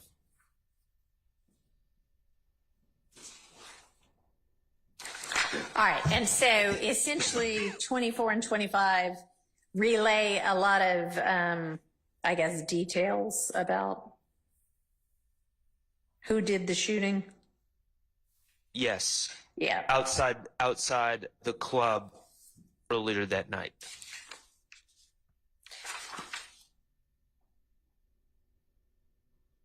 All right. So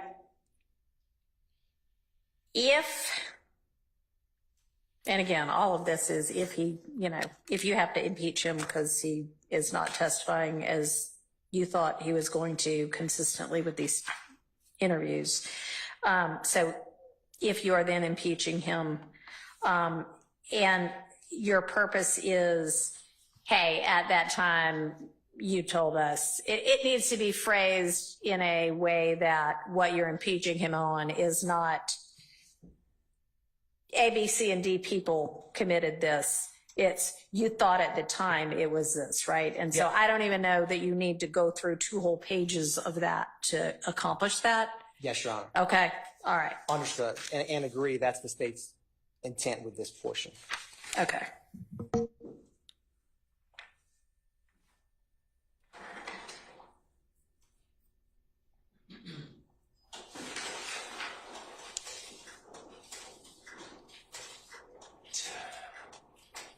And y'all, I'm making all of these rulings prior to us coming back with these witnesses on the stand in hopes of there being an understanding by everybody what comes in and what goes out, and us not having to take it up while the jury's here.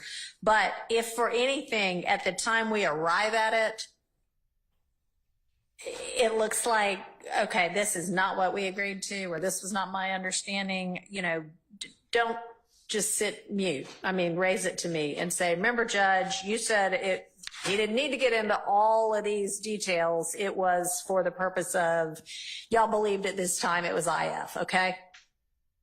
Are y'all on notice of that? Okay. All right. So, Your Honor, Yes. the second one, this transcript is very incomplete. So, Yeah. could I mean, I'm sure Your Honor can flip to the page, but it's probably not going to help. May I convey what I believe? Absolutely, and that has been helpful to the extent that both sides have done that so far. And from the portions that I have listened to with the transcript in front of me, watching the videos, yeah, I mean, the transcription is less than stellar. So yes, please do. Please continue to do that. So on page 48, line 7, Quindarius Zachary says, and he and Thug, like, nah, I ain't cool with N's, the N-word, until they pay for my window. Okay. Until they pay for my window. And then it says woman, and I believe that's Investigator Gaither says, but why they shoot up the dugout?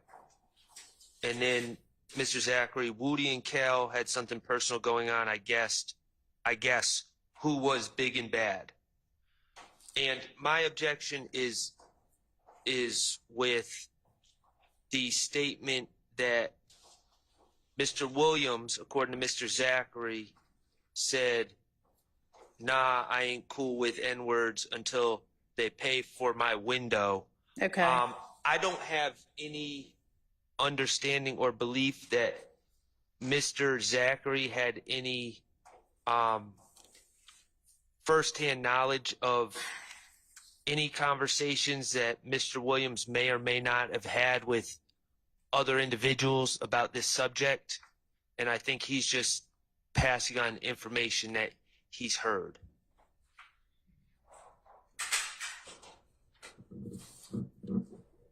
Your Honor, the state's response here. So just to give a little context to Zachary at this gambling house, Zachary says, I was inside. I didn't have a gun on me that night. And the way he says it in the state's opinion is that when Defendant Williams walks outside right before who they later go on to believe Kelvin Watts, Shell Kell, shot and broke his window, that he kind of comes outside afterwards. I mean, so He's Zachary? Yeah, Zachary's inside when the shooting happens. So he's not physically outside. He doesn't like spot Shell Kell in the bushes and say, oh, I saw him with my own eyes. But it's kind of the state's, with the way he describes it, you know, he walks outside soon thereafter because he just heard a bunch of gunshots. Right. And I think it's reasonable to believe that, you know, they would all be discussing, and he kind of alludes to that, like going to the parking lot and there's a lot of broken glass and bullets. They don't immediately know it's Kelvin Watts, but at the same time, the state believes that between either excited utterances of people out in the parking lot after this shooting that hit multiple cars and or speaking with fellow co-conspirators, what he says here, and this is relation to something else that comes up down the road where a female who Shell Kell ends up confiding in, Zachary classifies it as flexing, like bragging about doing the shooting. Right. That's how they end up believing or thinking that he did that, to confirm that. So when he says here, you know, he's explaining about Defendant Williams' reaction to the window being broke, I think there's reasonable assumptions, I believe, that given his personal being there, interacting with these individuals on a regular basis, and also the key part that Kelvin Watts is the half-brother of the deceased Donovan Thomas. And so I'm not saying that the murder of Donovan Thomas was 100% related to this broken window, but it is, you know, relevant in that sequence of events and escalation of shootings in the state's position. So with all of that said, the state feels that this is not as speculative as it may first seem. All right. And you've got evidence somewhere else that Zachary walks outside while the, you know, aftermath of it is still going on? In this interview, Your Honor, he ends up saying, so everybody's walking him to the car, him being Defendant Williams, then hears gunshots still going off. And so he says, I'm still gambling. I didn't have a gun anyway on me, so no sense walking him out there. So Zachary tells the police in this same interview, I was at the gambling house, and then he says Then gunshots go off, and then everyone runs out the door. Everyone in there with guns ran out, started shooting. So, like, he kind of alludes to after this gunshot, everyone in the house ran outside to include himself. If he says everyone with guns ran out, that does not include himself. Yeah. If he just said he didn't have a gun. So is there something more? So, Your Honor, he also goes on to state that a bunch of people were, he's inside the gambling house. He said he posted a bunch of pictures, Instagram photos, and he says, when the windshield got shot out, did they confront Kell about it immediately? And Zachary says he didn't know because they didn't initially know. They have to find out down the road. And so I'm trying to find where this is in terms of, he says, you all come outside. Zachary says, I didn't have a gun. And so there's other, I guess, evidence, so to speak, of in some of Copeland's interviews, taking aside what's in evidence right now or not with what we're redacting, he describes this gambling house incident as well. And so for purposes of, in this hypothetical universe, you know, defendant, or not defendant, but Mr. Zachary is going to testify after Copeland. Okay. And so the state believes that with the combination of, you know, I can't find in this moment, Your Honor, where Zachary himself walks outside, but he does state in this interview that there was a lot of gunshots. It was chaotic. People ran outside. I think it's fair to assume he walked outside at some point shortly thereafter, didn't just stay gambling after they shot up. And he interacts with these people on a nearly daily basis or a frequent basis, that this shooting of the window is something that gets referenced by multiple interviews. Yeah. So it's the state's position. I don't have like a definitive piece of evidence where he's like, this is exactly how I know, but I think it's reasonable to think that he would have a pretty good basis for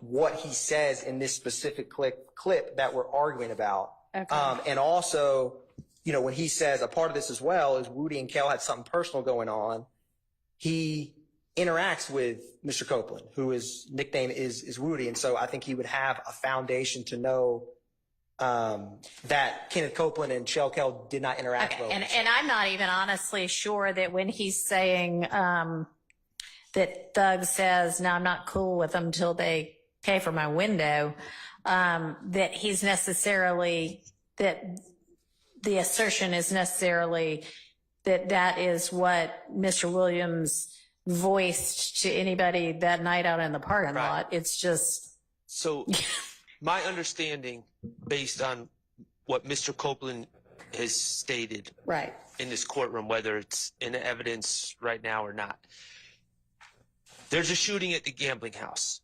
Shell Kell was not initially thought to be the person, and then later has pillow talk, and he's thought to be the person.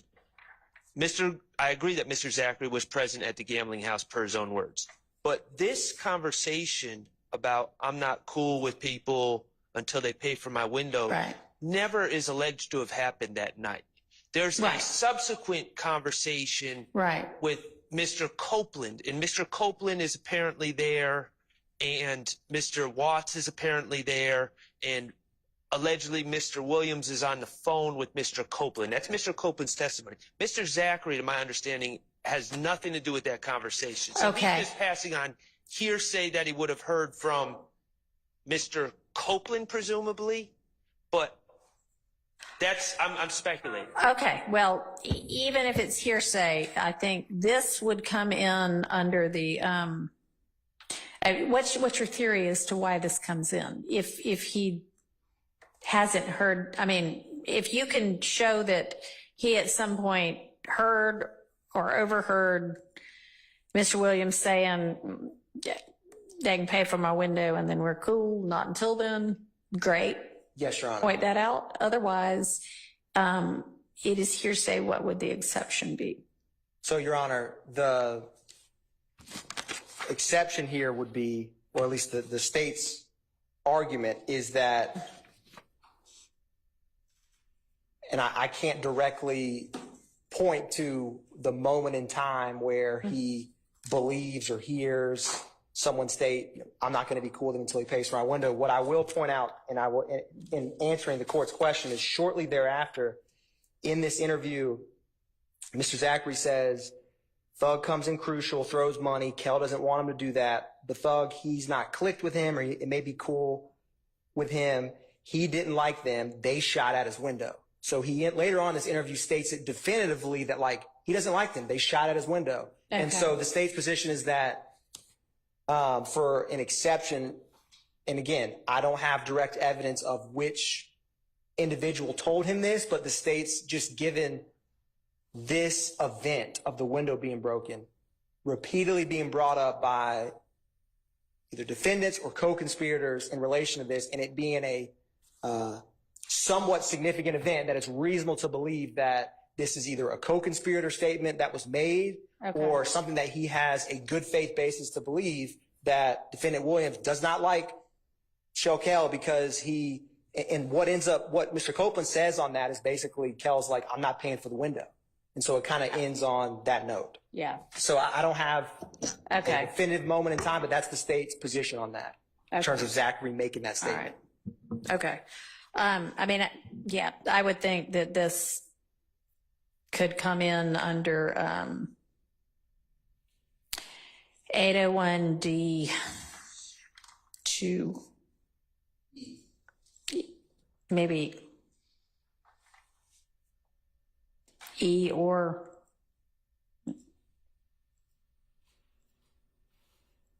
yeah.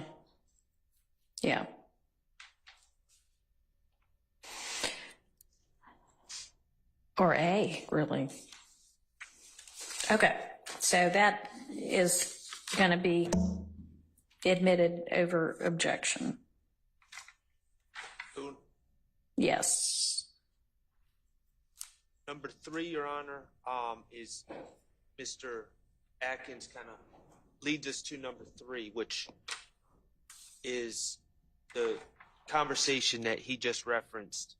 Mr. Zachary, and you don't get this from the transcript, but he says, I'll start in the top of page 49.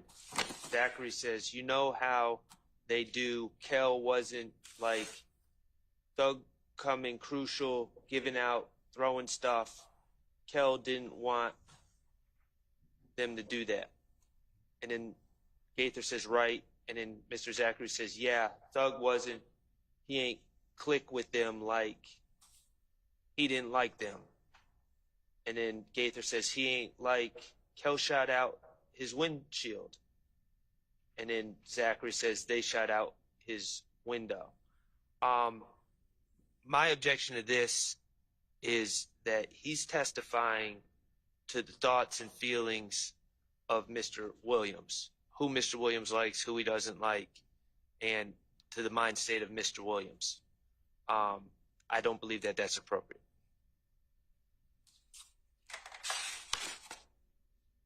All right, so the throwing money parts as to the incident that happened at the club. Correct. Right, where some people. And for context. Right. So is Mr. Zachary there, or does he know about that incident having occurred? So, Your Honor, there's specific incident reference where Mr. Copeland gets jumped at that nightclub after flashing money.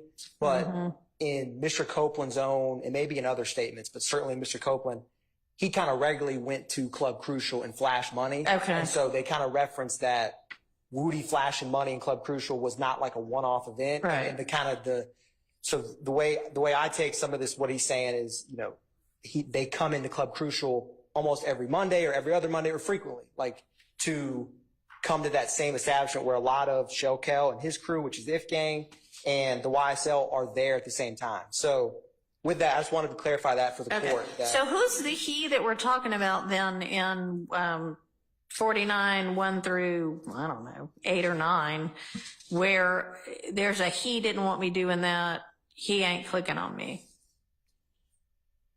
They're talking about defendant Williams, like. That's what I thought. Yes, Your Honor. He ain't clicking with them.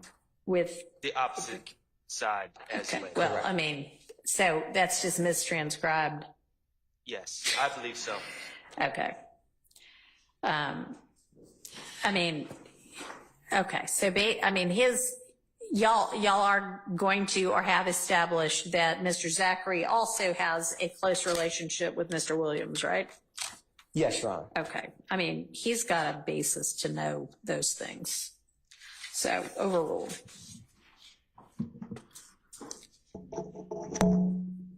I'm going to withdraw number 4. Okay.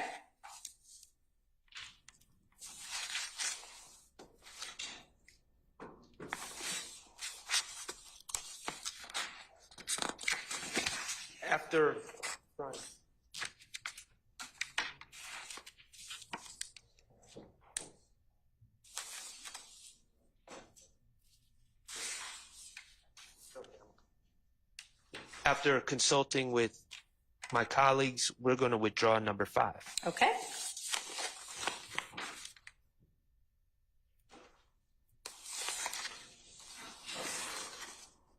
Okay.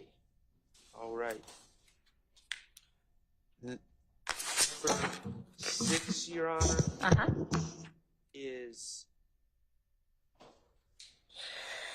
talking about, and this came up in I think the last statement as well. They were under the belief that NBC did the shooting at the dugout, the false belief, and they're talking about why did you believe that? And he's saying because Yak, Mr. Kendricks, beat up someone at the club. And specifically on 55 line 17, if I can make sense of this transcript, Sure. they said they didn't mess with each other. They didn't mess with each other. So it was already tension in the air, but they waited until the boy Yak, he had gotten into it with MDC, and I had helped him fighting in the club. So y'all got into it, some guys with MDC. MDC is down with who? They from Bankhead. And then they say, so Ms. Gaither investigate. That's what I'm saying. It's like they not really with. And then Mr. Zachary says, if gang, and Gaither says it's just them themselves. Okay. So this has nothing to do with. All right. It's just bringing up a fight that Mr.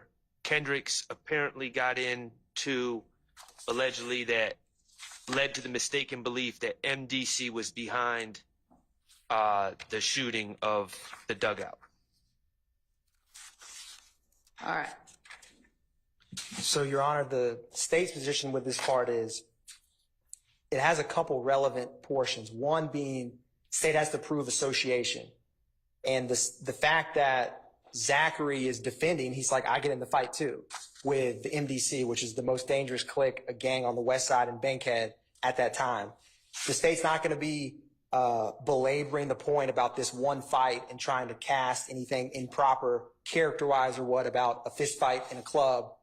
But the point of this is that they defend each other. And that's a big part of the retaliatory shootings. This is a fist fight, but the fact that he jumps in and protects him, and also the way he describes this in the state's position is, he says, like, Detective Gaither, Zachary's like, they're from Bankhead. And Detective Gaither's like, that's what I'm saying, they're not really with If Gang.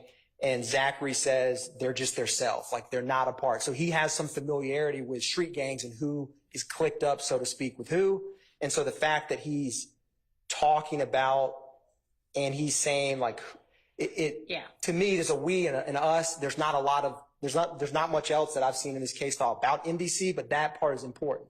Okay. Another part about it that's contained in this, I believe, is this gets down the road to where how they learned that Shellkel was the one who claimed or did shoot Defendant Williams' window. And so he says he ran his mouth to a female who goes by Gucci Red. And so, again, the key part of this is that's how they end up believing that Kelvin Watts did the shooting, because they initially thought it was MDC because of this fight. So the state believes this portion is relevant for a number of reasons of why they initially thought it was MDC, the association between Zachary and Kendricks, And also there's a part, at least if I'm reading the page 55, line 17 to page 57, line 7. My apologies, Ms. Madam. 17. To page 57, line 7 includes what on its face seems hearsay. Like they learned about this from this female, but it's it's important that they believe it was Shell Kell who shot the window. And I think we've made the decision as a defense that we're not going to fight the hearsay about it being Shell Kell and how that eventually came about, and that would be on page 56, line 10 to 19. He's saying that they found out it was Shell Kell because he was running his mouth to Gucci Red. He says pillow talk and junk. So I don't have a problem with that section. I just don't know why we need to get into Mr. Kendrick's apparent simmering feud with completely unrelated people that led to the false belief that it was the most dangerous clique as opposed to Shell Kell. I mean, we can just get into the fact that they know it was Shell Kell now without going through that whole misapprehension. Okay, so, I mean, it is potentially relevant, and again, this is only if he testifies inconsistently, on the issues of, as you represented, what you think it's important for is that, hey, we all defend each other. We hear X, Y, Z, and then that's good enough for us. We go back our boys. And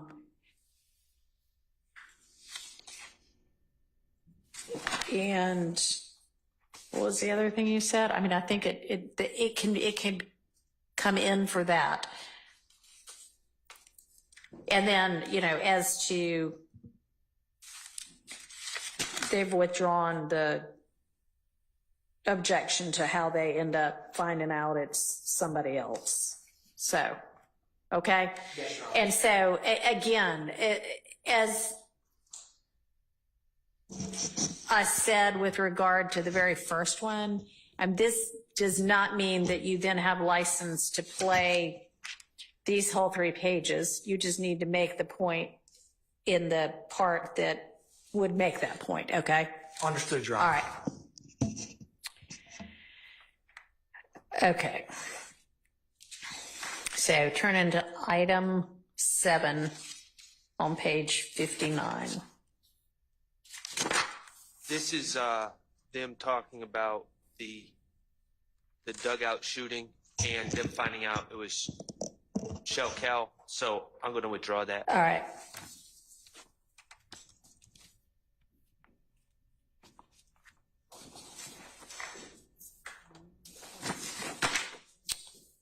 All right, item 8 is bottom of 60 through middle of 64.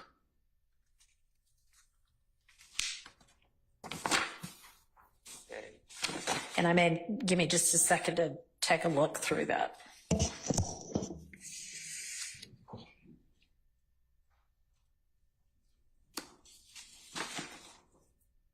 I forwarded it to you.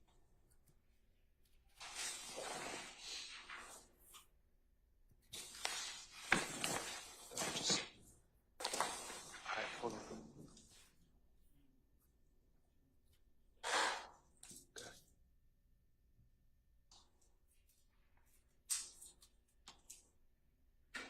Just sent it.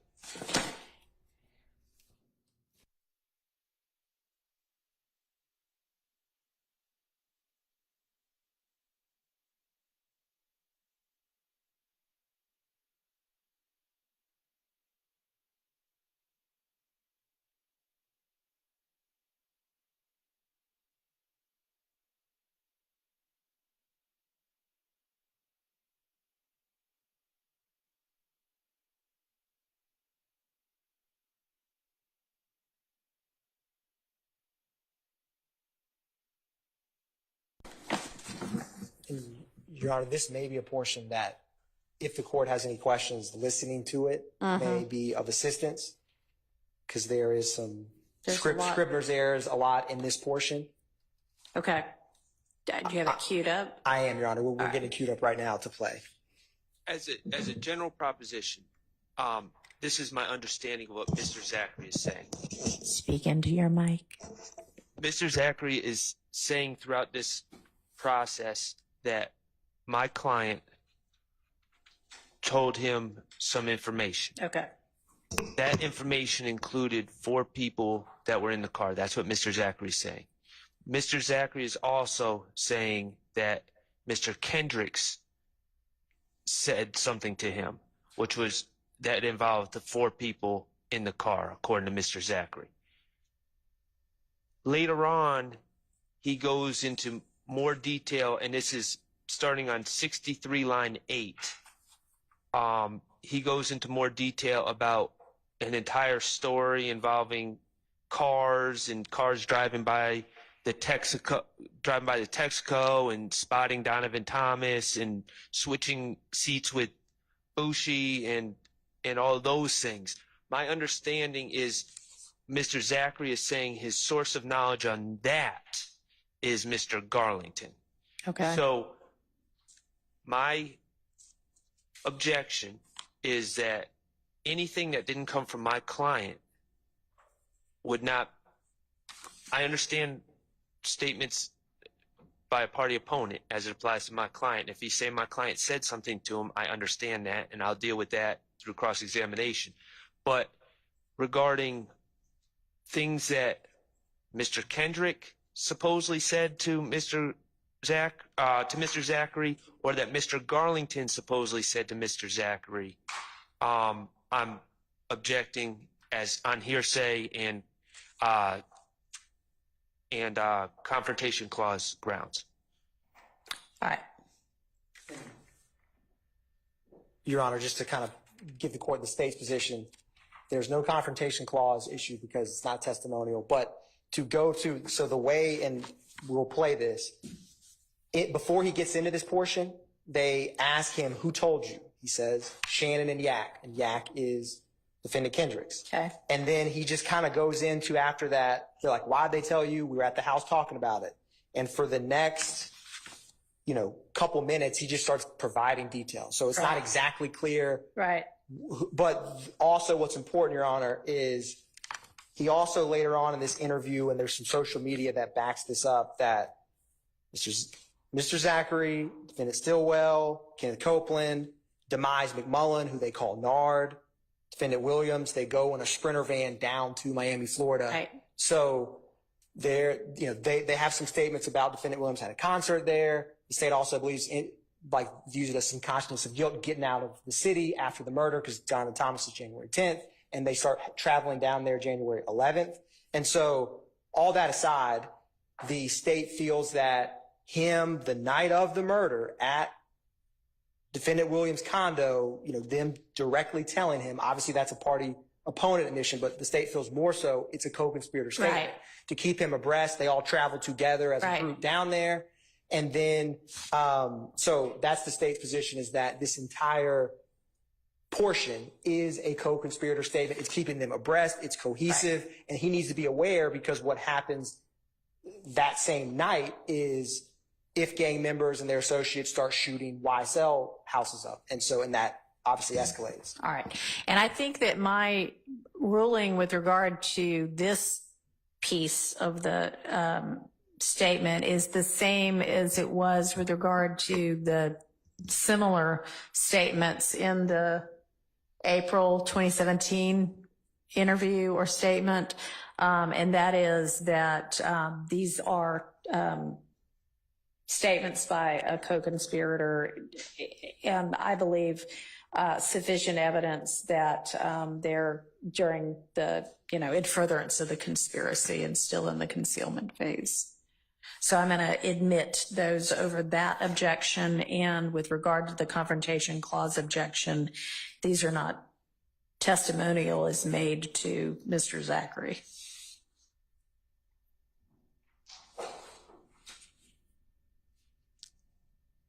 Okay. So item 9. Item 9 honestly would fall under the same Same, okay. ruling that you just All right, thank you. So item 10 is on page 66. Your Honor, I believe this is just a single line of Detective Gaither asked Zachary, did Woody, Mr. Copeland, have anything to do with not being killed? And he says, nah. And the state, it's listed as speculation.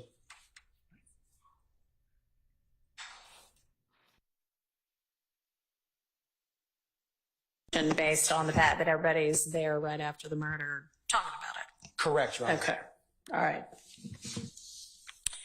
On that basis, I would permit that.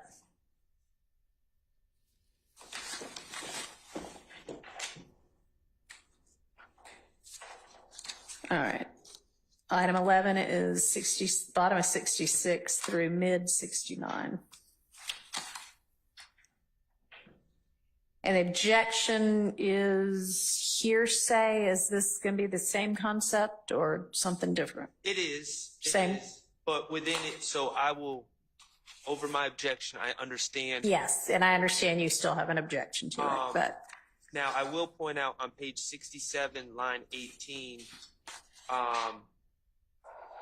they say, why not? And Mr. Zachary says, I don't know, they just, like, I guess they just wanted for them to do it instead of Moontook and Woody. So he's speculating. All right, let's strike 18 and 19. And that page. Page 67, 18, and 19 is speculation. And then Gaither follows up like they wanted to do it themselves. Oh, okay, so 18 through 25, really, right? Well, and then he says not to get them a name. He's speculating as the reason why they just wanted to get a name for themselves. Okay. All right, so. I'm looking at my notes. Line 2 on page 68 says nah, like to get them a name. Okay. Okay, well, yeah, that's also speculation, unless you have some basis for it being something other than that. So, Your Honor, the state's argument on this portion is when he's talking about getting a name, it's very integral from the state's position of how gangs work in terms of trying to move up in rank. Yeah. Later on talks about so the state believes that his quite frequent interaction, he does state it speculatively. I'll be upfront with the court about that, but I do believe that in terms of they ask him why, and the court may say, hey, Mr. Atkins, it's speculation, it's out. But my argument on this is that his frequent interactions and, there's evidence that will come out either through impeachment or some other way that he has participated in crimes with them and is familiar with who he's speaking about. His thought process on motivations or what was going on in terms of like a gang context is appropriate. That's the state's argument. All right. Now, I believe the state has, I know that they've called experts, and I believe the experts have touched upon people, quote unquote, the term that the experts like to use is putting in work. And they've talked about that. All right. The state, I'm sure, is going to argue that. So I'm not saying that, obviously they can do that, but they can make that argument. But for Mr. Zachary to affirmatively say that's why other people did something. Sure. Okay. Let me make a ruling with regard to 67, 18 through 68, 2, that if you cannot get this in as speculation as to why XYZ people might have done this murder. But what you can do is if you ask Mr. Zachary, is a way for people to move up in a gang to commit crimes, and he says no, then you can ask him about that particular concept. And him having said before, well, you know, not with regard to a specific crime, but you're being asked about a crime and you're saying, well, maybe it was to, okay, understand, everybody understand? Understood, Your Honor. All right. Let me write myself a note on that.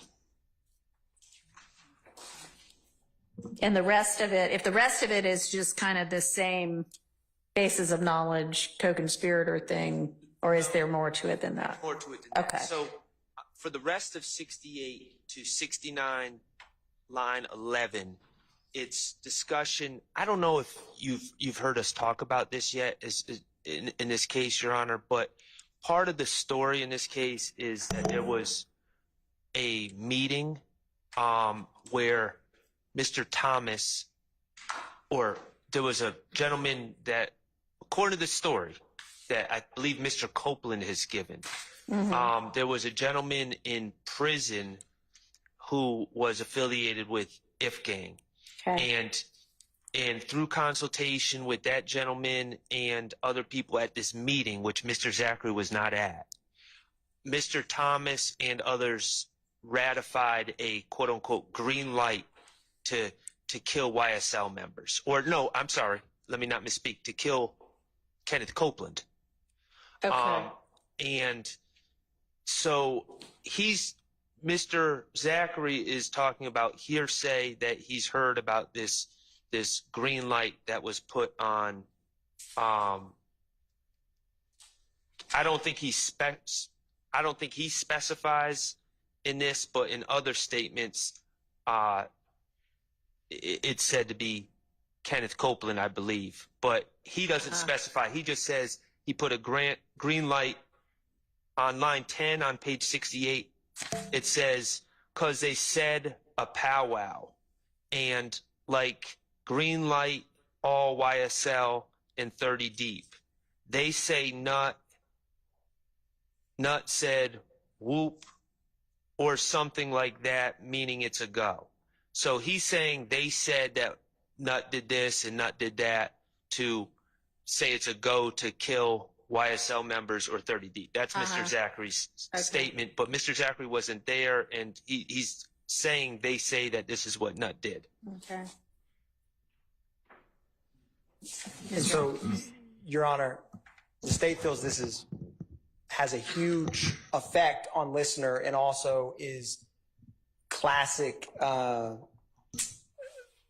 co-conspirator statement in this context. And I'm trying to remember exactly where this is. I believe it's Mr. Garlington who tells, basically it's either Mr. Garlington or Mr. Copeland who gets information from this meeting.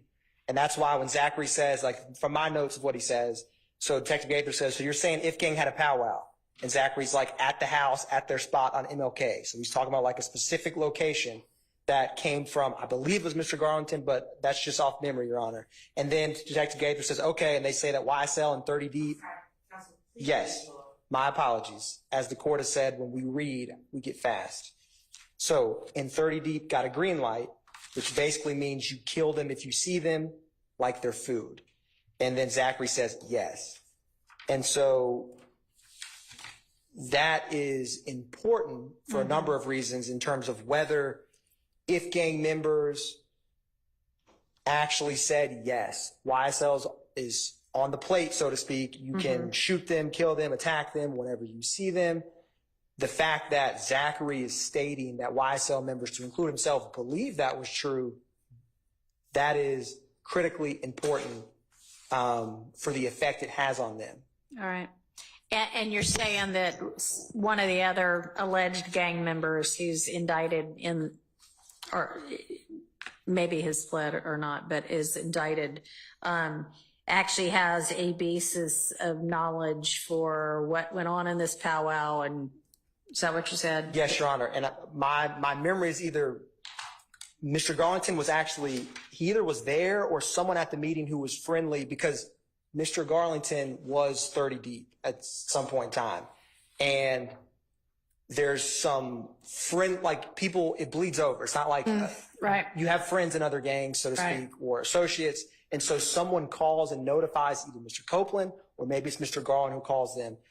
That's what my memory is of how this got to Y'all have evidence of that you're intending to introduce? Or you have a good faith basis for saying he had a reason for knowing this?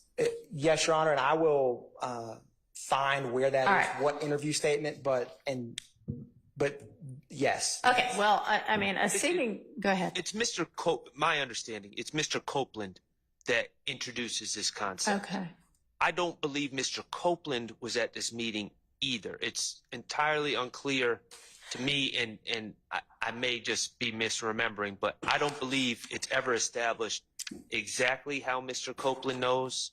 But Mr. Copeland is Okay. the other person that spoke about this, not All right. Mr. Garlington. But Mr. Copeland relays to, Well, I don't know. We don't know that. well, he knows it somehow. Well, I agree that he is passing along information. He could be correct or not about it, about what happened in the powwow, but at this point, There's no evidence that I'm not trying to be hyper technical, but when we're talking about statements made by a co-conspirator and furtherance of a conspiracy, there's no evidence that Mr. Copeland told Mr. Zachary this. okay, but as I understand the state's position, they're not offering this for the truth of what happened in the powwow. They're offering it to show that the alleged YSL gang believed that it was, open season on them, and that had been authorized by the IF gang.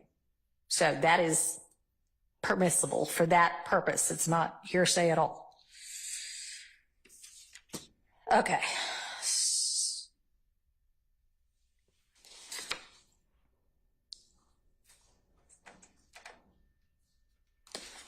Your Honor, Yes. And this is something that's probably going to come up later. There may be times if they're not offering these things for the truth of the matter asserted, that we have to give the jury 105 instructions regarding exactly what the purpose of the evidence is. All right, and I would expect you all on the defense side of the room to make sure that you timely alert me to that fact before any testimony like this or cross impeachment like this comes out, because that instruction is supposed to be given prior to the jury hearing that evidence that's only offered for a limited purpose. So y'all are on notice that you need to let me know of that. If you forget, then I can always notify them later, but you still have to raise that to me as well. Yes, Your Honor. All right. Thank you. Okay, we can probably knock out a couple more of these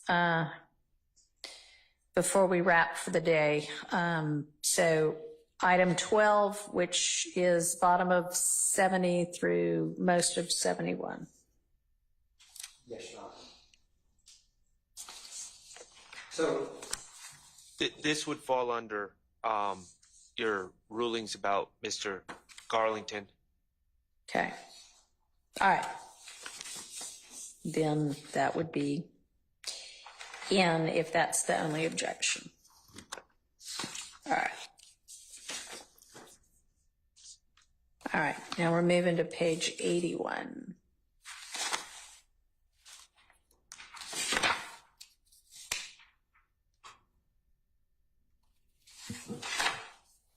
So, Your Honor,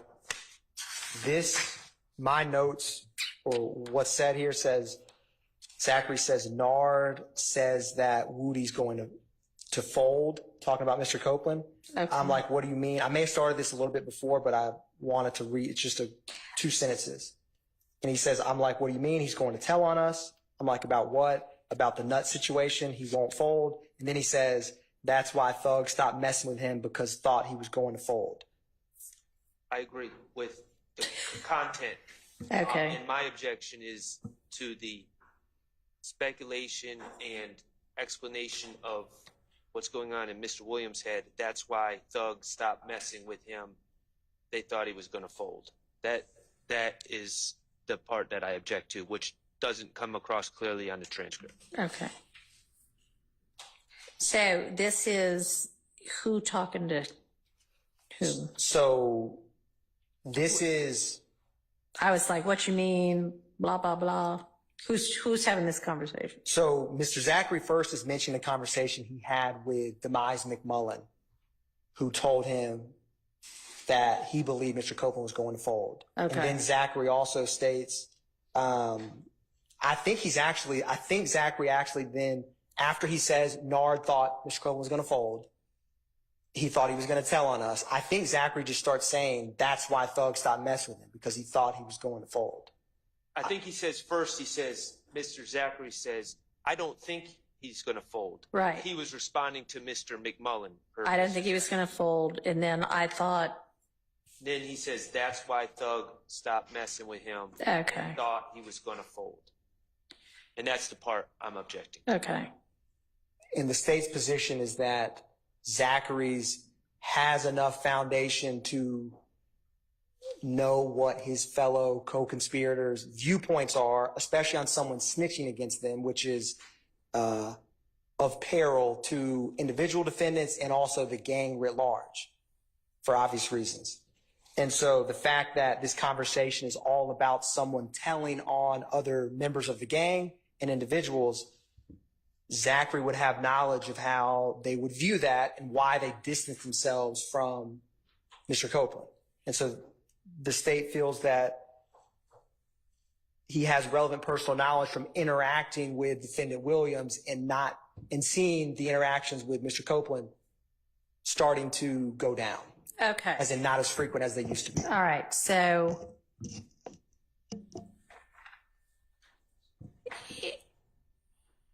and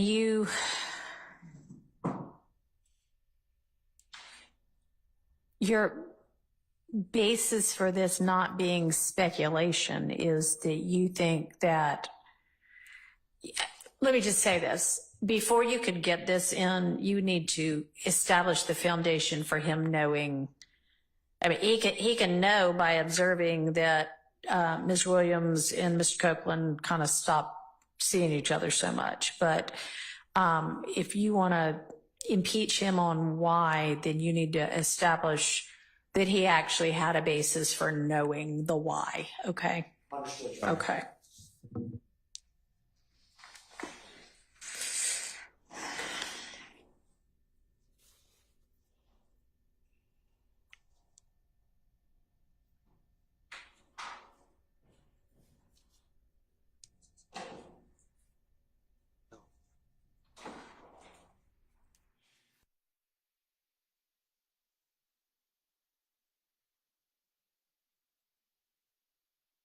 The next one is the one that the state, at least a portion, agrees with Mr. Sharp. Okay. So that line that says, yes, Shannon's hot-headed, the state agrees that Yeah, that should okay. come out.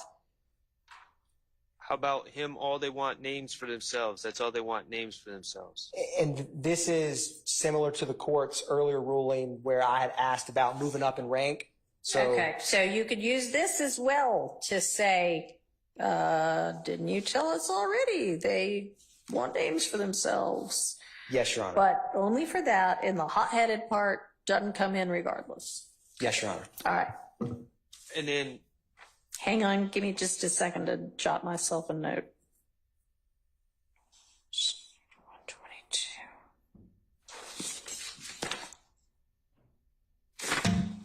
So I don't know what the line 25 and then the response on the next page is about. That seemed to be included in your objection. right. So the investigator says, so Shannon, don't give a F word. And then Mr. Zachary says, oh, hell nah. So that, I object to that as well. Okay. So that's just, I will concede that, Your Honor. I skipped past that. Okay. Yes. We will not be asking something about those two. okay.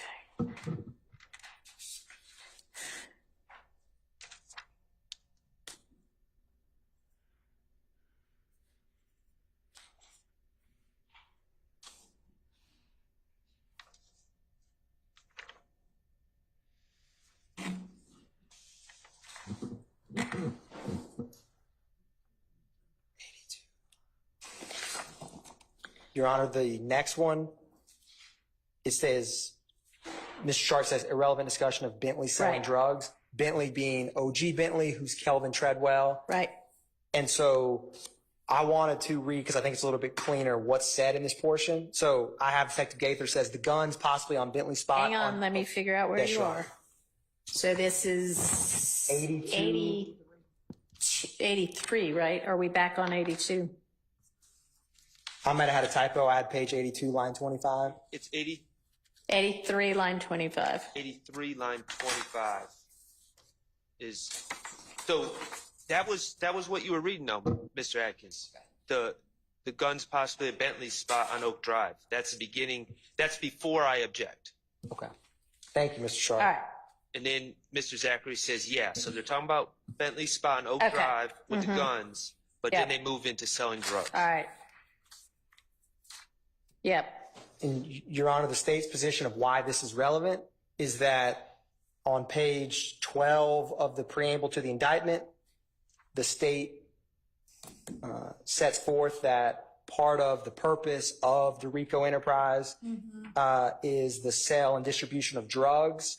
Furthermore, there is in both Mr. Copeland and in Mr. Zachary's statements, they speak and reference that after the murder of Donovan Thomas, OG Bentley basically had like a spot, either a trap house, a drug spot, something Right. where he on Oak Drive. And so when he says, so Gaither asked the guns possibly on Bentley's spot on Oak Drive, that's what she's referring to. And then she's like, what kind of drugs does he sell? And Zachary kind of goes into detail, dope, crack hard. And she's like, nickel and dime are rolling in it. And Zachary's like, both. And so for one, it's relevant for Zachary to have knowledge of one of, and even though Treadwell was not indicted, the state's position in Detective Gaither and Detective Dennis' testimony through an earlier act where his vehicle was used to do an attempted murder of Dexter Montgomery, which is Act 36. It's very relevant, Zachary's knowledge of Kevin Treadwell dealing drugs. And the state has to prove the existence of both the criminal street gang and the RICO enterprise, which are sort of part and parcel of the same. And so the state just feels that this is very relevant, given there's also a number of drug charges on this indictment. Right. So it goes to count one to RICO is the state's position. And Your Honor, nothing I'm trying to keep out finishes Mr. Zachary's alleged knowledge of Mr. Treadwell's house or whatever it is on Oak Drive. I mean, he's clearly saying it's Bentley's spot on Oak Drive before we get to the part that I Right. want to take out. So But do you just not want it said that he sells crack? all the drugs, and this is why, Your Honor, Mr. Treadwell is not indicted on this case. Right. Nothing involving Mr. Treadwell selling drugs is listed as an overact at all in count one. So we're just throwing in an associate, and there's no indication from this that Mr. Treadwell somehow kicks back money to Mr. Stillwell or Mr. Williams or anyone Okay. else. It's just Mr. Treadwell, who is associated with us through evidence that we know him. I think that evidence has come out that he's Mr. Williams' road manager at one point Okay. early in his career.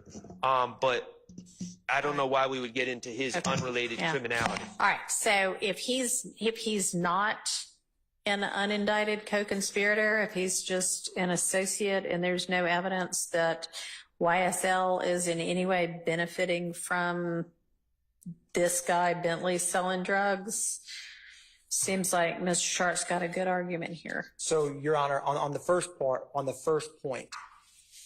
and this was the act I was referencing, but just to give a little more clarity, there's individuals at a gas station, they think someone's trying to rob them because they're coming up close, and he calls Walter Murphy, who is a defendant who's pled, and Demise McMullen to come over and shoot with a stick, and they shoot and take off half of Dexter Montgomery's head. Kevin Treadwell, he's the he. Okay. Makes the call. He, Bentley, Kevin Treadwell is the one who makes the call. And then these alleged YSL gang members come to protect him and his drugs. Yes, Your Honor. And that's in regards to him being like, is he an associate, a member? The Detective Dennis and Gaither would classify Kevin Treadwell as a YSL gang member. Okay. Now, in regards to the drug proceeds, I do not have any evidence that some receipt or some conversation of I'm paying my weekly dues to the YSL gang from this drugs that I sell at my trap spot. I don't have that kind of evidence. But the state, so I wanted to answer the court's question. And in that incident, there was no evidence that these gentlemen were called to protect Mr. Treadwell's drugs. The state, I think, characterized it as just a senseless act. We were categorizing it as Mr. Treadwell believed that Mr. Montgomery and his associates were attempting to rob them outside of the gas station. But at that incident, there's nothing about drugs. All right. Unless you got more than that, Mr. Atkins, I don't think that this particular part, which is 8325 through 8410, comes in. One small request. You may. There's a part, and I need to get the line of it, where he says, Detective Gaither asked him, does he still drive that white Nitro? And Zachary says, nah, he let Nard F that up. Okay. I would like that part in because that white Nitro. All right. That is not a part that is objected to that's being excluded. That's line 12 on page 84. Thank you. All right. Sure.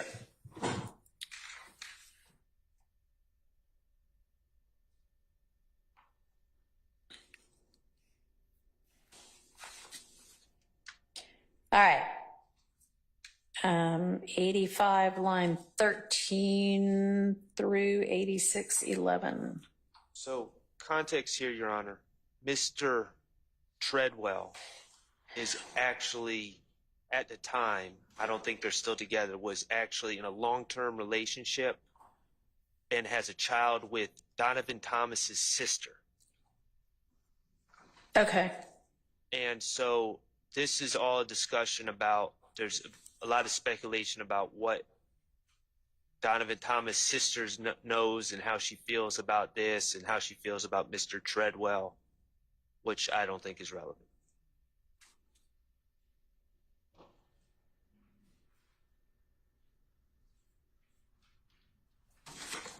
Your Honor, the main portion of this, so to speak, that the state wanted in is not as much about what his wife knows. It's more so this line where he says she doesn't know that he, talking about Kevin Treadwell, hid those guns and had something to do with it, talking about the murder of her brother. And so, Where is that? I will find the line. That's 86 line 1. In the part unintelligible, I have, she don't know he had something to do with it. Okay. And he's already laid out in the statements that I've objected to, but Your Honor has overruled my objection about what this is all based. He had something to do with it is all based, from my understanding, is pretty clear. Mr. Zachary is saying that's based on what Mr. Garlington said to him, and that's been repeated several times throughout these statements already about Mr. Bentley getting Mr. Treadwell allegedly getting rid of the guns. So I don't know why we would need to get into this conversation about what she knows and just for that information, because it's already been provided.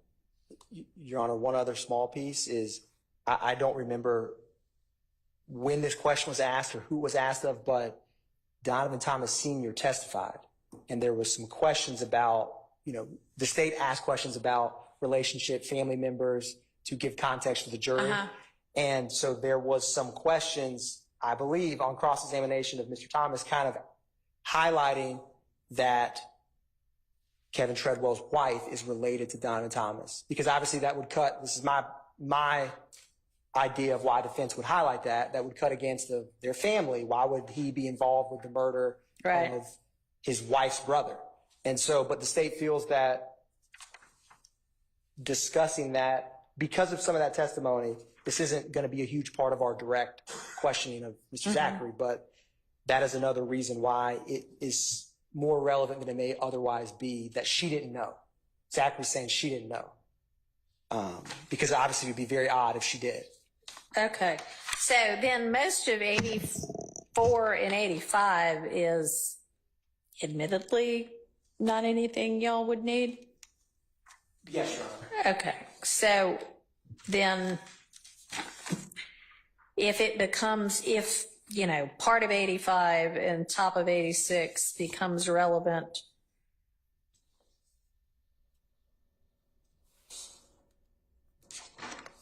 I mean,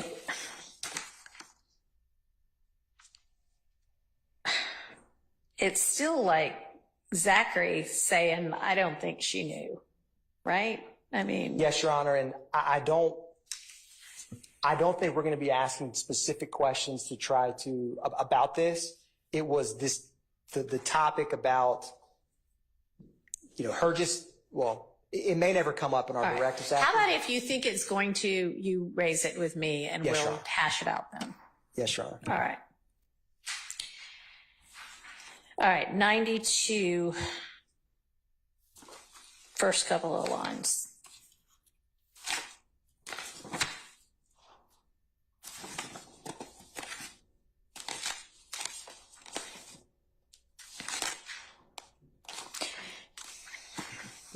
So, Your Honor, I have, and Mr. Chart, you tell me if you have something different.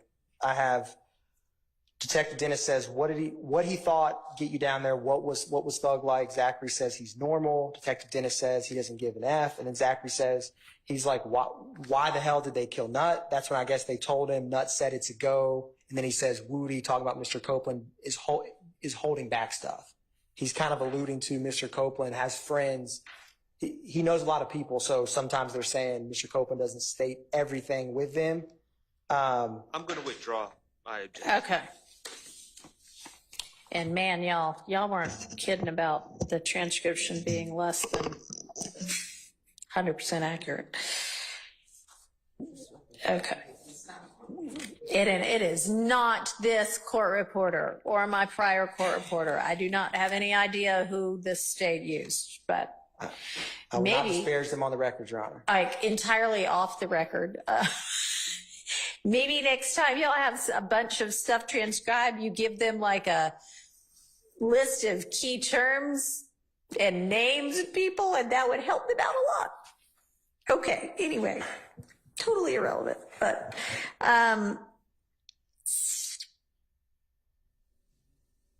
okay, so In yeah. light of my review of the transcripts, I'm going to withdraw my objection on number 18 Also, okay.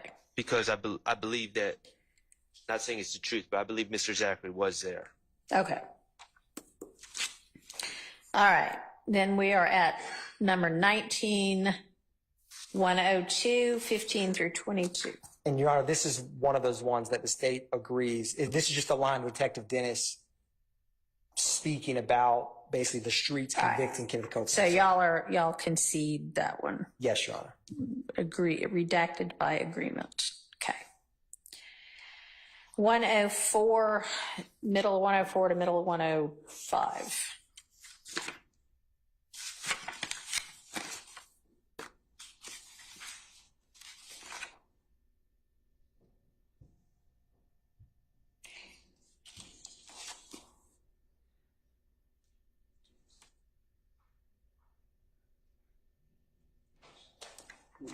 Your Honor, this is another one that we will concede. Its relevance is very limited. Okay. So Thank you. I will agree on this. Okay. All right, that takes us to page 108.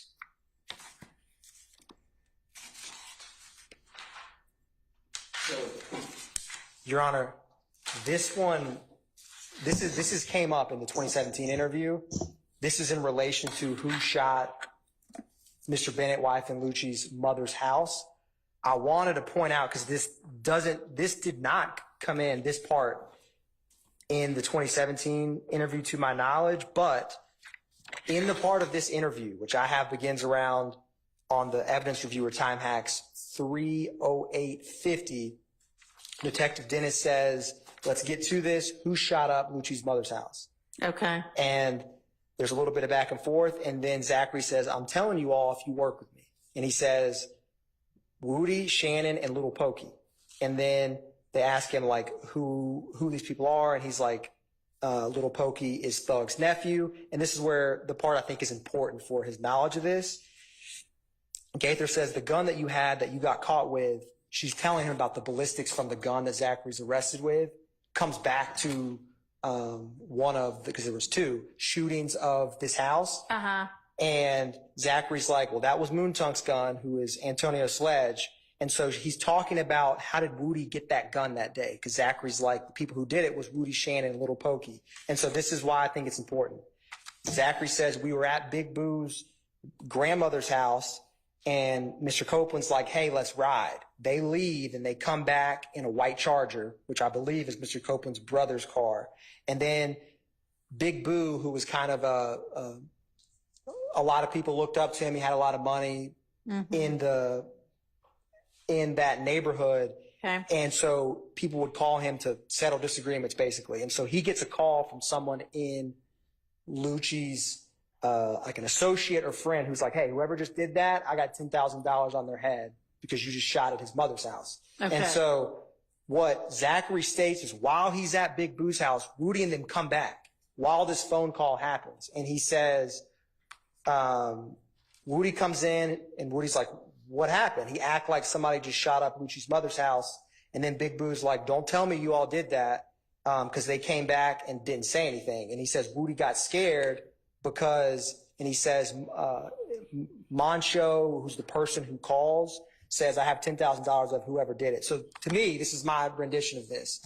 Zachary kind of is like, I know that on some level they did it because they suspiciously leave, come back, and then he gets this call of who did it, and then Kenneth Copeland starts acting paranoid when they're saying, I have $10,000 on the head of someone who did that, coupled with, and I don't have direct evidence of, on this date, Mr. Copeland told Zachary, I did it, or Mr. Stillwell or anyone told Mr. Zachary that, but I couple him being present around them shortly after this happened, coupled with his just daily interactions with him, that he actually has more, his knowledge of Lucci's mother's house, he was not present, but is less speculative than it may first seem from interacting with co-conspirators. Okay. That's my argument on this.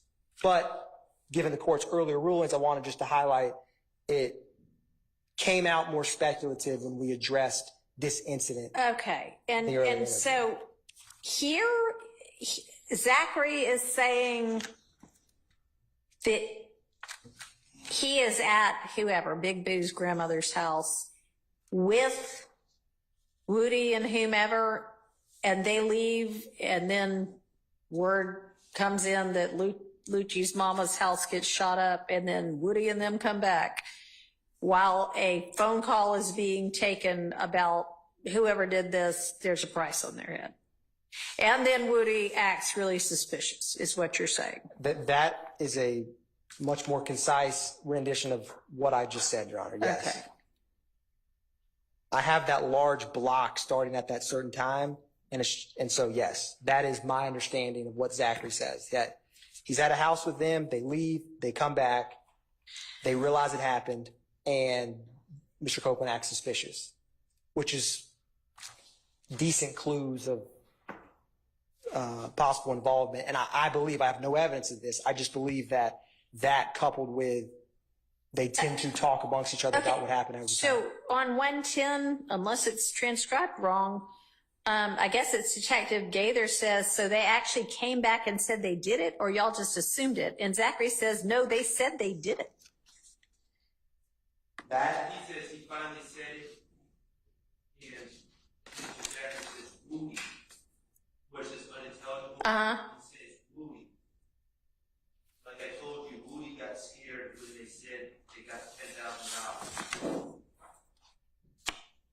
$10,000. Okay, and then on the next page it says, and then what's the unintelligible part there? He's like, man, just shot up. Okay, well that to me is him actually saying we did that.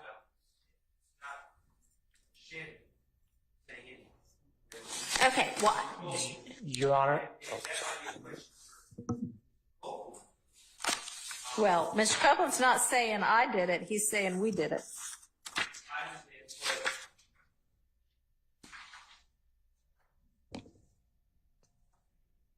What I'm saying is I don't know what I've never heard Mr. Copeland's in-court testimony about this and what that would be, but it's certainly not an admission by a party opponent that can be used against Mr. Stillwell, because there's nothing in here about Mr. Stillwell saying he did anything, and I don't know how. I mean, it's hearsay, and I don't know what exception this would fall under. I have a theory of what the state may argue, but it's not furthering anything. Except Mr. Copeland is apparently paranoid or whatever, and maybe he has some self-interest he's dealing with, but I'm not sure how it furthers anything. And so I don't want my client to be wrongfully linked to uncharged, well, I should say not substantively, and let me just say this too, no one's been charged with this act. Okay. It's listed as an overt act, but no one's been substantively charged with the actual crime.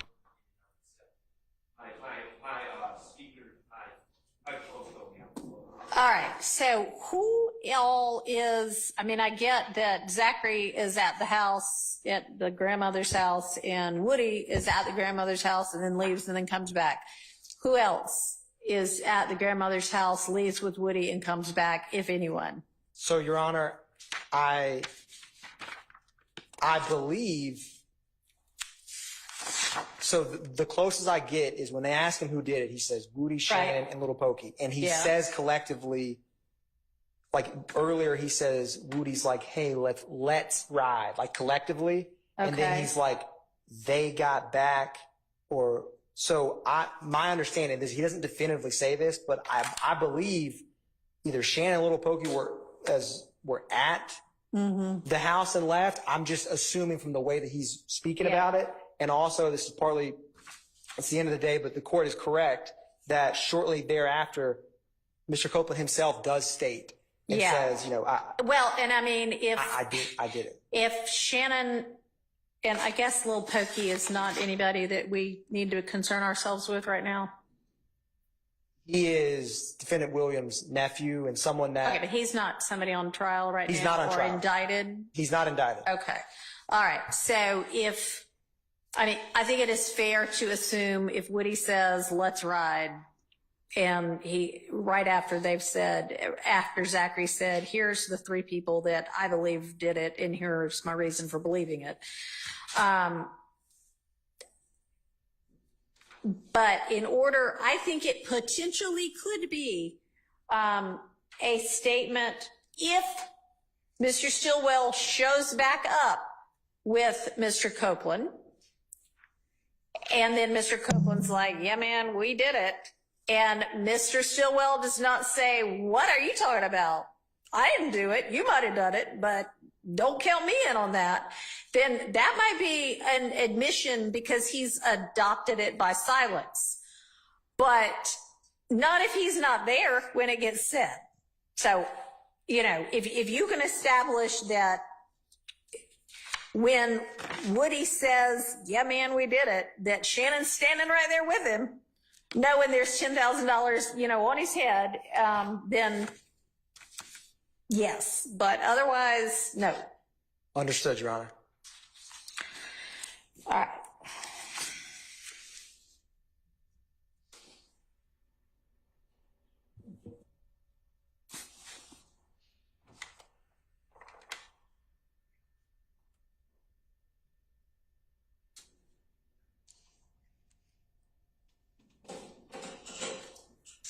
Your Honor, could I ask one small part on that? Yeah. In regards to taking aside Defendant Stillwell, in regards to what Copeland referred to Zachary, that's appropriate, depending on how testimony of Mr. Copeland comes out, coupled with foundation for Mr. Zachary.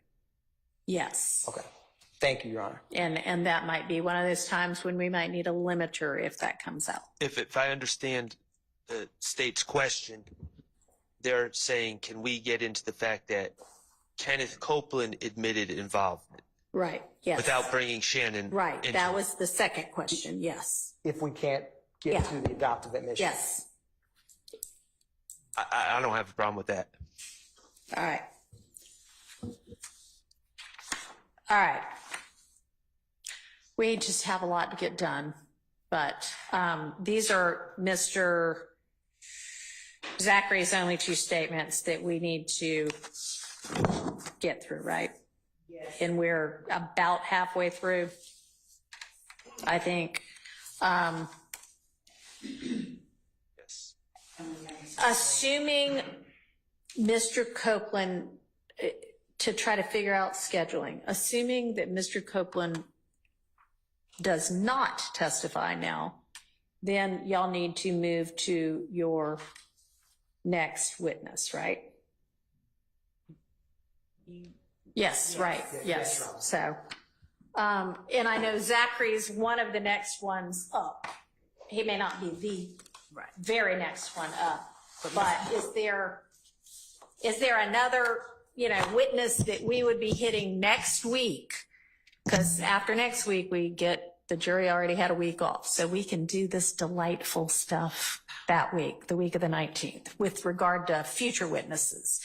But are there other witnesses that, assuming Mr. Copeland does not testify, that we would reach next week whose evidence we have to hash out? Yes. Mr. Sledge is the other person that I, Okay. but his interview is smaller. Okay, can I go ahead and get that interview? And you have listed also a jail call, right? Yes. And then social media. And when can you get the more detailed information? This was supposed to be here today about at least these witnesses to the defense, not social media, but what? And they may have it, but if they don't have it, we need the detail. Yeah. So can we provide that to them for, in the morning, or Do you have any of it ready right now? Because I know that your person working on it had been worried that he or she could not finish it all as to the first 30 witnesses, but surely he or she has accomplished the big chunk of it by now, right? So those were the exhibits that she was working on. So we had the court had instructed us about the exhibits. And so that is what that person was working on. And I was hashing out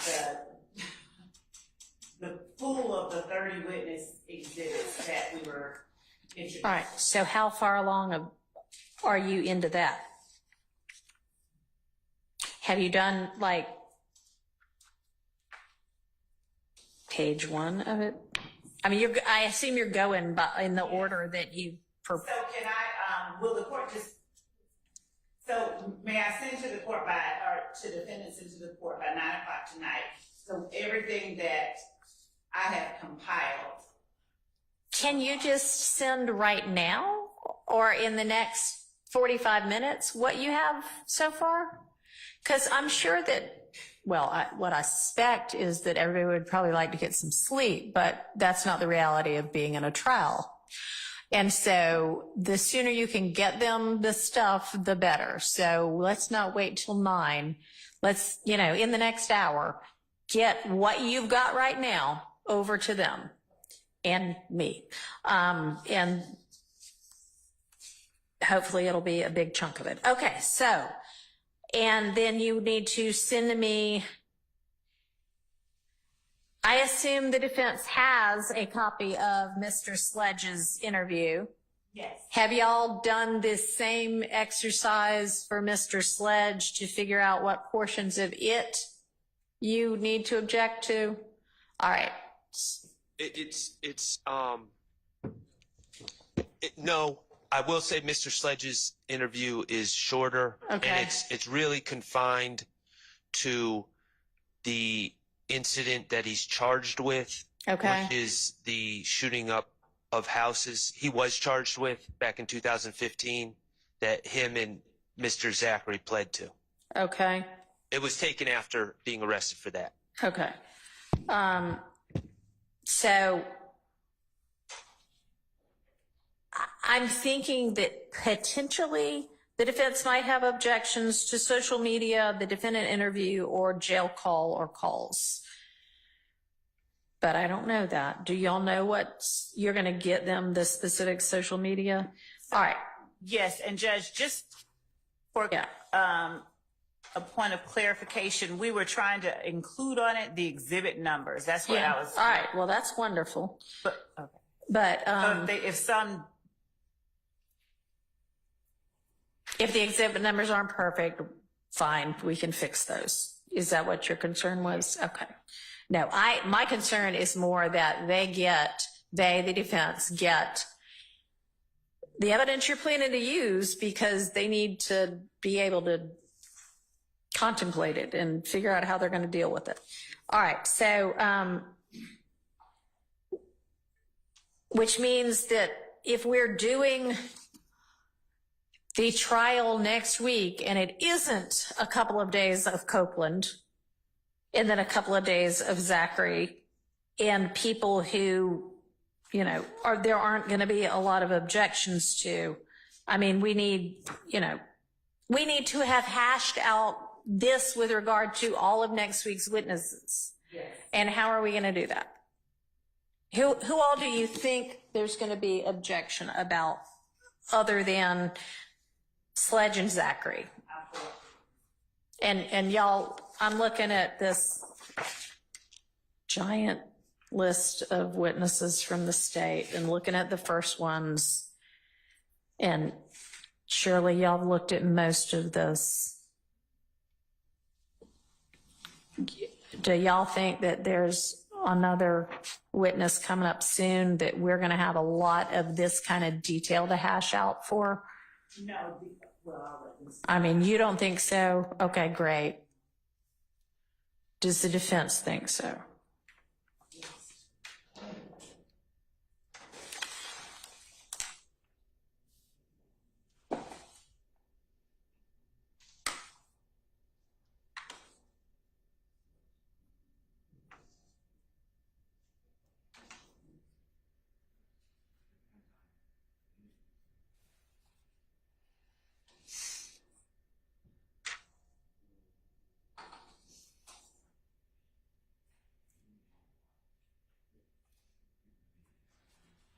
So, Your Honor, so far, the state has seemed to be trying to introduce prior statements through the witnesses that are on the stand. Detective Thorpe and Michael Sprinkle, ADA Sprinkle, both conducted multiple interviews. I don't know to the extent that they're going to seek to introduce any prior statements through them, but that's the only thing that I can see. Mr. Sledge has a prior interview, right? But my recollection is it's very confined to one incident, and he doesn't say, I'm going to review it, of course, but he doesn't say anything about anyone other than himself and Mr. Zachary, mostly. Okay. My recollection. Okay, thank you. Anybody else see something that's going to be a whole lot of what should have been motions in limine?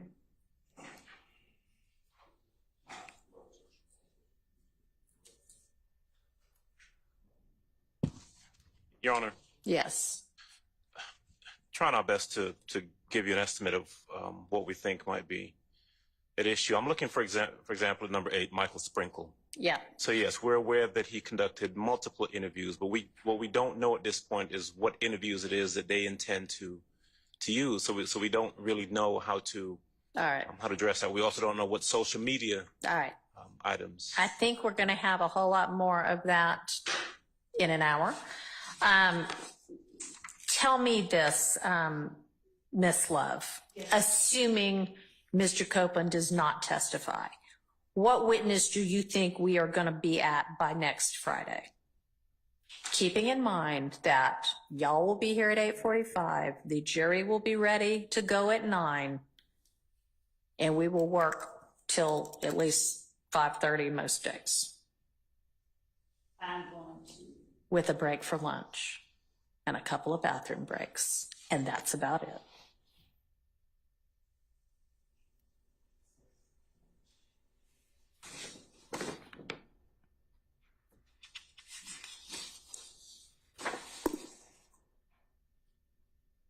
So, thinking,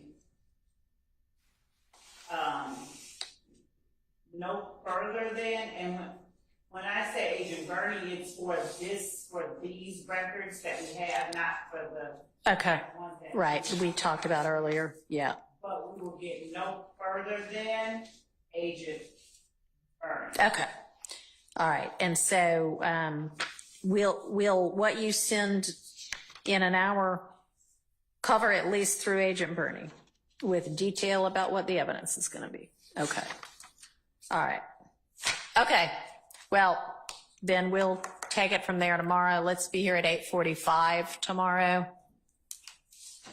And y'all think about the things that I asked you to think about and have some kind of proposal for me. Are we completely abandoning for now the Zachary statements, or are we picking that up tomorrow? No, I want to get through Zachary tomorrow and then move on to Sledge and then whatever else. But no, we're just abandoning that for now. It's time to go home. Understood. All right. Do we need an electronic?